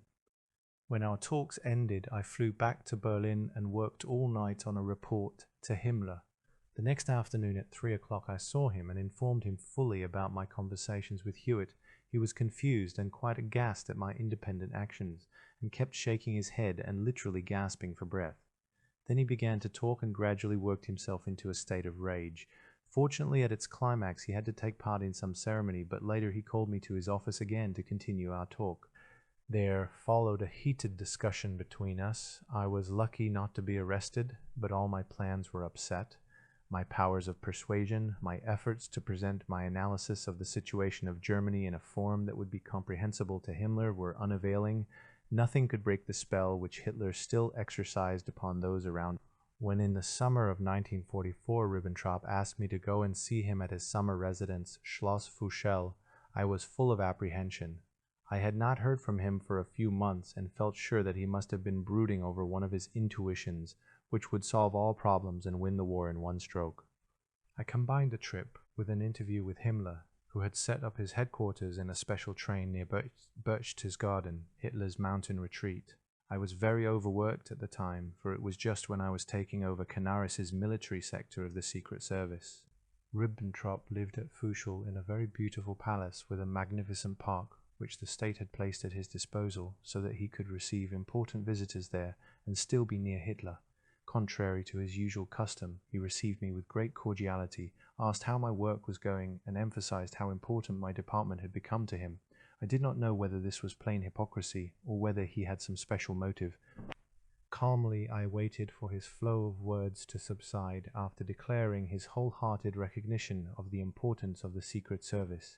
He said he wanted detailed reports about the United States, and especially on Roosevelt's chances of re-election. He also wanted me to arrange the passage by U-boat of special agents to work in America on the German minorities there. He visualized a great radio campaign directed towards the various national minorities in the United States to create feeling against Roosevelt's re-election. We discussed details of this plan, and I asked why these minorities should have any special reason to prevent Roosevelt's re-election. He looked at me with astonishment. "They don't have to have any special reasons," he said. "The important thing is for us to find a way of speaking to these minorities by broadcast from Europe. The reasons will be invented later." I pointed out that there were certain technical difficulties, among them the great burden borne by our U-boat fleet, which would prevent any of our larger boats being available for such an operation. Suddenly I remembered my former conversation with Ribbentrop and his strange theories of Secret Service work, and I could not help adding, "You are somewhat late, Herr Minister. After all, a handful of super agents for the whole world cannot accomplish everything." Ribbentrop stiffened. "My dear Schellenberg," he said in a pained voice, "that is really unjustified. You should realize that I have done everything in my power to help and encourage the Secret Service." This was so contrary to the truth that I could find nothing to say. I turned, intending to leave the study, when Ribbentrop rose and with a very serious expression drew me into a corner. "One moment, Schellenberg. I have a matter of considerable gravity to discuss with you. The utmost secrecy is essential. No one knows of this except the Führer, Bormann, and Himmler." Fixing me with a penetrating stare, he went on, "Stalin must be removed." I nodded, not knowing quite what I was supposed to say. He explained that the whole strength of the Russian regime lay in the ability and statesmanship of one man, Stalin. Then he turned away and strode to the window. "I have intimated to the Führer my readiness to sacrifice myself for the sake of Germany. A conference will be arranged with Stalin, and it will be my mission to shoot down the Russian leader." "Alone?" I queried. Suddenly he turned to me. "That is what the Führer said. One man alone cannot do it. The Führer asked me to name a possible accomplice." Here he stared at me intently. "And I named you Hitler," he said, "had directed him to discuss the matter with me alone, and was sure that I would see the practical aspects of the plan in a realistic light. And you see," Ribbentrop concluded, "that is the real reason for my sending for you." I don't know what kind of face I made, but it can hardly have been an intelligent one. I felt utterly at a loss and more than a little confused. Ribbentrop had thought everything out very carefully, and now began explaining the details to me. Undoubtedly there would be an extremely close security check, and it would scarcely be possible to smuggle a hand grenade or a revolver into the conference room. But he had heard that my technical department had developed a revolver disguised as a fountain pen, from which one could shoot a heavy caliber bullet with reasonable accuracy at a range of between 18 and 25 feet. He had been told that it was so cleverly made that a superficial inspection would not reveal its real purpose. We should certainly be able to take it or something like it into the conference room. Then all that would be needed would be a steady hand. At last he stopped talking. I had been watching him very closely. He had talked himself into such a state of enthusiasm that he seemed like a boy who had just enjoyed his first thriller.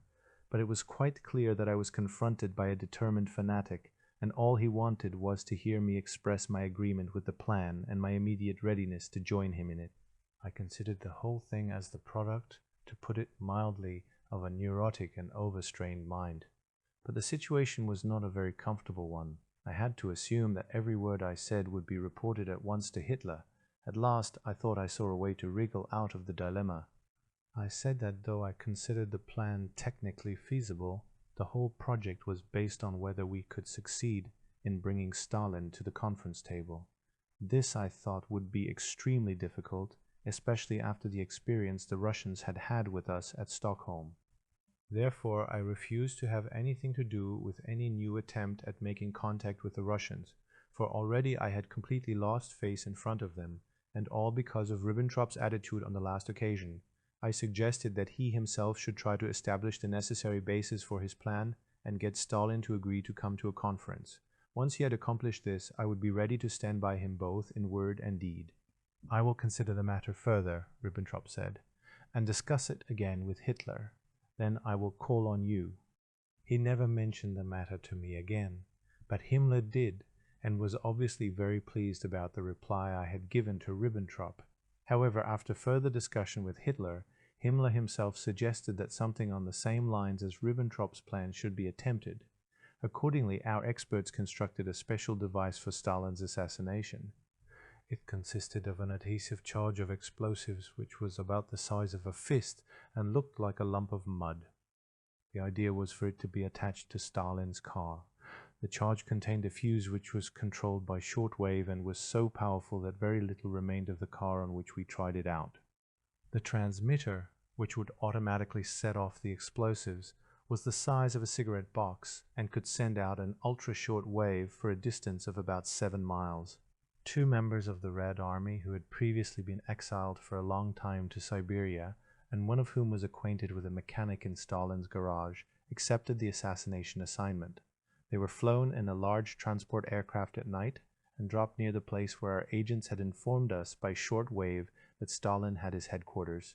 The 2 men jumped and, as far as we could ascertain, landed at the correct place. But that was the last we ever heard of them, although they both carried shortwave transmitters. I doubt very much whether they attempted to blow up Stalin. I feel it is more likely that they were either picked up soon after they landed or that they reported their mission to the NKVD. Meanwhile, the threat of collapse was coming nearer.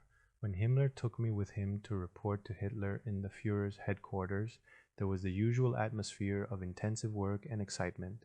I had not seen Hitler for a long time and was really alarmed by his appearance.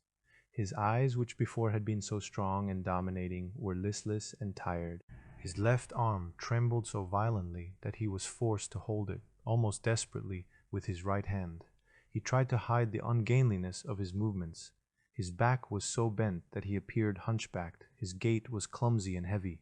Only his voice was still as strong and clear as before, but more staccato, his sentences shorter.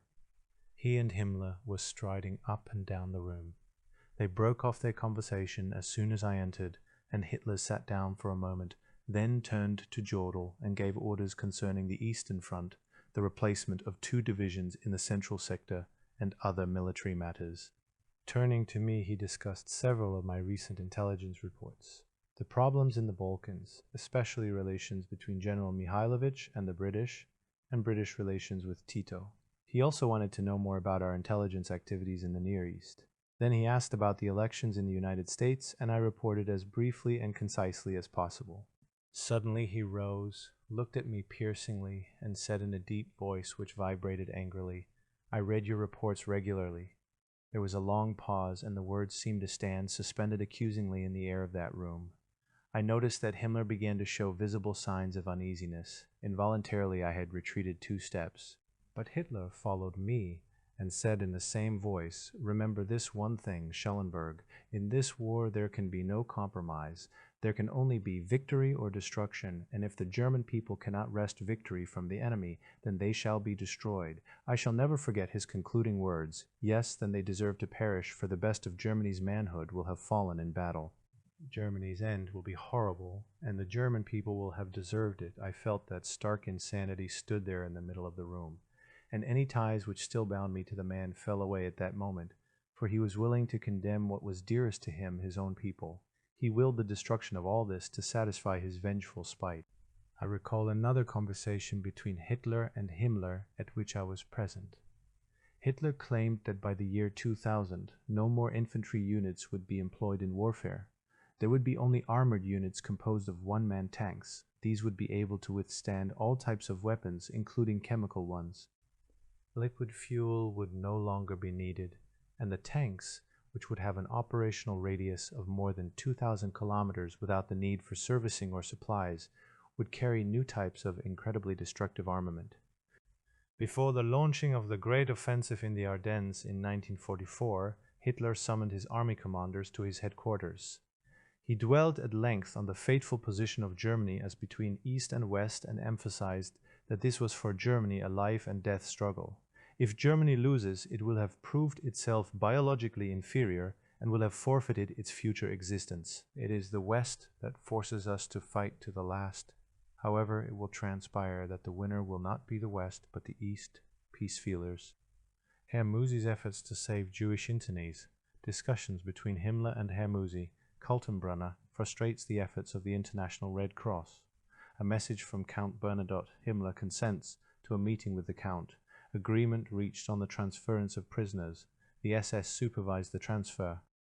While Hitler's fortunes declined rapidly, I had to make frequent and desperate use of my position with Himmler to ensure that at least Swiss neutrality was respected, and I honestly feel that it is largely due to my influence with and through Himmler, which I was never tired of exerting to the utmost, that a preventive occupation of Switzerland did not take place. Needless to say, these purely negative interventions were inevitably linked with my ceaseless attempts to establish direct or indirect peace feelers. My efforts brought on me the wrath of Kaltenbrunner, Bormann, and Müller, who were waiting for just such an excuse to bring about my downfall. They almost succeeded. A radio message about Dr. Langben's negotiations with Allied representatives in Switzerland was intercepted, and the fact that Dr. Langben had my blessing in this completely unofficial undertaking was mentioned, as well as Dr. Kirsten's part in furthering these negotiations. Kaltenbrunner and Müller immediately arranged for a secret investigation, but Kirsten's influence with Himmler saved me from disaster. Later, I was able to repay Dr. Kirsten by warning him or taking countermeasures whenever Müller's Gestapo had plans to liquidate him. It was at this time that my contacts in Switzerland brought me into touch with Herr Musi, a former president of Switzerland. He was an utterly selfless man, highly intelligent and knowledgeable, who had one aim, the saving of as many as possible of the hundreds of thousands of concentration camp inmates. Towards the end of 1944, after weeks of persuasion, I managed to arrange a secret meeting between Musi and Himmler. At first, Himmler kept the conversation on general lines, but at length, Musi's forceful personality and clever arguments, together with the pressure I managed to exert, made Himmler come to a decision. He let it be understood, however, that he would only agree to a mass evacuation of Jewish concentration camp inmates in return for tractors, cars, medicines, and other things of which we were badly in need. Musi made a counter-suggestion that Himmler should content himself with payments in foreign currency to be credited to the International Red Cross. Himmler could not realize that the freeing of thousands of Jews was important from the point of view of Germany's foreign policy. He seemed only to be concerned with the effect such an action would have on the party clique and on Hitler.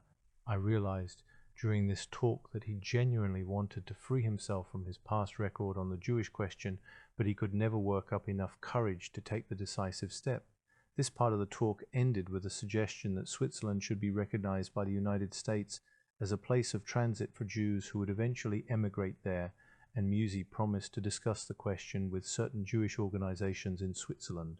Just before Musi left for Switzerland, I persuaded Himmler to prove his sincerity by conceding one of Musi's special requests, that a number of prominent Jews and Frenchmen should be released.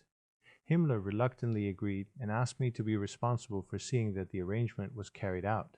He also asked me to keep in close contact with Musi and arrange a further meeting between them.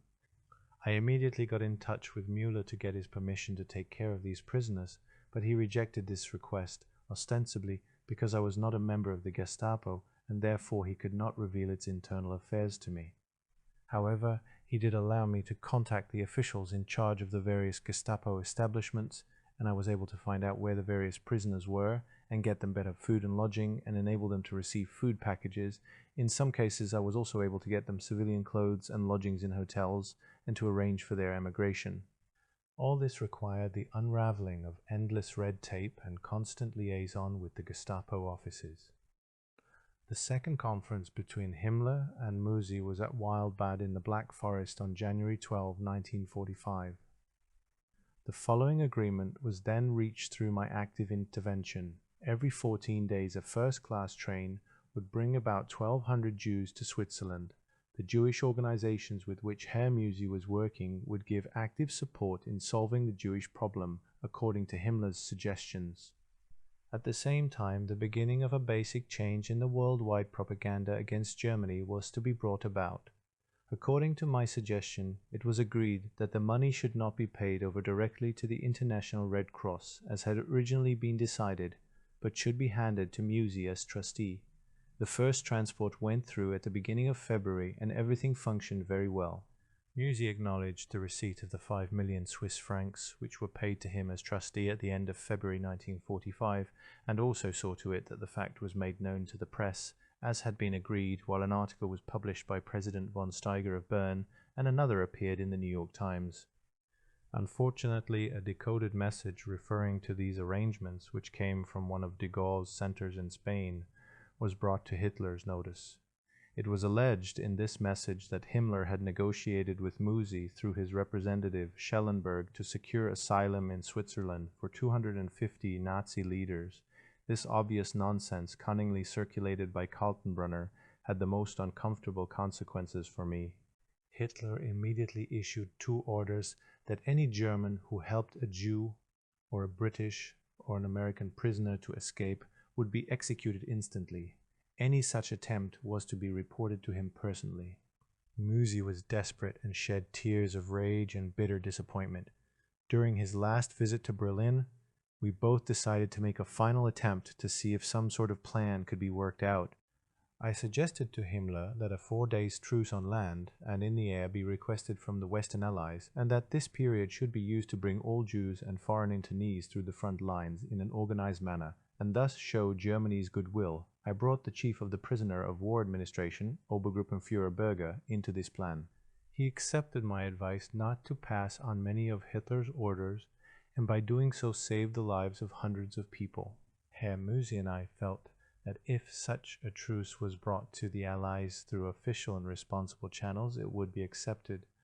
Further negotiations might then lead to a general compromise, which would benefit not only those directly involved, but indeed all men. However, Himmler lacked the courage to place this proposal before Hitler.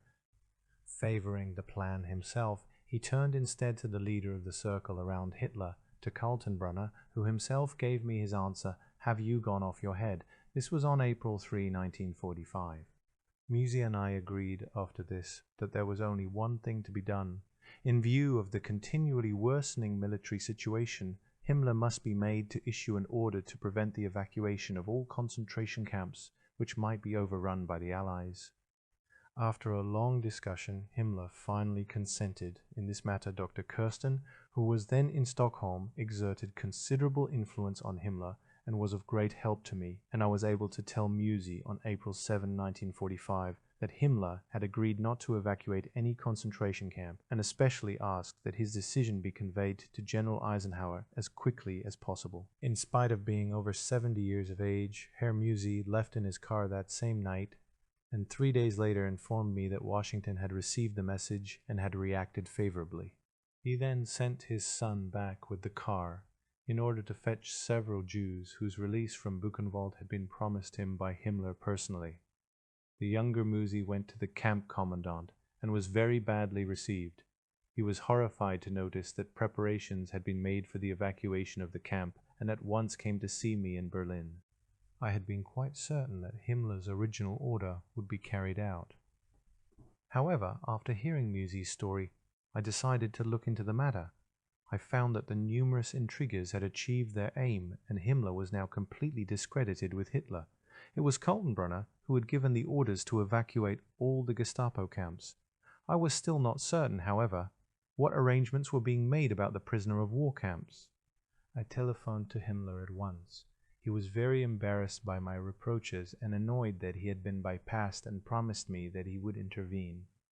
An hour later I talked with his secretary Brandt, who assured me that Himmler was doing everything in his power to keep his promise not to evacuate the camps. Himmler, by his energetic intervention, I believe I am right in maintaining this, succeeded in countermanding Kaltenbrunner's orders, and thereby saved the lives of innumerable people. Through our many negotiations I had by this time established close personal contact with Herr Musi, who confided to me much of the rich experience of his political life. While I was able to explain to him the oppressive worries of my own position, our discussions were of great help to me, and we determined to work together to prevent as many as possible of the evils that we had to fear.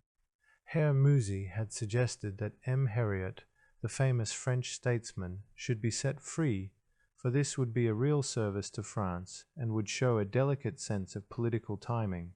I discussed the matter with Himmler, but he brusquely rejected my suggestion, obviously having talked it over with Kaltenbrunner. Because of repeated requests from various friends in Switzerland, I tried also to secure the release of another former French minister, Paul Reynaud, but this attempt also failed because of Kaltenbrunner's opposition. Finally, I tried to secure the release of some of General Giraud's family, and although at first my efforts failed after 6 weeks of continual struggling against Kaltenbrunner and Müller, I succeeded in getting Himmler's permission. Later, Giraud thanked me personally in a letter written in his own hand. Herr Musi had established contact with Dr. Burkhardt, the president of the International Red Cross, who wanted to secure a generous approach from Germany to the question of political prisoners, especially those of French and Polish nationality and of the Jews. Dr. Burkhardt expressed the wish to meet Himmler, and for several days I sought to secure his agreement, but as usual he delayed discussing the matter with Kaltenbrunner. Finally, I asked Kaltenbrunner to approach Hitler, who of course gave a sharp refusal. I then suggested that Kaltenbrunner should meet Dr. Burkhardt. He covered himself by informing Ribbentrop, but at length the meeting took place. Dr. Burkhardt came away very satisfied with the result. At last it seemed that the Red Cross would be able to intervene in the question of concentration camp inmates as well as of prisoners of war. Dr. Burkhardt formulated the results of the conversation in a long letter, but Kaltenbrunner found these results much too concrete. He could not possibly fulfill Dr. Burkhardt's proposals, he said, but in order to save face, he agreed to let the Red Cross remove most of the French women interned in Ravensbrück. I tried to put further pressure on Himmler and pointed out the seriousness of the breach of faith with regard to the Jewish transports, but I was unable to move him sufficiently to take energetic action. Thus, this attempt to solve the problem on a humanitarian basis came to naught. This then was the atmosphere when, in February 1945, a message from the Swedish ambassador, Amtmann Thomson, stated that Count Bernadotte wished to come to Berlin to talk to Himmler. Ribbentrop sent his personal advisor, Geheimrat Wagner, to me to ask whether I had organized this move through my connections with Sweden. I told Wagner quite truthfully that I knew absolutely nothing of Count Bernadotte's suggestion, and at once informed Himmler and Kaltenbrunner. Himmler was very interested, but was annoyed that the matter had gone through the embassy and the Foreign Office. This forced him to treat the Count's visit officially, which meant reporting everything to Hitler. As Himmler was at that time in command of the army group, Vistula, and had his headquarters in Prenzlau, he instructed Kaltenbrunner to talk to Hitler at an opportune moment and to sound the Führer on his attitude. Kaltenbrunner was present every day at the main military council in the Reich Chancellery, and would often be alone with the Führer for hours afterwards. However, in order not to risk a personal rejection, he also requested Gruppenführer Fegelein, whose wife was Eva Braun's sister, to ask Hitler about the Count's visit. Fegelein reported Hitler's reaction the next day and repeated his comment, "One cannot accomplish anything with this sort of nonsense in a total war." In the meantime, Count Bernadotte had already arrived in Berlin. I spoke to Himmler on the telephone and begged him earnestly not to miss this opportunity to receive the Count, and emphasized that various points of political interest would be bound to come up during their discussions. After talking back and forth for a long time, Himmler finally agreed to a suggestion that would still leave a line of retreat open to him. Kaltenbrunner should speak to Ribbentrop, while I at the same time should speak to Wagner. Both of us should try to persuade Ribbentrop to receive Bernadotte, but not to inform Hitler, and Ribbentrop should not be told that Hitler had already expressed objection to the visit. If Ribbentrop agreed, then Kaltenbrunner and I could receive the Count immediately afterwards. Himmler would thus have time to see how the affair was developing before committing himself officially. What actually happened, however, was that Count Bernadotte telephoned to me from the Swedish embassy. First he was received by Kaltenbrunner and myself, and went to see Ribbentrop immediately after. Though I was reserved during this first conversation, I felt that I had established good relations with the Count. In this visit I saw the possibility of pursuing my original plan to end the war for Germany. Contact with Sweden could be extremely important in this connection, for she would have a special interest in the pacification of Northern Europe. Thus, my original effort to do something for Denmark and Norway would be in line with the Count's aims. The next step would be to secure Sweden as a mediator for a compromise peace. At the close of our conversation, the Count again told Kaltenbrunner that he wished to speak to Himmler, having something which he wanted to say to him personally and alone. I decided to make a bold move to try to win Kaltenbrunner over. In spite of his personal antagonism, as soon as Bernadotte had left, I praised Kaltenbrunner for the pliant and skillful manner in which he had responded to the Count's questions, and told him that he had handled this delicate situation in the best traditions of the old Austrian school of diplomacy. All this went down beautifully, and I continued by telling him that I had decided to suggest to Himmler that it was now high time to remove Ribbentrop and appoint him, Kaltenbrunner, as Foreign Secretary. The slow-thinking Kaltenbrunner took this bait so eagerly that I could hardly hold him. In the subsequent telephone conversation with Himmler, he became the most ardent protagonist of the proposed meeting between Himmler and Bernadotte, in spite of Hitler's orders forbidding it. Himmler declared himself ready to receive the Count on condition that Kaltenbrunner should not attend the meeting. Disillusioned and embittered by this rebuff, Kaltenbrunner soon returned to his old antagonism towards me. The meeting between Count Bernadotte and Himmler took place at Hohenleichen 2 days later. During the drive, I was able to offer him some advice about the impending conversation and prepare him for some of Himmler's peculiarities.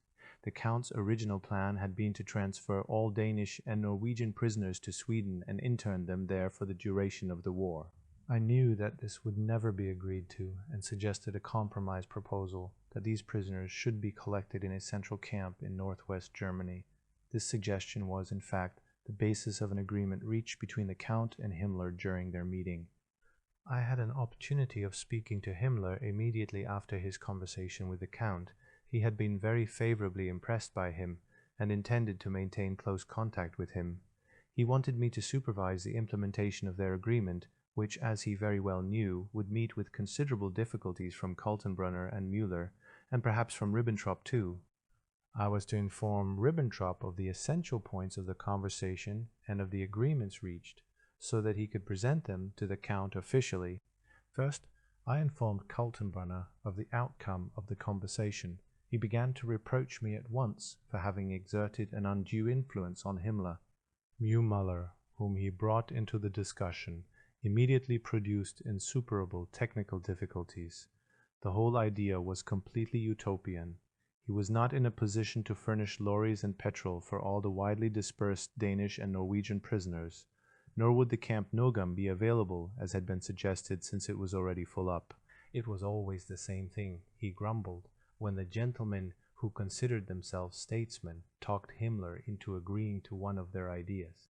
To his objection about the lorries and the petrol, I replied that the Swedes could furnish these. The quickness of my counter-suggestion caught Müller off his guard, and he agreed to it without perceiving its full implications, but the next day he raised new objections. All the roads in Germany were crowded with refugees, and it would be imposing on the German people to have Red Cross lorries rolling past them full of prisoners. To this, I said that they could be transported during the night, and I offered to assign members of my own department to this operation. Thus, the intervention of my own faithful personnel saved many lives.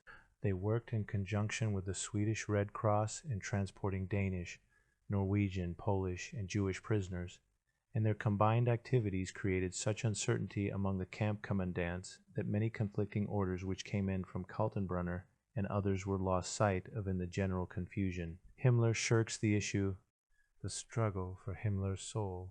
I tried to persuade him to act. His fear of Hitler, his bodyguard, degraded pressure on Himmler to end the war. After the meeting with Count Bernadotte, I talked very seriously to Himmler and told him clearly that the collapse of Germany was inevitable.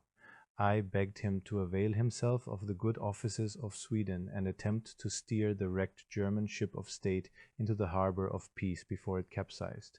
I suggested that he should ask Count Bernadotte to fly to General Eisenhower and transmit to him his offer of capitulation. I also tried to make it clear that his proper place as the commander of an army group was in Berlin and not in Prenzlau. He should have realized that it was Hitler's advisers who, for the second time, had succeeded in removing him from the Führer's side. He ought to return to Berlin at once and arrange preparations for peace. If need be, he must use force. It was a very stormy conversation, but Himmler finally gave in and granted me the widest authority for negotiating with Count Bernadotte. But the next day he revoked everything. He would only permit me to retain superficial contact with the Count and perhaps influence him to fly to Eisenhower on his own initiative. From that day on, it was at the beginning of March 1945, there was an almost daily struggle between Himmler and me in which I wrestled for his soul. I had already told Count Bernadotte about this struggle. In our talks we had agreed that I was to notify him as soon as Himmler finally made up his mind. I had planned to accompany the Count myself on his flight to General Eisenhower, and we also arranged that in case the Reich capital itself was cut off by the enemy, I would fly with Himmler to South Germany and make contact with Bernadotte by way of the Swedish ambassador in Switzerland. Though in the first place Count Bernadotte had undertaken his mission on behalf of the Danes and the Norwegians, he also tried to intervene on behalf of the Jews, and through his intelligent handling of the situation he had already been able to save the Danish Jews. Of special importance were the conversations between Bernadotte and Himmler, which started at the end of March, when Himmler had promised the Count not to evacuate the internment camps at the approach of the Allied armies, but to surrender them in good order, especially Bergen-Belsen, Buchenwald and Theresienstadt, and the camps in southern Germany. I kept on reminding Himmler how desperate the situation was, and warned him that one day history would hold him responsible for his lack of decision. He replied that the order of the SS had been built on the principle of loyalty, and he could not violate this. If he did, he would threaten the very basis of his own position. I told him that compared to the existence of the whole nation, the SS represented only a small minority, and after their long period of suffering the German people would expect a release from their ordeal. They looked to Himmler, for he was a man who had not sought to profit personally from the regime. To this kind of talk he would merely say, "So you want to remove the Führer?" And such was his changeable nature that there were days when it would have cost me my position to have answered, "Yes." Hitler's appearance as seen in the newsreels confirmed my impression that he showed increasingly obvious symptoms of Parkinson's disease, so I arranged a meeting between Himmler and Professor de Krinis, to which Himmler asked Reich Health leader Conti to discuss this. De Krinis told me later that Himmler had listened with great interest and understanding. Several days later, on April 13, Himmler asked me to go and see him at Worcester. He took me for a walk in the forest, and during it he said, "Schellenberg, I believe that nothing more can be done with Hitler. Do you think that de Krinis is right about him?" I said yes, though I haven't seen the Führer for quite a while, but everything he has done lately seems to indicate that now is the time for you to act. On this occasion I pointed once again to the necessity of improving the treatment of the Jews and of his promise to Herr Musi. Then we discussed Kirsten's plan to come to Germany in the course of the next few days with Hillel Storch, a representative of the World Jewish Congress of New York, who wanted to talk about the Jewish problem with Himmler personally. As this visit drew near, Himmler was still unable to decide on a definite reply. I told him that for Kirsten's sake, and even more because of the basic problem, arrangements for this meeting could no longer be put off. Himmler was well aware that to have a conversation with Herr Storch while Hitler was still alive would be an action of fundamental importance which would have the greatest consequences for his relations with his own associates in the party and in connection with the Jews. I too felt that such a meeting would be of symbolic importance, and for that very reason urged him most strongly to agree to it. Himmler was afraid that if Kaltenbrunner found out, he would immediately report the matter to Hitler. But, as I pointed out, Kaltenbrunner was going to Austria, so the meeting could take place at Kirsten's estate without his knowledge. Himmler finally agreed to this, but not without reluctance. He was very greatly troubled about his rupture with the Führer, which by this time was almost complete. Hitler had even given orders that Himmler's special SS Leibstandarte bodyguard were to have the stripes removed from their sleeves as a mark of dishonor. Himmler said to me that I was the only one apart from Brandt whom he could trust completely. What should he do? He could not shoot Hitler. He could not give him poison. He could not arrest him in the Reich Chancellery, for then the whole military machine would come to a standstill. I told him that all this did not matter. Only two possibilities existed for him. Either he should go to Hitler and tell him frankly all that had happened during the last years and force him to resign, or else he should remove him by force. Himmler objected that if he spoke to Hitler like that, the Führer would fall into a violent rage and shoot him out of hand. I said, that is just what you must protect yourself against. You still have enough higher SS leaders, and you are still in a strong enough position to arrest him. If there is no other way, then the doctors will have to intervene. Our talk lasted about an hour and a half, but Himmler was still unable to arrive at a decision. Instead, he wanted to confront Bormann with Professor de Krinis, Professor Morell, Hitler's personal physician, and Dr. Stumpfegger, another of Hitler's doctors who was also an SS leader. 2 days later, I asked Professor de Krinis what the decision had been. He was very disappointed. The doctors had refused to commit themselves, and nothing that they permitted themselves to say would have been of any help with Bormann. When I reported this to Himmler, he begged me to maintain silence about the whole matter. I then pointed out to him the senselessness of the werewolf organization which was being formed to carry on the struggle after Germany's defeat. This plan, I said, would bring nothing but suffering to the German people. Opportunities would arise for every sort of crime to be committed, as each individual would take it upon himself to decide what he considered justified in the national interest. Yet these grave measures were being lightly and irresponsibly advocated by the German leaders. They were even announcing over the German radio that they would repudiate the Hague Conventions. I ended with the words criminal and stupid, but Himmler was obviously too exhausted by this spiritual struggle with me. He merely said, "I will try to think of some way to finish this business." During the first week of April, I had established contact with the Reich Minister of Finance, Graf Schwerin von Krosigk. We had a long conversation, and von Krosigk agreed with me that the war had to be ended quickly in order to save as much of Germany's resources as possible. I had been talking about this with Himmler too for quite a time. Himmler had gradually become estranged from von Krosigk, and therefore I brought the two of them together again for a discussion, which took place on the afternoon of April 19th. Once again Himmler jibbed at the last moment, and it was touch and go whether the meeting would take place. However, when we finally arrived at von Krosigk's office, we found that the Minister of Labor, Selte, was also there. Von Krosigk and Himmler carried on their discussion privately, while I had a conversation with Selte. Selte felt that Himmler should seize power himself and force Hitler to read a proclamation to the German people on his birthday, announcing a plebiscite, the formation of a second party, and abolition of the people's courts.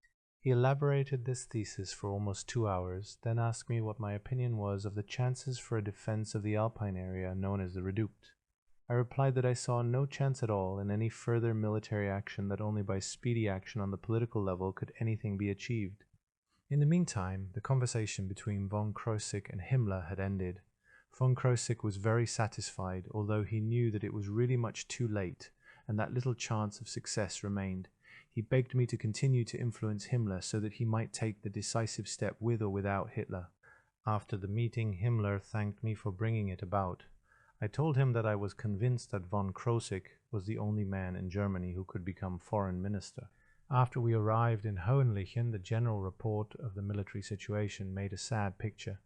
I advised Himmler most emphatically not to drive into Berlin for Hitler's birthday the next day. A message had come that Kirsten and Norbert Masur, who had come in Herr Storch's place as representative of the World Jewish Congress, had arrived at Tempelhof Airport and had gone on to Kirsten's estate at Hartswalde. As Count Bernadotte was expected in Berlin at the same time, there was a great danger that these two meetings might conflict, especially in view of the difficult military situation.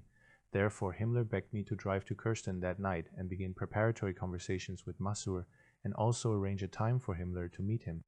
I had dinner at Hohenlichen and tried to persuade Himmler to send Berger to southern Germany. I thought he would be a counterpoise to Kaltenbrunner, whom I deeply mistrusted, so much so indeed that I feared for the safety of my family.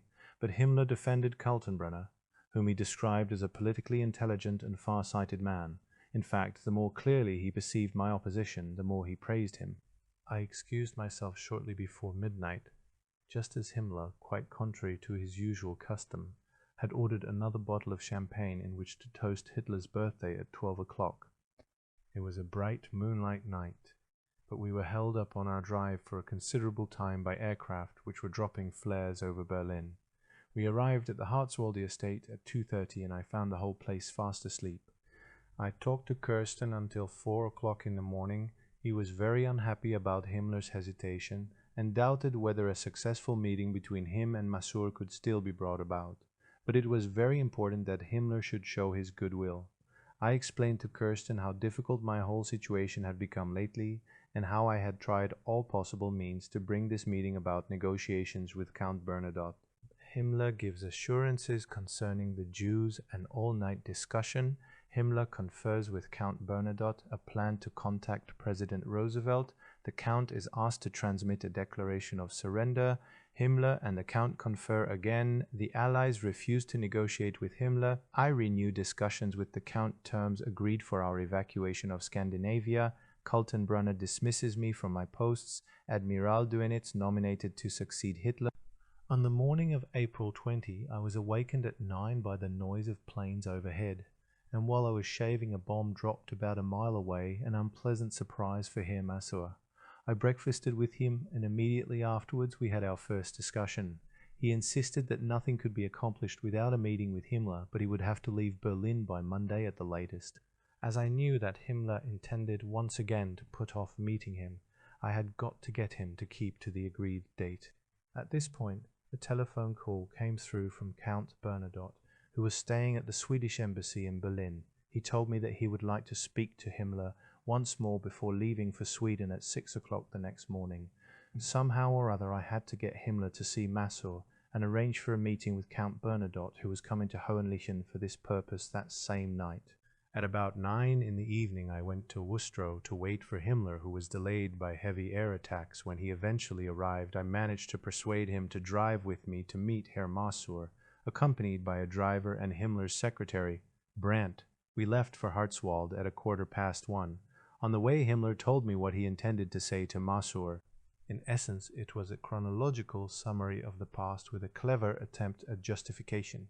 I asked him not to speak of the past at all, or to expound his astrological and philosophical theories, but to determine precisely what had to be done in the future. Now and then we had to take cover from low-flying aircraft, and we arrived at Hartswald around 3 in the morning. Massur and Kirsten were waiting for us, and after a brief greeting their conversation began.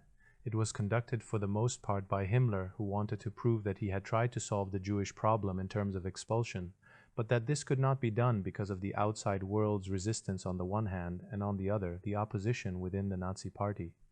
Massur did not embark on any long discussion of the various points, but said, after about 3/4 of an hour, that although Himmler's account had been very interesting, it was not in any way conducive towards changing the situation. That, however, was his main purpose for coming here, and he wanted the following assurances: that no more Jews would be killed, that the remaining Jews, and their numbers were very uncertain, should remain in the camps and under no circumstances be evacuated. He asked for lists of all the camps in which Jews were still being held to be given to him. On these points agreement was reached, Himmler repeating every time that he had already given such orders. He was, in fact, ready to free the Jewish women in Ravensbrück camp and turn them over to Massur, for he had received permission from Hitler to free all the Polish women from that camp. Therefore, if there were any questions about it afterwards, he could say the Jewish women were Poles. I then went into another room with Massur in order to decide on other points to be discussed, but when the conversation was resumed it tended to become more and more vague, dealing with completely unimportant side issues. I was anxious to bring it to a conclusion in order to be able to arrive at Hohenlichen with Himmler by 6 o'clock in the morning. So after briefly saying goodbye, we left Hartswalde. It was now 4:30. I assured Massur once more as we left that I would do all in my power to arrange for his departure the next day. We arrived at Hohenlichen punctually at 6 o'clock. This was on the morning of the 21st, and had breakfast with Count Bernadotte. I hoped that the frank conversation between Himmler and the Count, which I had desired for so long, would now take place. Himmler told the Count of the possibility of transporting all the Polish women in Ravensbrück to Sweden. In fact, I had made all preparations for this, and had drawn up a list of all the Poles in Ravensbrück camp. As they were mostly children or young girls, I was determined to free them at all costs. I impressed most strongly on Himmler the shamefulness of the situation, and emphasized the high racial qualities of the Polish people by pointing to my own wife as an example. This impressed him greatly, and he seemed considerably preoccupied with the question, for he constantly referred to it, although it was not until much later that he took any action. Count Bernadotte asked whether it would not be possible to transport the Danish and Norwegian internees to Sweden, but Himmler was unable to grant permission for this, though he agreed that should the Allied armies threaten to overrun the Nugem camp, there would be no evacuation. The Count thanked him for his willingness and for the confidence shown him in previous conversations. The discussion then came to an end, and they said goodbye. Himmler, knowing I was to accompany the Count part of the way, hoped that I would once more beg him to fly to General Eisenhower and try to arrange for him to have a conference with the General. However, at our parting on the road near Warren in Mecklenburg, Count Bernadotte said to me, "The Reichsführer no longer understands the realities of his own situation. I cannot help him any more. He should have taken Germany's affairs into his own hands after my first visit. I can hold out little chance for him now, and you, my dear Schellenberg, would be wiser to think of yourself." I did not know what to reply to this. When we said goodbye, it was as though we would never see each other again. I was filled with a deep sadness. I drove back to Hohenleichen, slept for 2 hours, and was then called to Himmler at about 12:30. He was still in bed, the picture of misery, and said that he felt ill. All I could say was that there was nothing more I could do for him. It was up to him. He had got to take some action. At lunch we discussed the military situation in Berlin, which was steadily growing worse. At about 4 o'clock, having convinced him that it would be unwise to drive to Berlin, we drove towards Wustrow. In Lowenberg we were caught in a traffic jam, troops having become involved with the unending columns of fleeing civilians which blocked all the roads between Berlin and Mecklenburg. As we drove on, Himmler said to me for the first time, "Schellenberg, I dread what is to come." I said that this should give him the courage to take action. He did not answer. Just before we got to Wustrow, we were attacked by low-flying planes. However, their main target was the column of refugees and troops through which we had passed. After dinner, when we were alone again, we spoke of various problems, of food supplies, the danger of epidemics, reconstruction, prisoner of war administration, and so on. I told him of Kaltenbrunner's blind and unrealistic attitude in insisting on the evacuation at all costs of all the concentration camps. Himmler grew very nervous when I called this a crime, and said brusquely, "Schellenberg, don't you start too. Hitler has been raging for days because Buchenwald and Bergen-Belsen were not completely evacuated." At that moment, Fegelein telephoned to say that Hitler and Goebbels were raging because Berger had not remained in Berlin.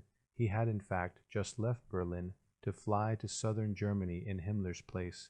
He was needed by Hitler to carry out the sentence passed on Dr. Brandt, Hitler's former personal physician, who had just been condemned to death for smuggling his wife into the hands of the Americans in Thuringia. Apparently this was a complex intrigue among Hitler's entourage involving Hitler's friend Eva Braun and her sister, who was Fegelein's wife.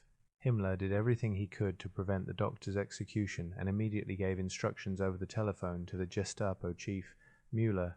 Dr. Brandt was transferred to Schwerin, which was safer from air attacks, and Fegelein was told that Berger was on his way south by plane. For this reason, sentence could not be executed at the moment unless Bormann and Goebbels wanted to do the job themselves. When Himmler returned, he told me what he would do once he had complete power in Germany, and asked me to think about a name for the new alternative party which I had suggested to him. I suggested National Unity Party.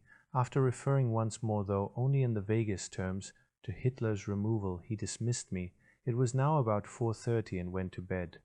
The next morning, it was Sunday, April 22. It appeared that the military situation had become so much worse overnight that 4 Waffen-SS divisions under Obergruppenführer Steiner had been ordered by Hitler to make a suicide attack on the Russians. Himmler was convinced that this order was necessary, though both his military adjutant and I agreed that it would only mean unnecessary bloodshed. After breakfast, Obergruppenführer Berger came in. He was to drive back with us to Hohenleichen, and Wustrow was to be evacuated as it was threatened by the enemy. We discussed the case of Vannemann, an American Air Force general who had formerly been military attaché in Berlin, and was at this time a prisoner of war in Germany.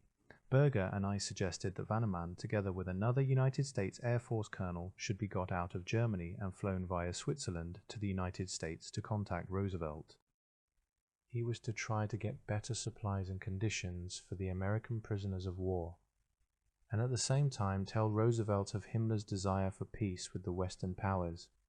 I had planned this long ago, having in mind the freeing of influential British prisoners of war so that they might work towards an understanding between their country and Germany.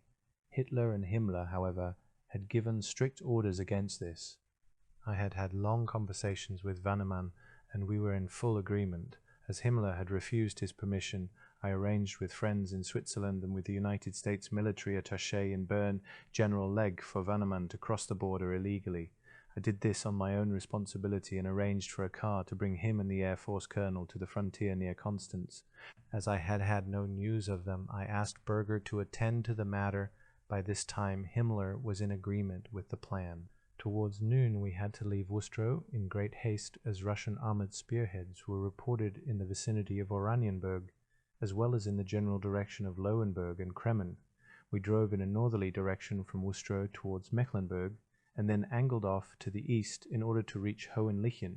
For more than an hour and a half we drove past Wehrmacht columns, artillery, and armor on the move, constantly harassed by low-flying light bombers and fighters. Finally, we arrived at Hohenlichen. After a belated lunch, Himmler said to me, "I almost believe you are right, Schellenberg. I must take action now. What do you suggest?" I explained to him that things had gone too far. Certainly there could be no hope from Vanneman's mission, though there might still be a possibility of talking frankly about the whole situation with Count Bernadotte. Without Himmler's knowledge, I had already informed the Count much more fully about the true situation in Germany. I did not know whether I could reach the Count in Denmark, but he might still be in Lübeck. Himmler decided that I should go to Lübeck at once. He was prepared now to ask the Count officially, and in his own name, to transmit a declaration of surrender to the Western powers. I prepared immediately for my departure and left for Lübeck at 4:30 in the afternoon. But because of enemy aircraft and the blocked roads, I did not arrive there until late at night. I found that Count Bernadotte was in Appenrade in Denmark, and in spite of tremendous difficulties I got through to him on the telephone and asked him to receive me at Flensburg the next day. He agreed to meet me at 3 o'clock on April 23 at the Swedish consulate in Flensburg. It was already morning. I rested for 3 hours, then telephoned Himmler to inform him of my appointment, and afterwards drove on to Flensburg. I arrived at 1 o'clock and was received by the Swedish attaché Kiron, who took me to lunch with the Consul Peterson. Count Bernadotte arrived at 3 o'clock after discussing the general situation and Himmler's intentions. The Count said he believed it was no longer necessary to go to Lübeck to meet Himmler, and that the best solution would be for Himmler simply to set down his proposals in a letter to General Eisenhower announcing unconditional surrender to the Western powers. As I did not think this would be possible as long as Hitler was still alive, I begged him to drive with me to meet Himmler at Lübeck. After an hour's conversation, the Count agreed to do so. From Flensburg, I telephoned to Himmler's special train to ask him to come to Lübeck. Brandt answered and said that Himmler could not be reached at the moment, but promised to call me back. It was very fortunate that in spite of the emergency situation, the telephone still functioned so well. Brandt called me back at 6 o'clock and said that Himmler would be glad to meet Count Bernadotte at Lübeck at 10 o'clock that night, and that he wished me to be present. After a quick meal, the Count and I left Flensburg and drove to Lübeck, arriving at the Swedish consulate at 9 o'clock.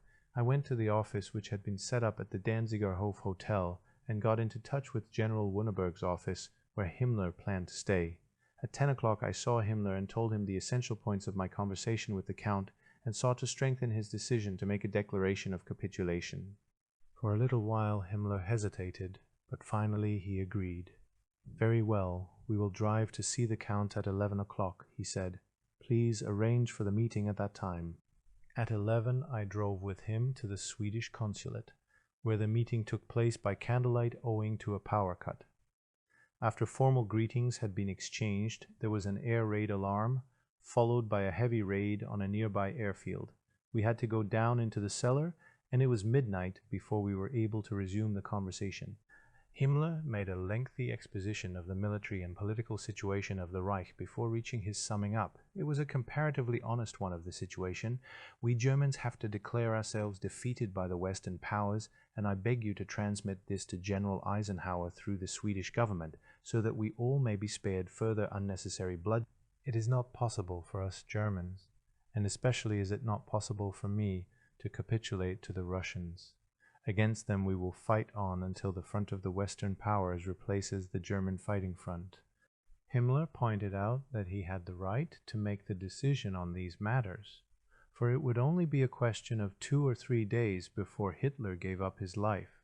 At least he would have died in the struggle to which he had devoted his existence, the fight against Bolshevism. Count Bernadotte expressed his readiness to transmit Himmler's declaration. As he pointed out, he, and probably the Swedish government too, were primarily interested in preserving the Scandinavian area from senseless destruction through a continuation of the war. For him, as a Swede, this was his justification for agreeing to Himmler's request. Himmler said that he fully understood this point. In reply to a further question from the Count, he said he was ready to permit the transport of Danish and Norwegian internees to Sweden. A great deal of time was taken up in deciding how the declaration of surrender should be transmitted to the Western powers. The original plan, that Count Bernadotte should fly direct to General Eisenhower, without any diplomatic preliminaries or preparation, was abandoned. Eventually they agreed that Himmler should write a letter to His Excellency Christian Guenther, the Foreign Minister of Sweden, begging him to give his kind support to Himmler's communication, handed to him through Count Bernadotte. Himmler briefly discussed the wording of the letter with me and then drafted it himself by candlelight. The Count expressed his readiness to fly to Stockholm the next day, April 24, to initiate the necessary arrangements. It was agreed that I should drive the Count to Flensburg and remain there to act as liaison over any further questions that might arise. After warm farewells, Himmler and I left the Swedish consulate at 1 p.m., both on the way to and from the consulate. Himmler drove his car, a very heavy one himself. He drove so badly that I and one of my men, acting as our guide, were in a cold sweat. He was never a good driver to begin with, and now was in a state of considerable nervous strain. He repeatedly jumped the curb, and each approaching lorry was a fresh ordeal. When we set off from the Swedish consulate, he started too quickly and drove into a ditch. All of us, including Count Bernadotte, had to struggle for a quarter of an hour to get the car going again. I accompanied Himmler back to General Wunneberg's office and stayed with him for another half hour, in order to calm his fears about the steps he had taken. I tried to give him courage, and told him that he had not committed an act of betrayal towards the German people. Then I went to the Danziger Hof, and at 5 o'clock in the morning returned to the Swedish consulate to fetch Count Bernadotte and drive to Flensburg. When we arrived at the German-Danish frontier, I said goodbye to the Count, who expressed his hope of telephoning good news to me shortly. It was getting on for midday before I was at last able to try and get some rest at the Swedish consul's house, but I had scarcely settled down when I was woken again by a heavy air raid and a naval bombardment from warships lying offshore. I hurried down to the cellar, only half dressed, and was rather embarrassed to meet my hostess for the first time. The next day, April 25, I ordered Standartenführer Bovensiepen to report to me at Flensburg. First, I showed him my special authorization signed by Himmler, which read, "Acting under special assignment from me, General Schellenberg's orders are to be obeyed without question."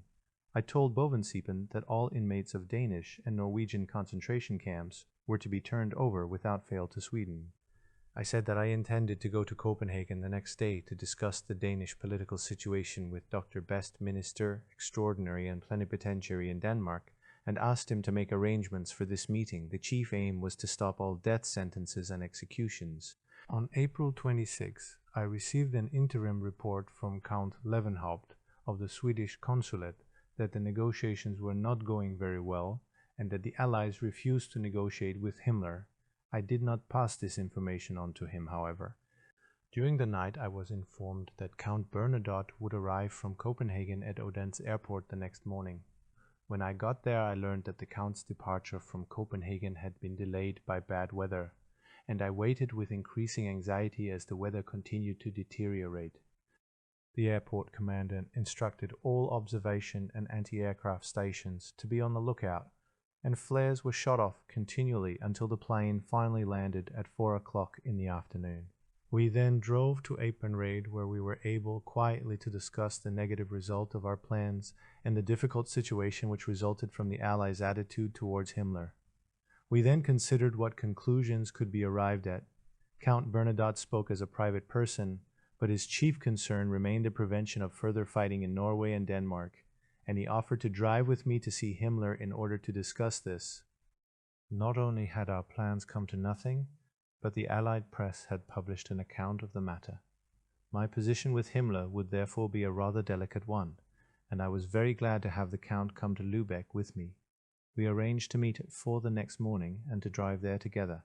I returned to Flensburg and tried to get in touch with Himmler, but was only able to speak to Brandt, who asked very excitedly what the results were. I said that they had been negative, but that the Count wanted to come to Lübeck to discuss the question of the German armies in the Scandinavian area. This proposal was sharply rejected.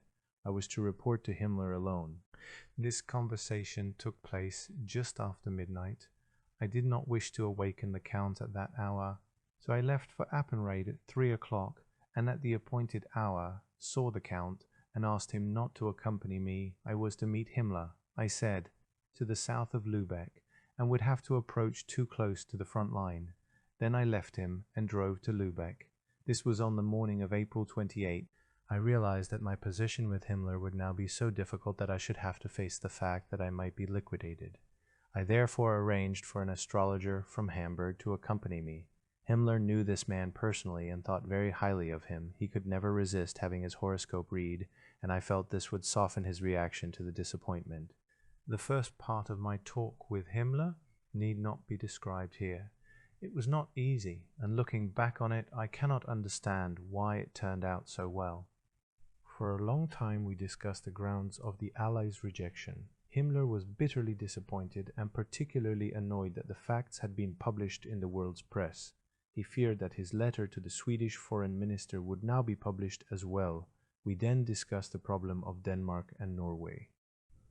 The fact that Himmler held me responsible as the instigator of his peace move for its failure, which could have such fatal consequences for his relationship with Hitler, did not seem to offer a very good basis for my plans to save the Scandinavian countries. However, with the aid of the astrological gentleman, I was able to persuade him to accept my view, and after thinking the matter over for an hour, he gave me permission to discuss with Count Bernadotte the ending of the German occupation of Norway and the internment in Sweden of the German occupation forces for the remainder of the war. Himmler stated that he was prepared to arrange a similar solution for Denmark, but that this should be finally decided later on. However, he authorized me to prepare Dr. Best for such a plan. Furthermore, he was prepared to appoint me as his special representative to the Swedish government to negotiate a peaceful solution in the Scandinavian area. At that time, he still took for granted that within a day or two he, as Hitler's successor, would be in a position to decide these questions without any difficulty. I immediately returned to Flensburg, arriving at Appenrade at about noon on the 29th, and lunched with the Count and Ambassador Thomson at the latter's house. Afterwards, the Count and I discussed Himmler's agreement concerning the Scandinavian area, and he arranged a meeting for the next day between the representatives of the Swedish government and myself, at which he would also be present. Thomson drew my attention to a number of special requests involving the prevention of execution and the freeing of Danish policemen, and the following day I was able to deal with these matters to his satisfaction. That afternoon at about 5 o'clock we left Appenrade for Copenhagen. The Count drove, and after a smooth journey we arrived at the Danish capital, where we stopped at the Hotel d'Angleterre. On the morning of April 30, I first drove to Dr. Best to inform him of my authorization concerning the peaceful lifting of the German occupation of the Scandinavian countries and of Himmler's assumed succession to Hitler. As I had foreseen, Dr. Best agreed to everything.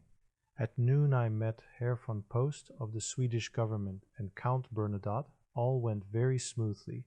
The Swedish government asked for the whole plan to be arranged through me, with clear and binding proposals on the part of the German government. At the close of the meeting, the Swedish ambassador at Copenhagen, von Dardel, gave a lunch to which Dr. Best was also invited. Immediately after lunch, I drove to Korsor to take the ferry, which had been held up for me for 2 hours. I arrived at Flensburg at night, and there met a member of my organization, Sturmbannführer Dr. Wersing, who informed me that Kaltenbrunner had dismissed me from all my posts, and had appointed Obersturmbannführer Wonk chief of the political sector of the Secret Service, and Obersturmbannführer Skorteny chief of the military sector. After a short telephone conversation with Himmler, Dr. Wersing and I drove on to Lübeck. as I wanted him to be able to fly back to the south with Himmler's counter orders in connection with my dismissal. Our journey, which was only 30 miles, took us 3.5 hours because the roads were completely blocked by troops streaming back from the Mecklenburg area. We arrived at 4 o'clock in the morning on May 1, and I was conducted to Himmler's new quarters at Kalkhorst near Trevemünde by one of his adjutants. As Himmler had not gone to bed until 3 o'clock, I went to Brandt, who told me the startling news that Hitler had committed suicide and Admiral Dönitz, not Himmler, had been made his successor. My last mission, Count von Krosigk replaces Ribbentrop, military opposition to the surrender of Scandinavia, a manifesto to the German people prepared. A dangerous journey, von Krosigk offers to appoint me his assistant. Dönitz remains adamant on the question of evacuation. I am appointed von Krosigk's envoy Copenhagen on the eve of surrender. Peace discussions in Stockholm, my authority in question.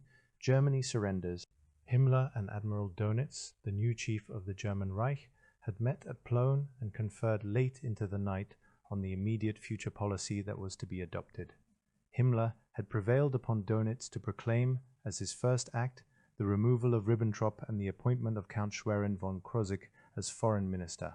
But the admiral and his entourage, consisting wholly of Wehrmacht officers, had shown no understanding of Himmler's political moves towards the Western powers, and consequently the Reichsführer was in the worst possible mood. He was playing with the idea of resigning, and was even talking of suicide. I tried to rest for half an hour, and then at 9 o'clock Himmler called me to join him for breakfast. I reported to him on my conversations with Herr von Post, Dr. Best, and the Count. He was very nervous and distracted, and told me that he was no longer capable of taking action in the matters I had discussed with them. The only thing he had been able to achieve was to secure the removal of Ribbentrop and the appointment of von Krosigk. Himmler wanted to take me to Dönitz right away, so that I could act as von Krosigk's assistant on questions of foreign policy. It would also be an advantage if I could report to the Dönitz government on my efforts regarding Denmark and Norway. If I could persuade them to agree to the peaceful surrender of the two countries, someone else should be sent to Sweden, and I should remain with the government. At 11 o'clock that morning we set out to drive to Plön to see Dönitz. We went by way of Lübeck, and after a difficult journey, arrived at 2 in the afternoon. There was an air of great excitement among the whole staff, and after paying my respects to Dönitz, Keitel and Jodl, I got into touch with von Krosigk. In the afternoon I learned that although von Krosigk agreed with my view on Scandinavia, Dönitz, Keitel and Jodl were by no means ready to surrender Norway without a fight. I had promised Herr von Post to return immediately to Copenhagen with a decision. To continue waiting at Plön would only mean a loss of time and might make it impossible for me to accept the Swedish offer.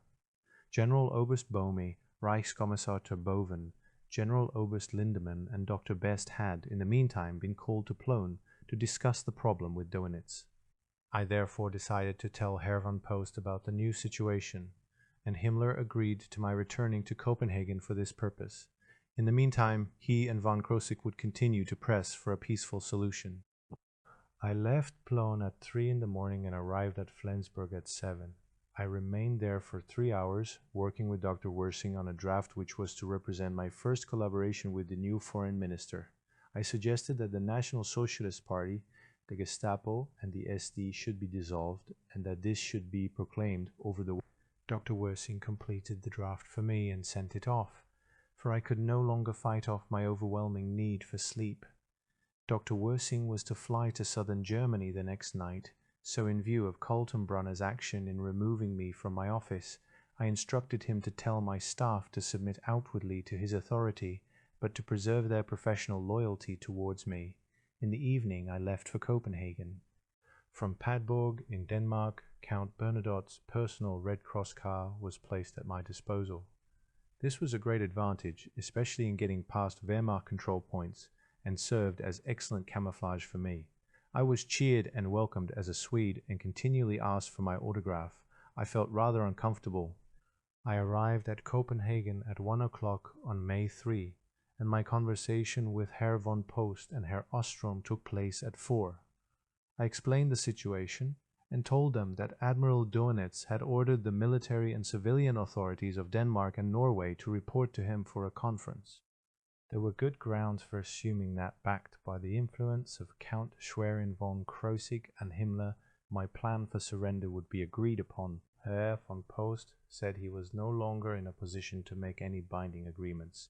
A general capitulation was inevitable within the next few days, and at that moment the surrender of Denmark and Norway was a purely academic question. However, he was still willing to pursue our old plan, and I should immediately forward any offer from the new German government to him. We agreed that I should return as quickly as possible, and I arranged to communicate with him by telephone, using the following code words. I should be very happy to see the gentleman again, which would mean there had been a binding proposal on the part of the Reich government with regard to Norway. The words, and report to you added, would mean that the proposal would also cover Denmark. Herr von Post and Herr Ostrom emphasized that they could no longer remain in Copenhagen. The maintenance of secrecy necessitated their departure, for of course the negotiations were being conducted in the strictest secrecy. So I returned to Flensburg that night and started for Plön early the next morning. The journey was one of the most difficult and dangerous I have ever undertaken.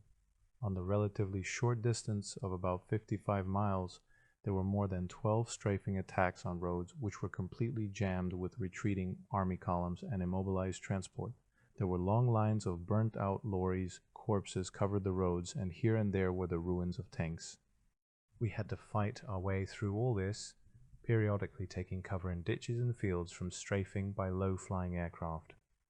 When we did arrive at Plön, the guards informed us that the seat of the government had been transferred to the Marine School at Muirwick, near Flensburg.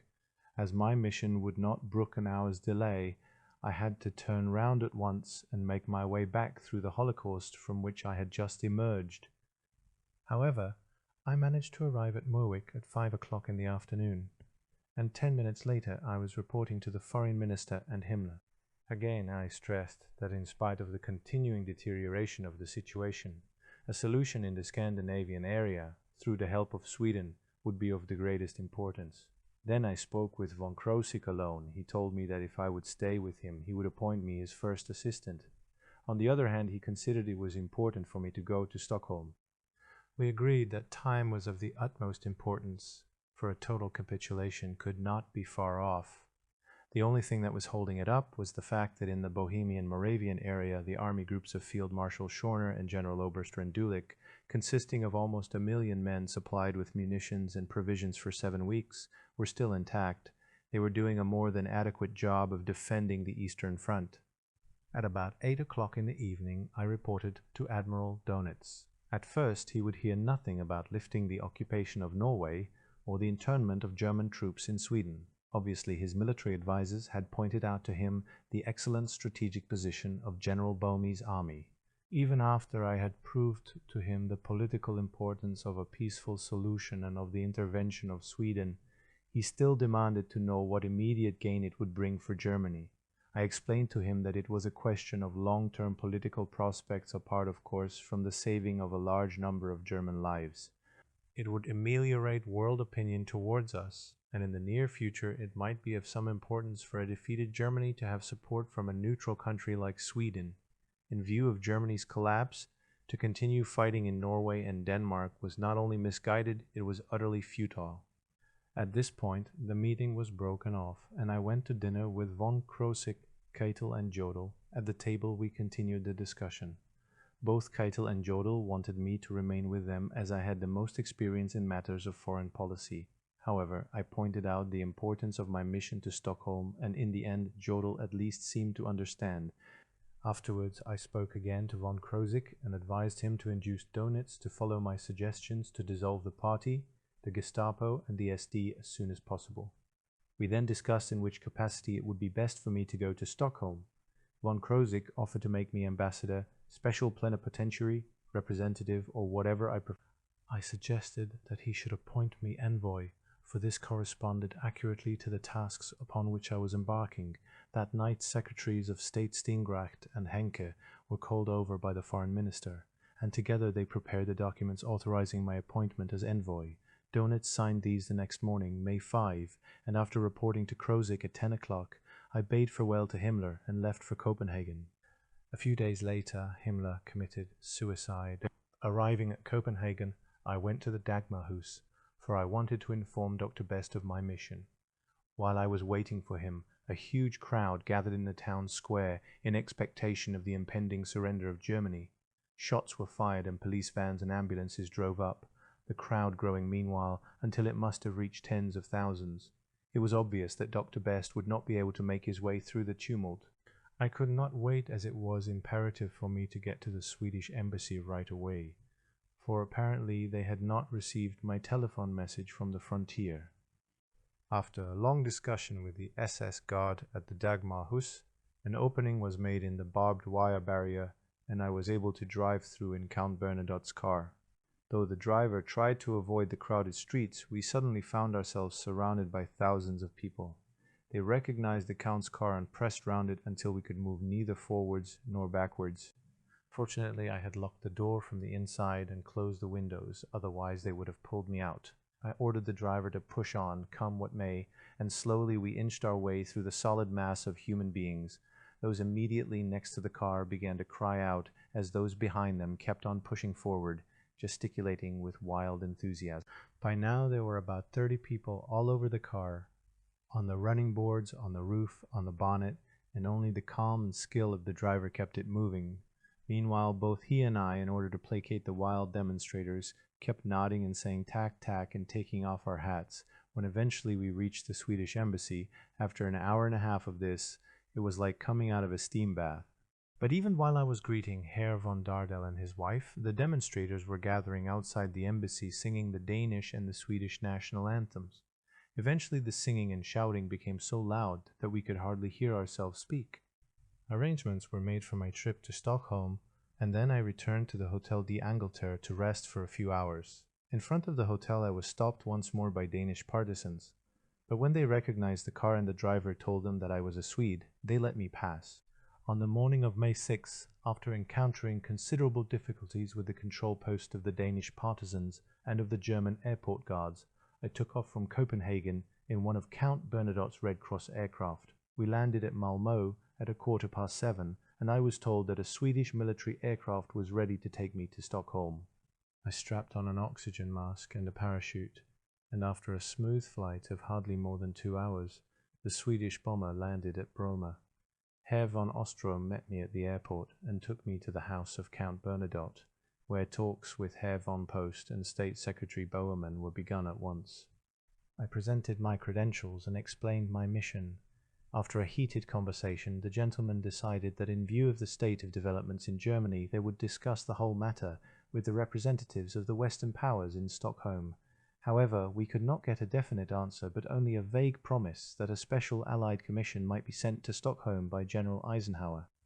The next day, Monday, May 7, the point was raised as to whether General Boehm, who commanded the German troops in Norway, would recognize my authority and conform to any agreements I might reach with the Swedish government.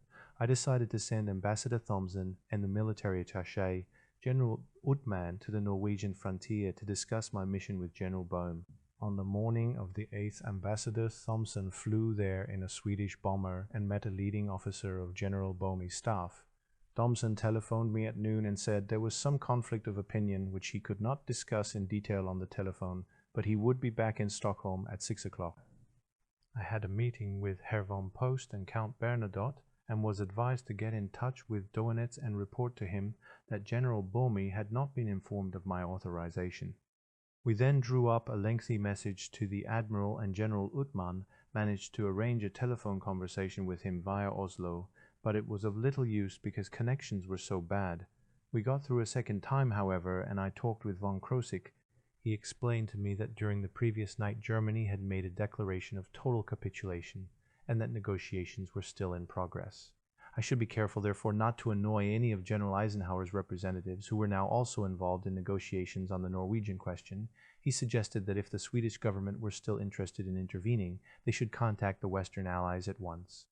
The Swedes, however, now declared that there was nothing to be done, for obviously both the Norwegian and the Danish problems were part of the surrender negotiations as a whole.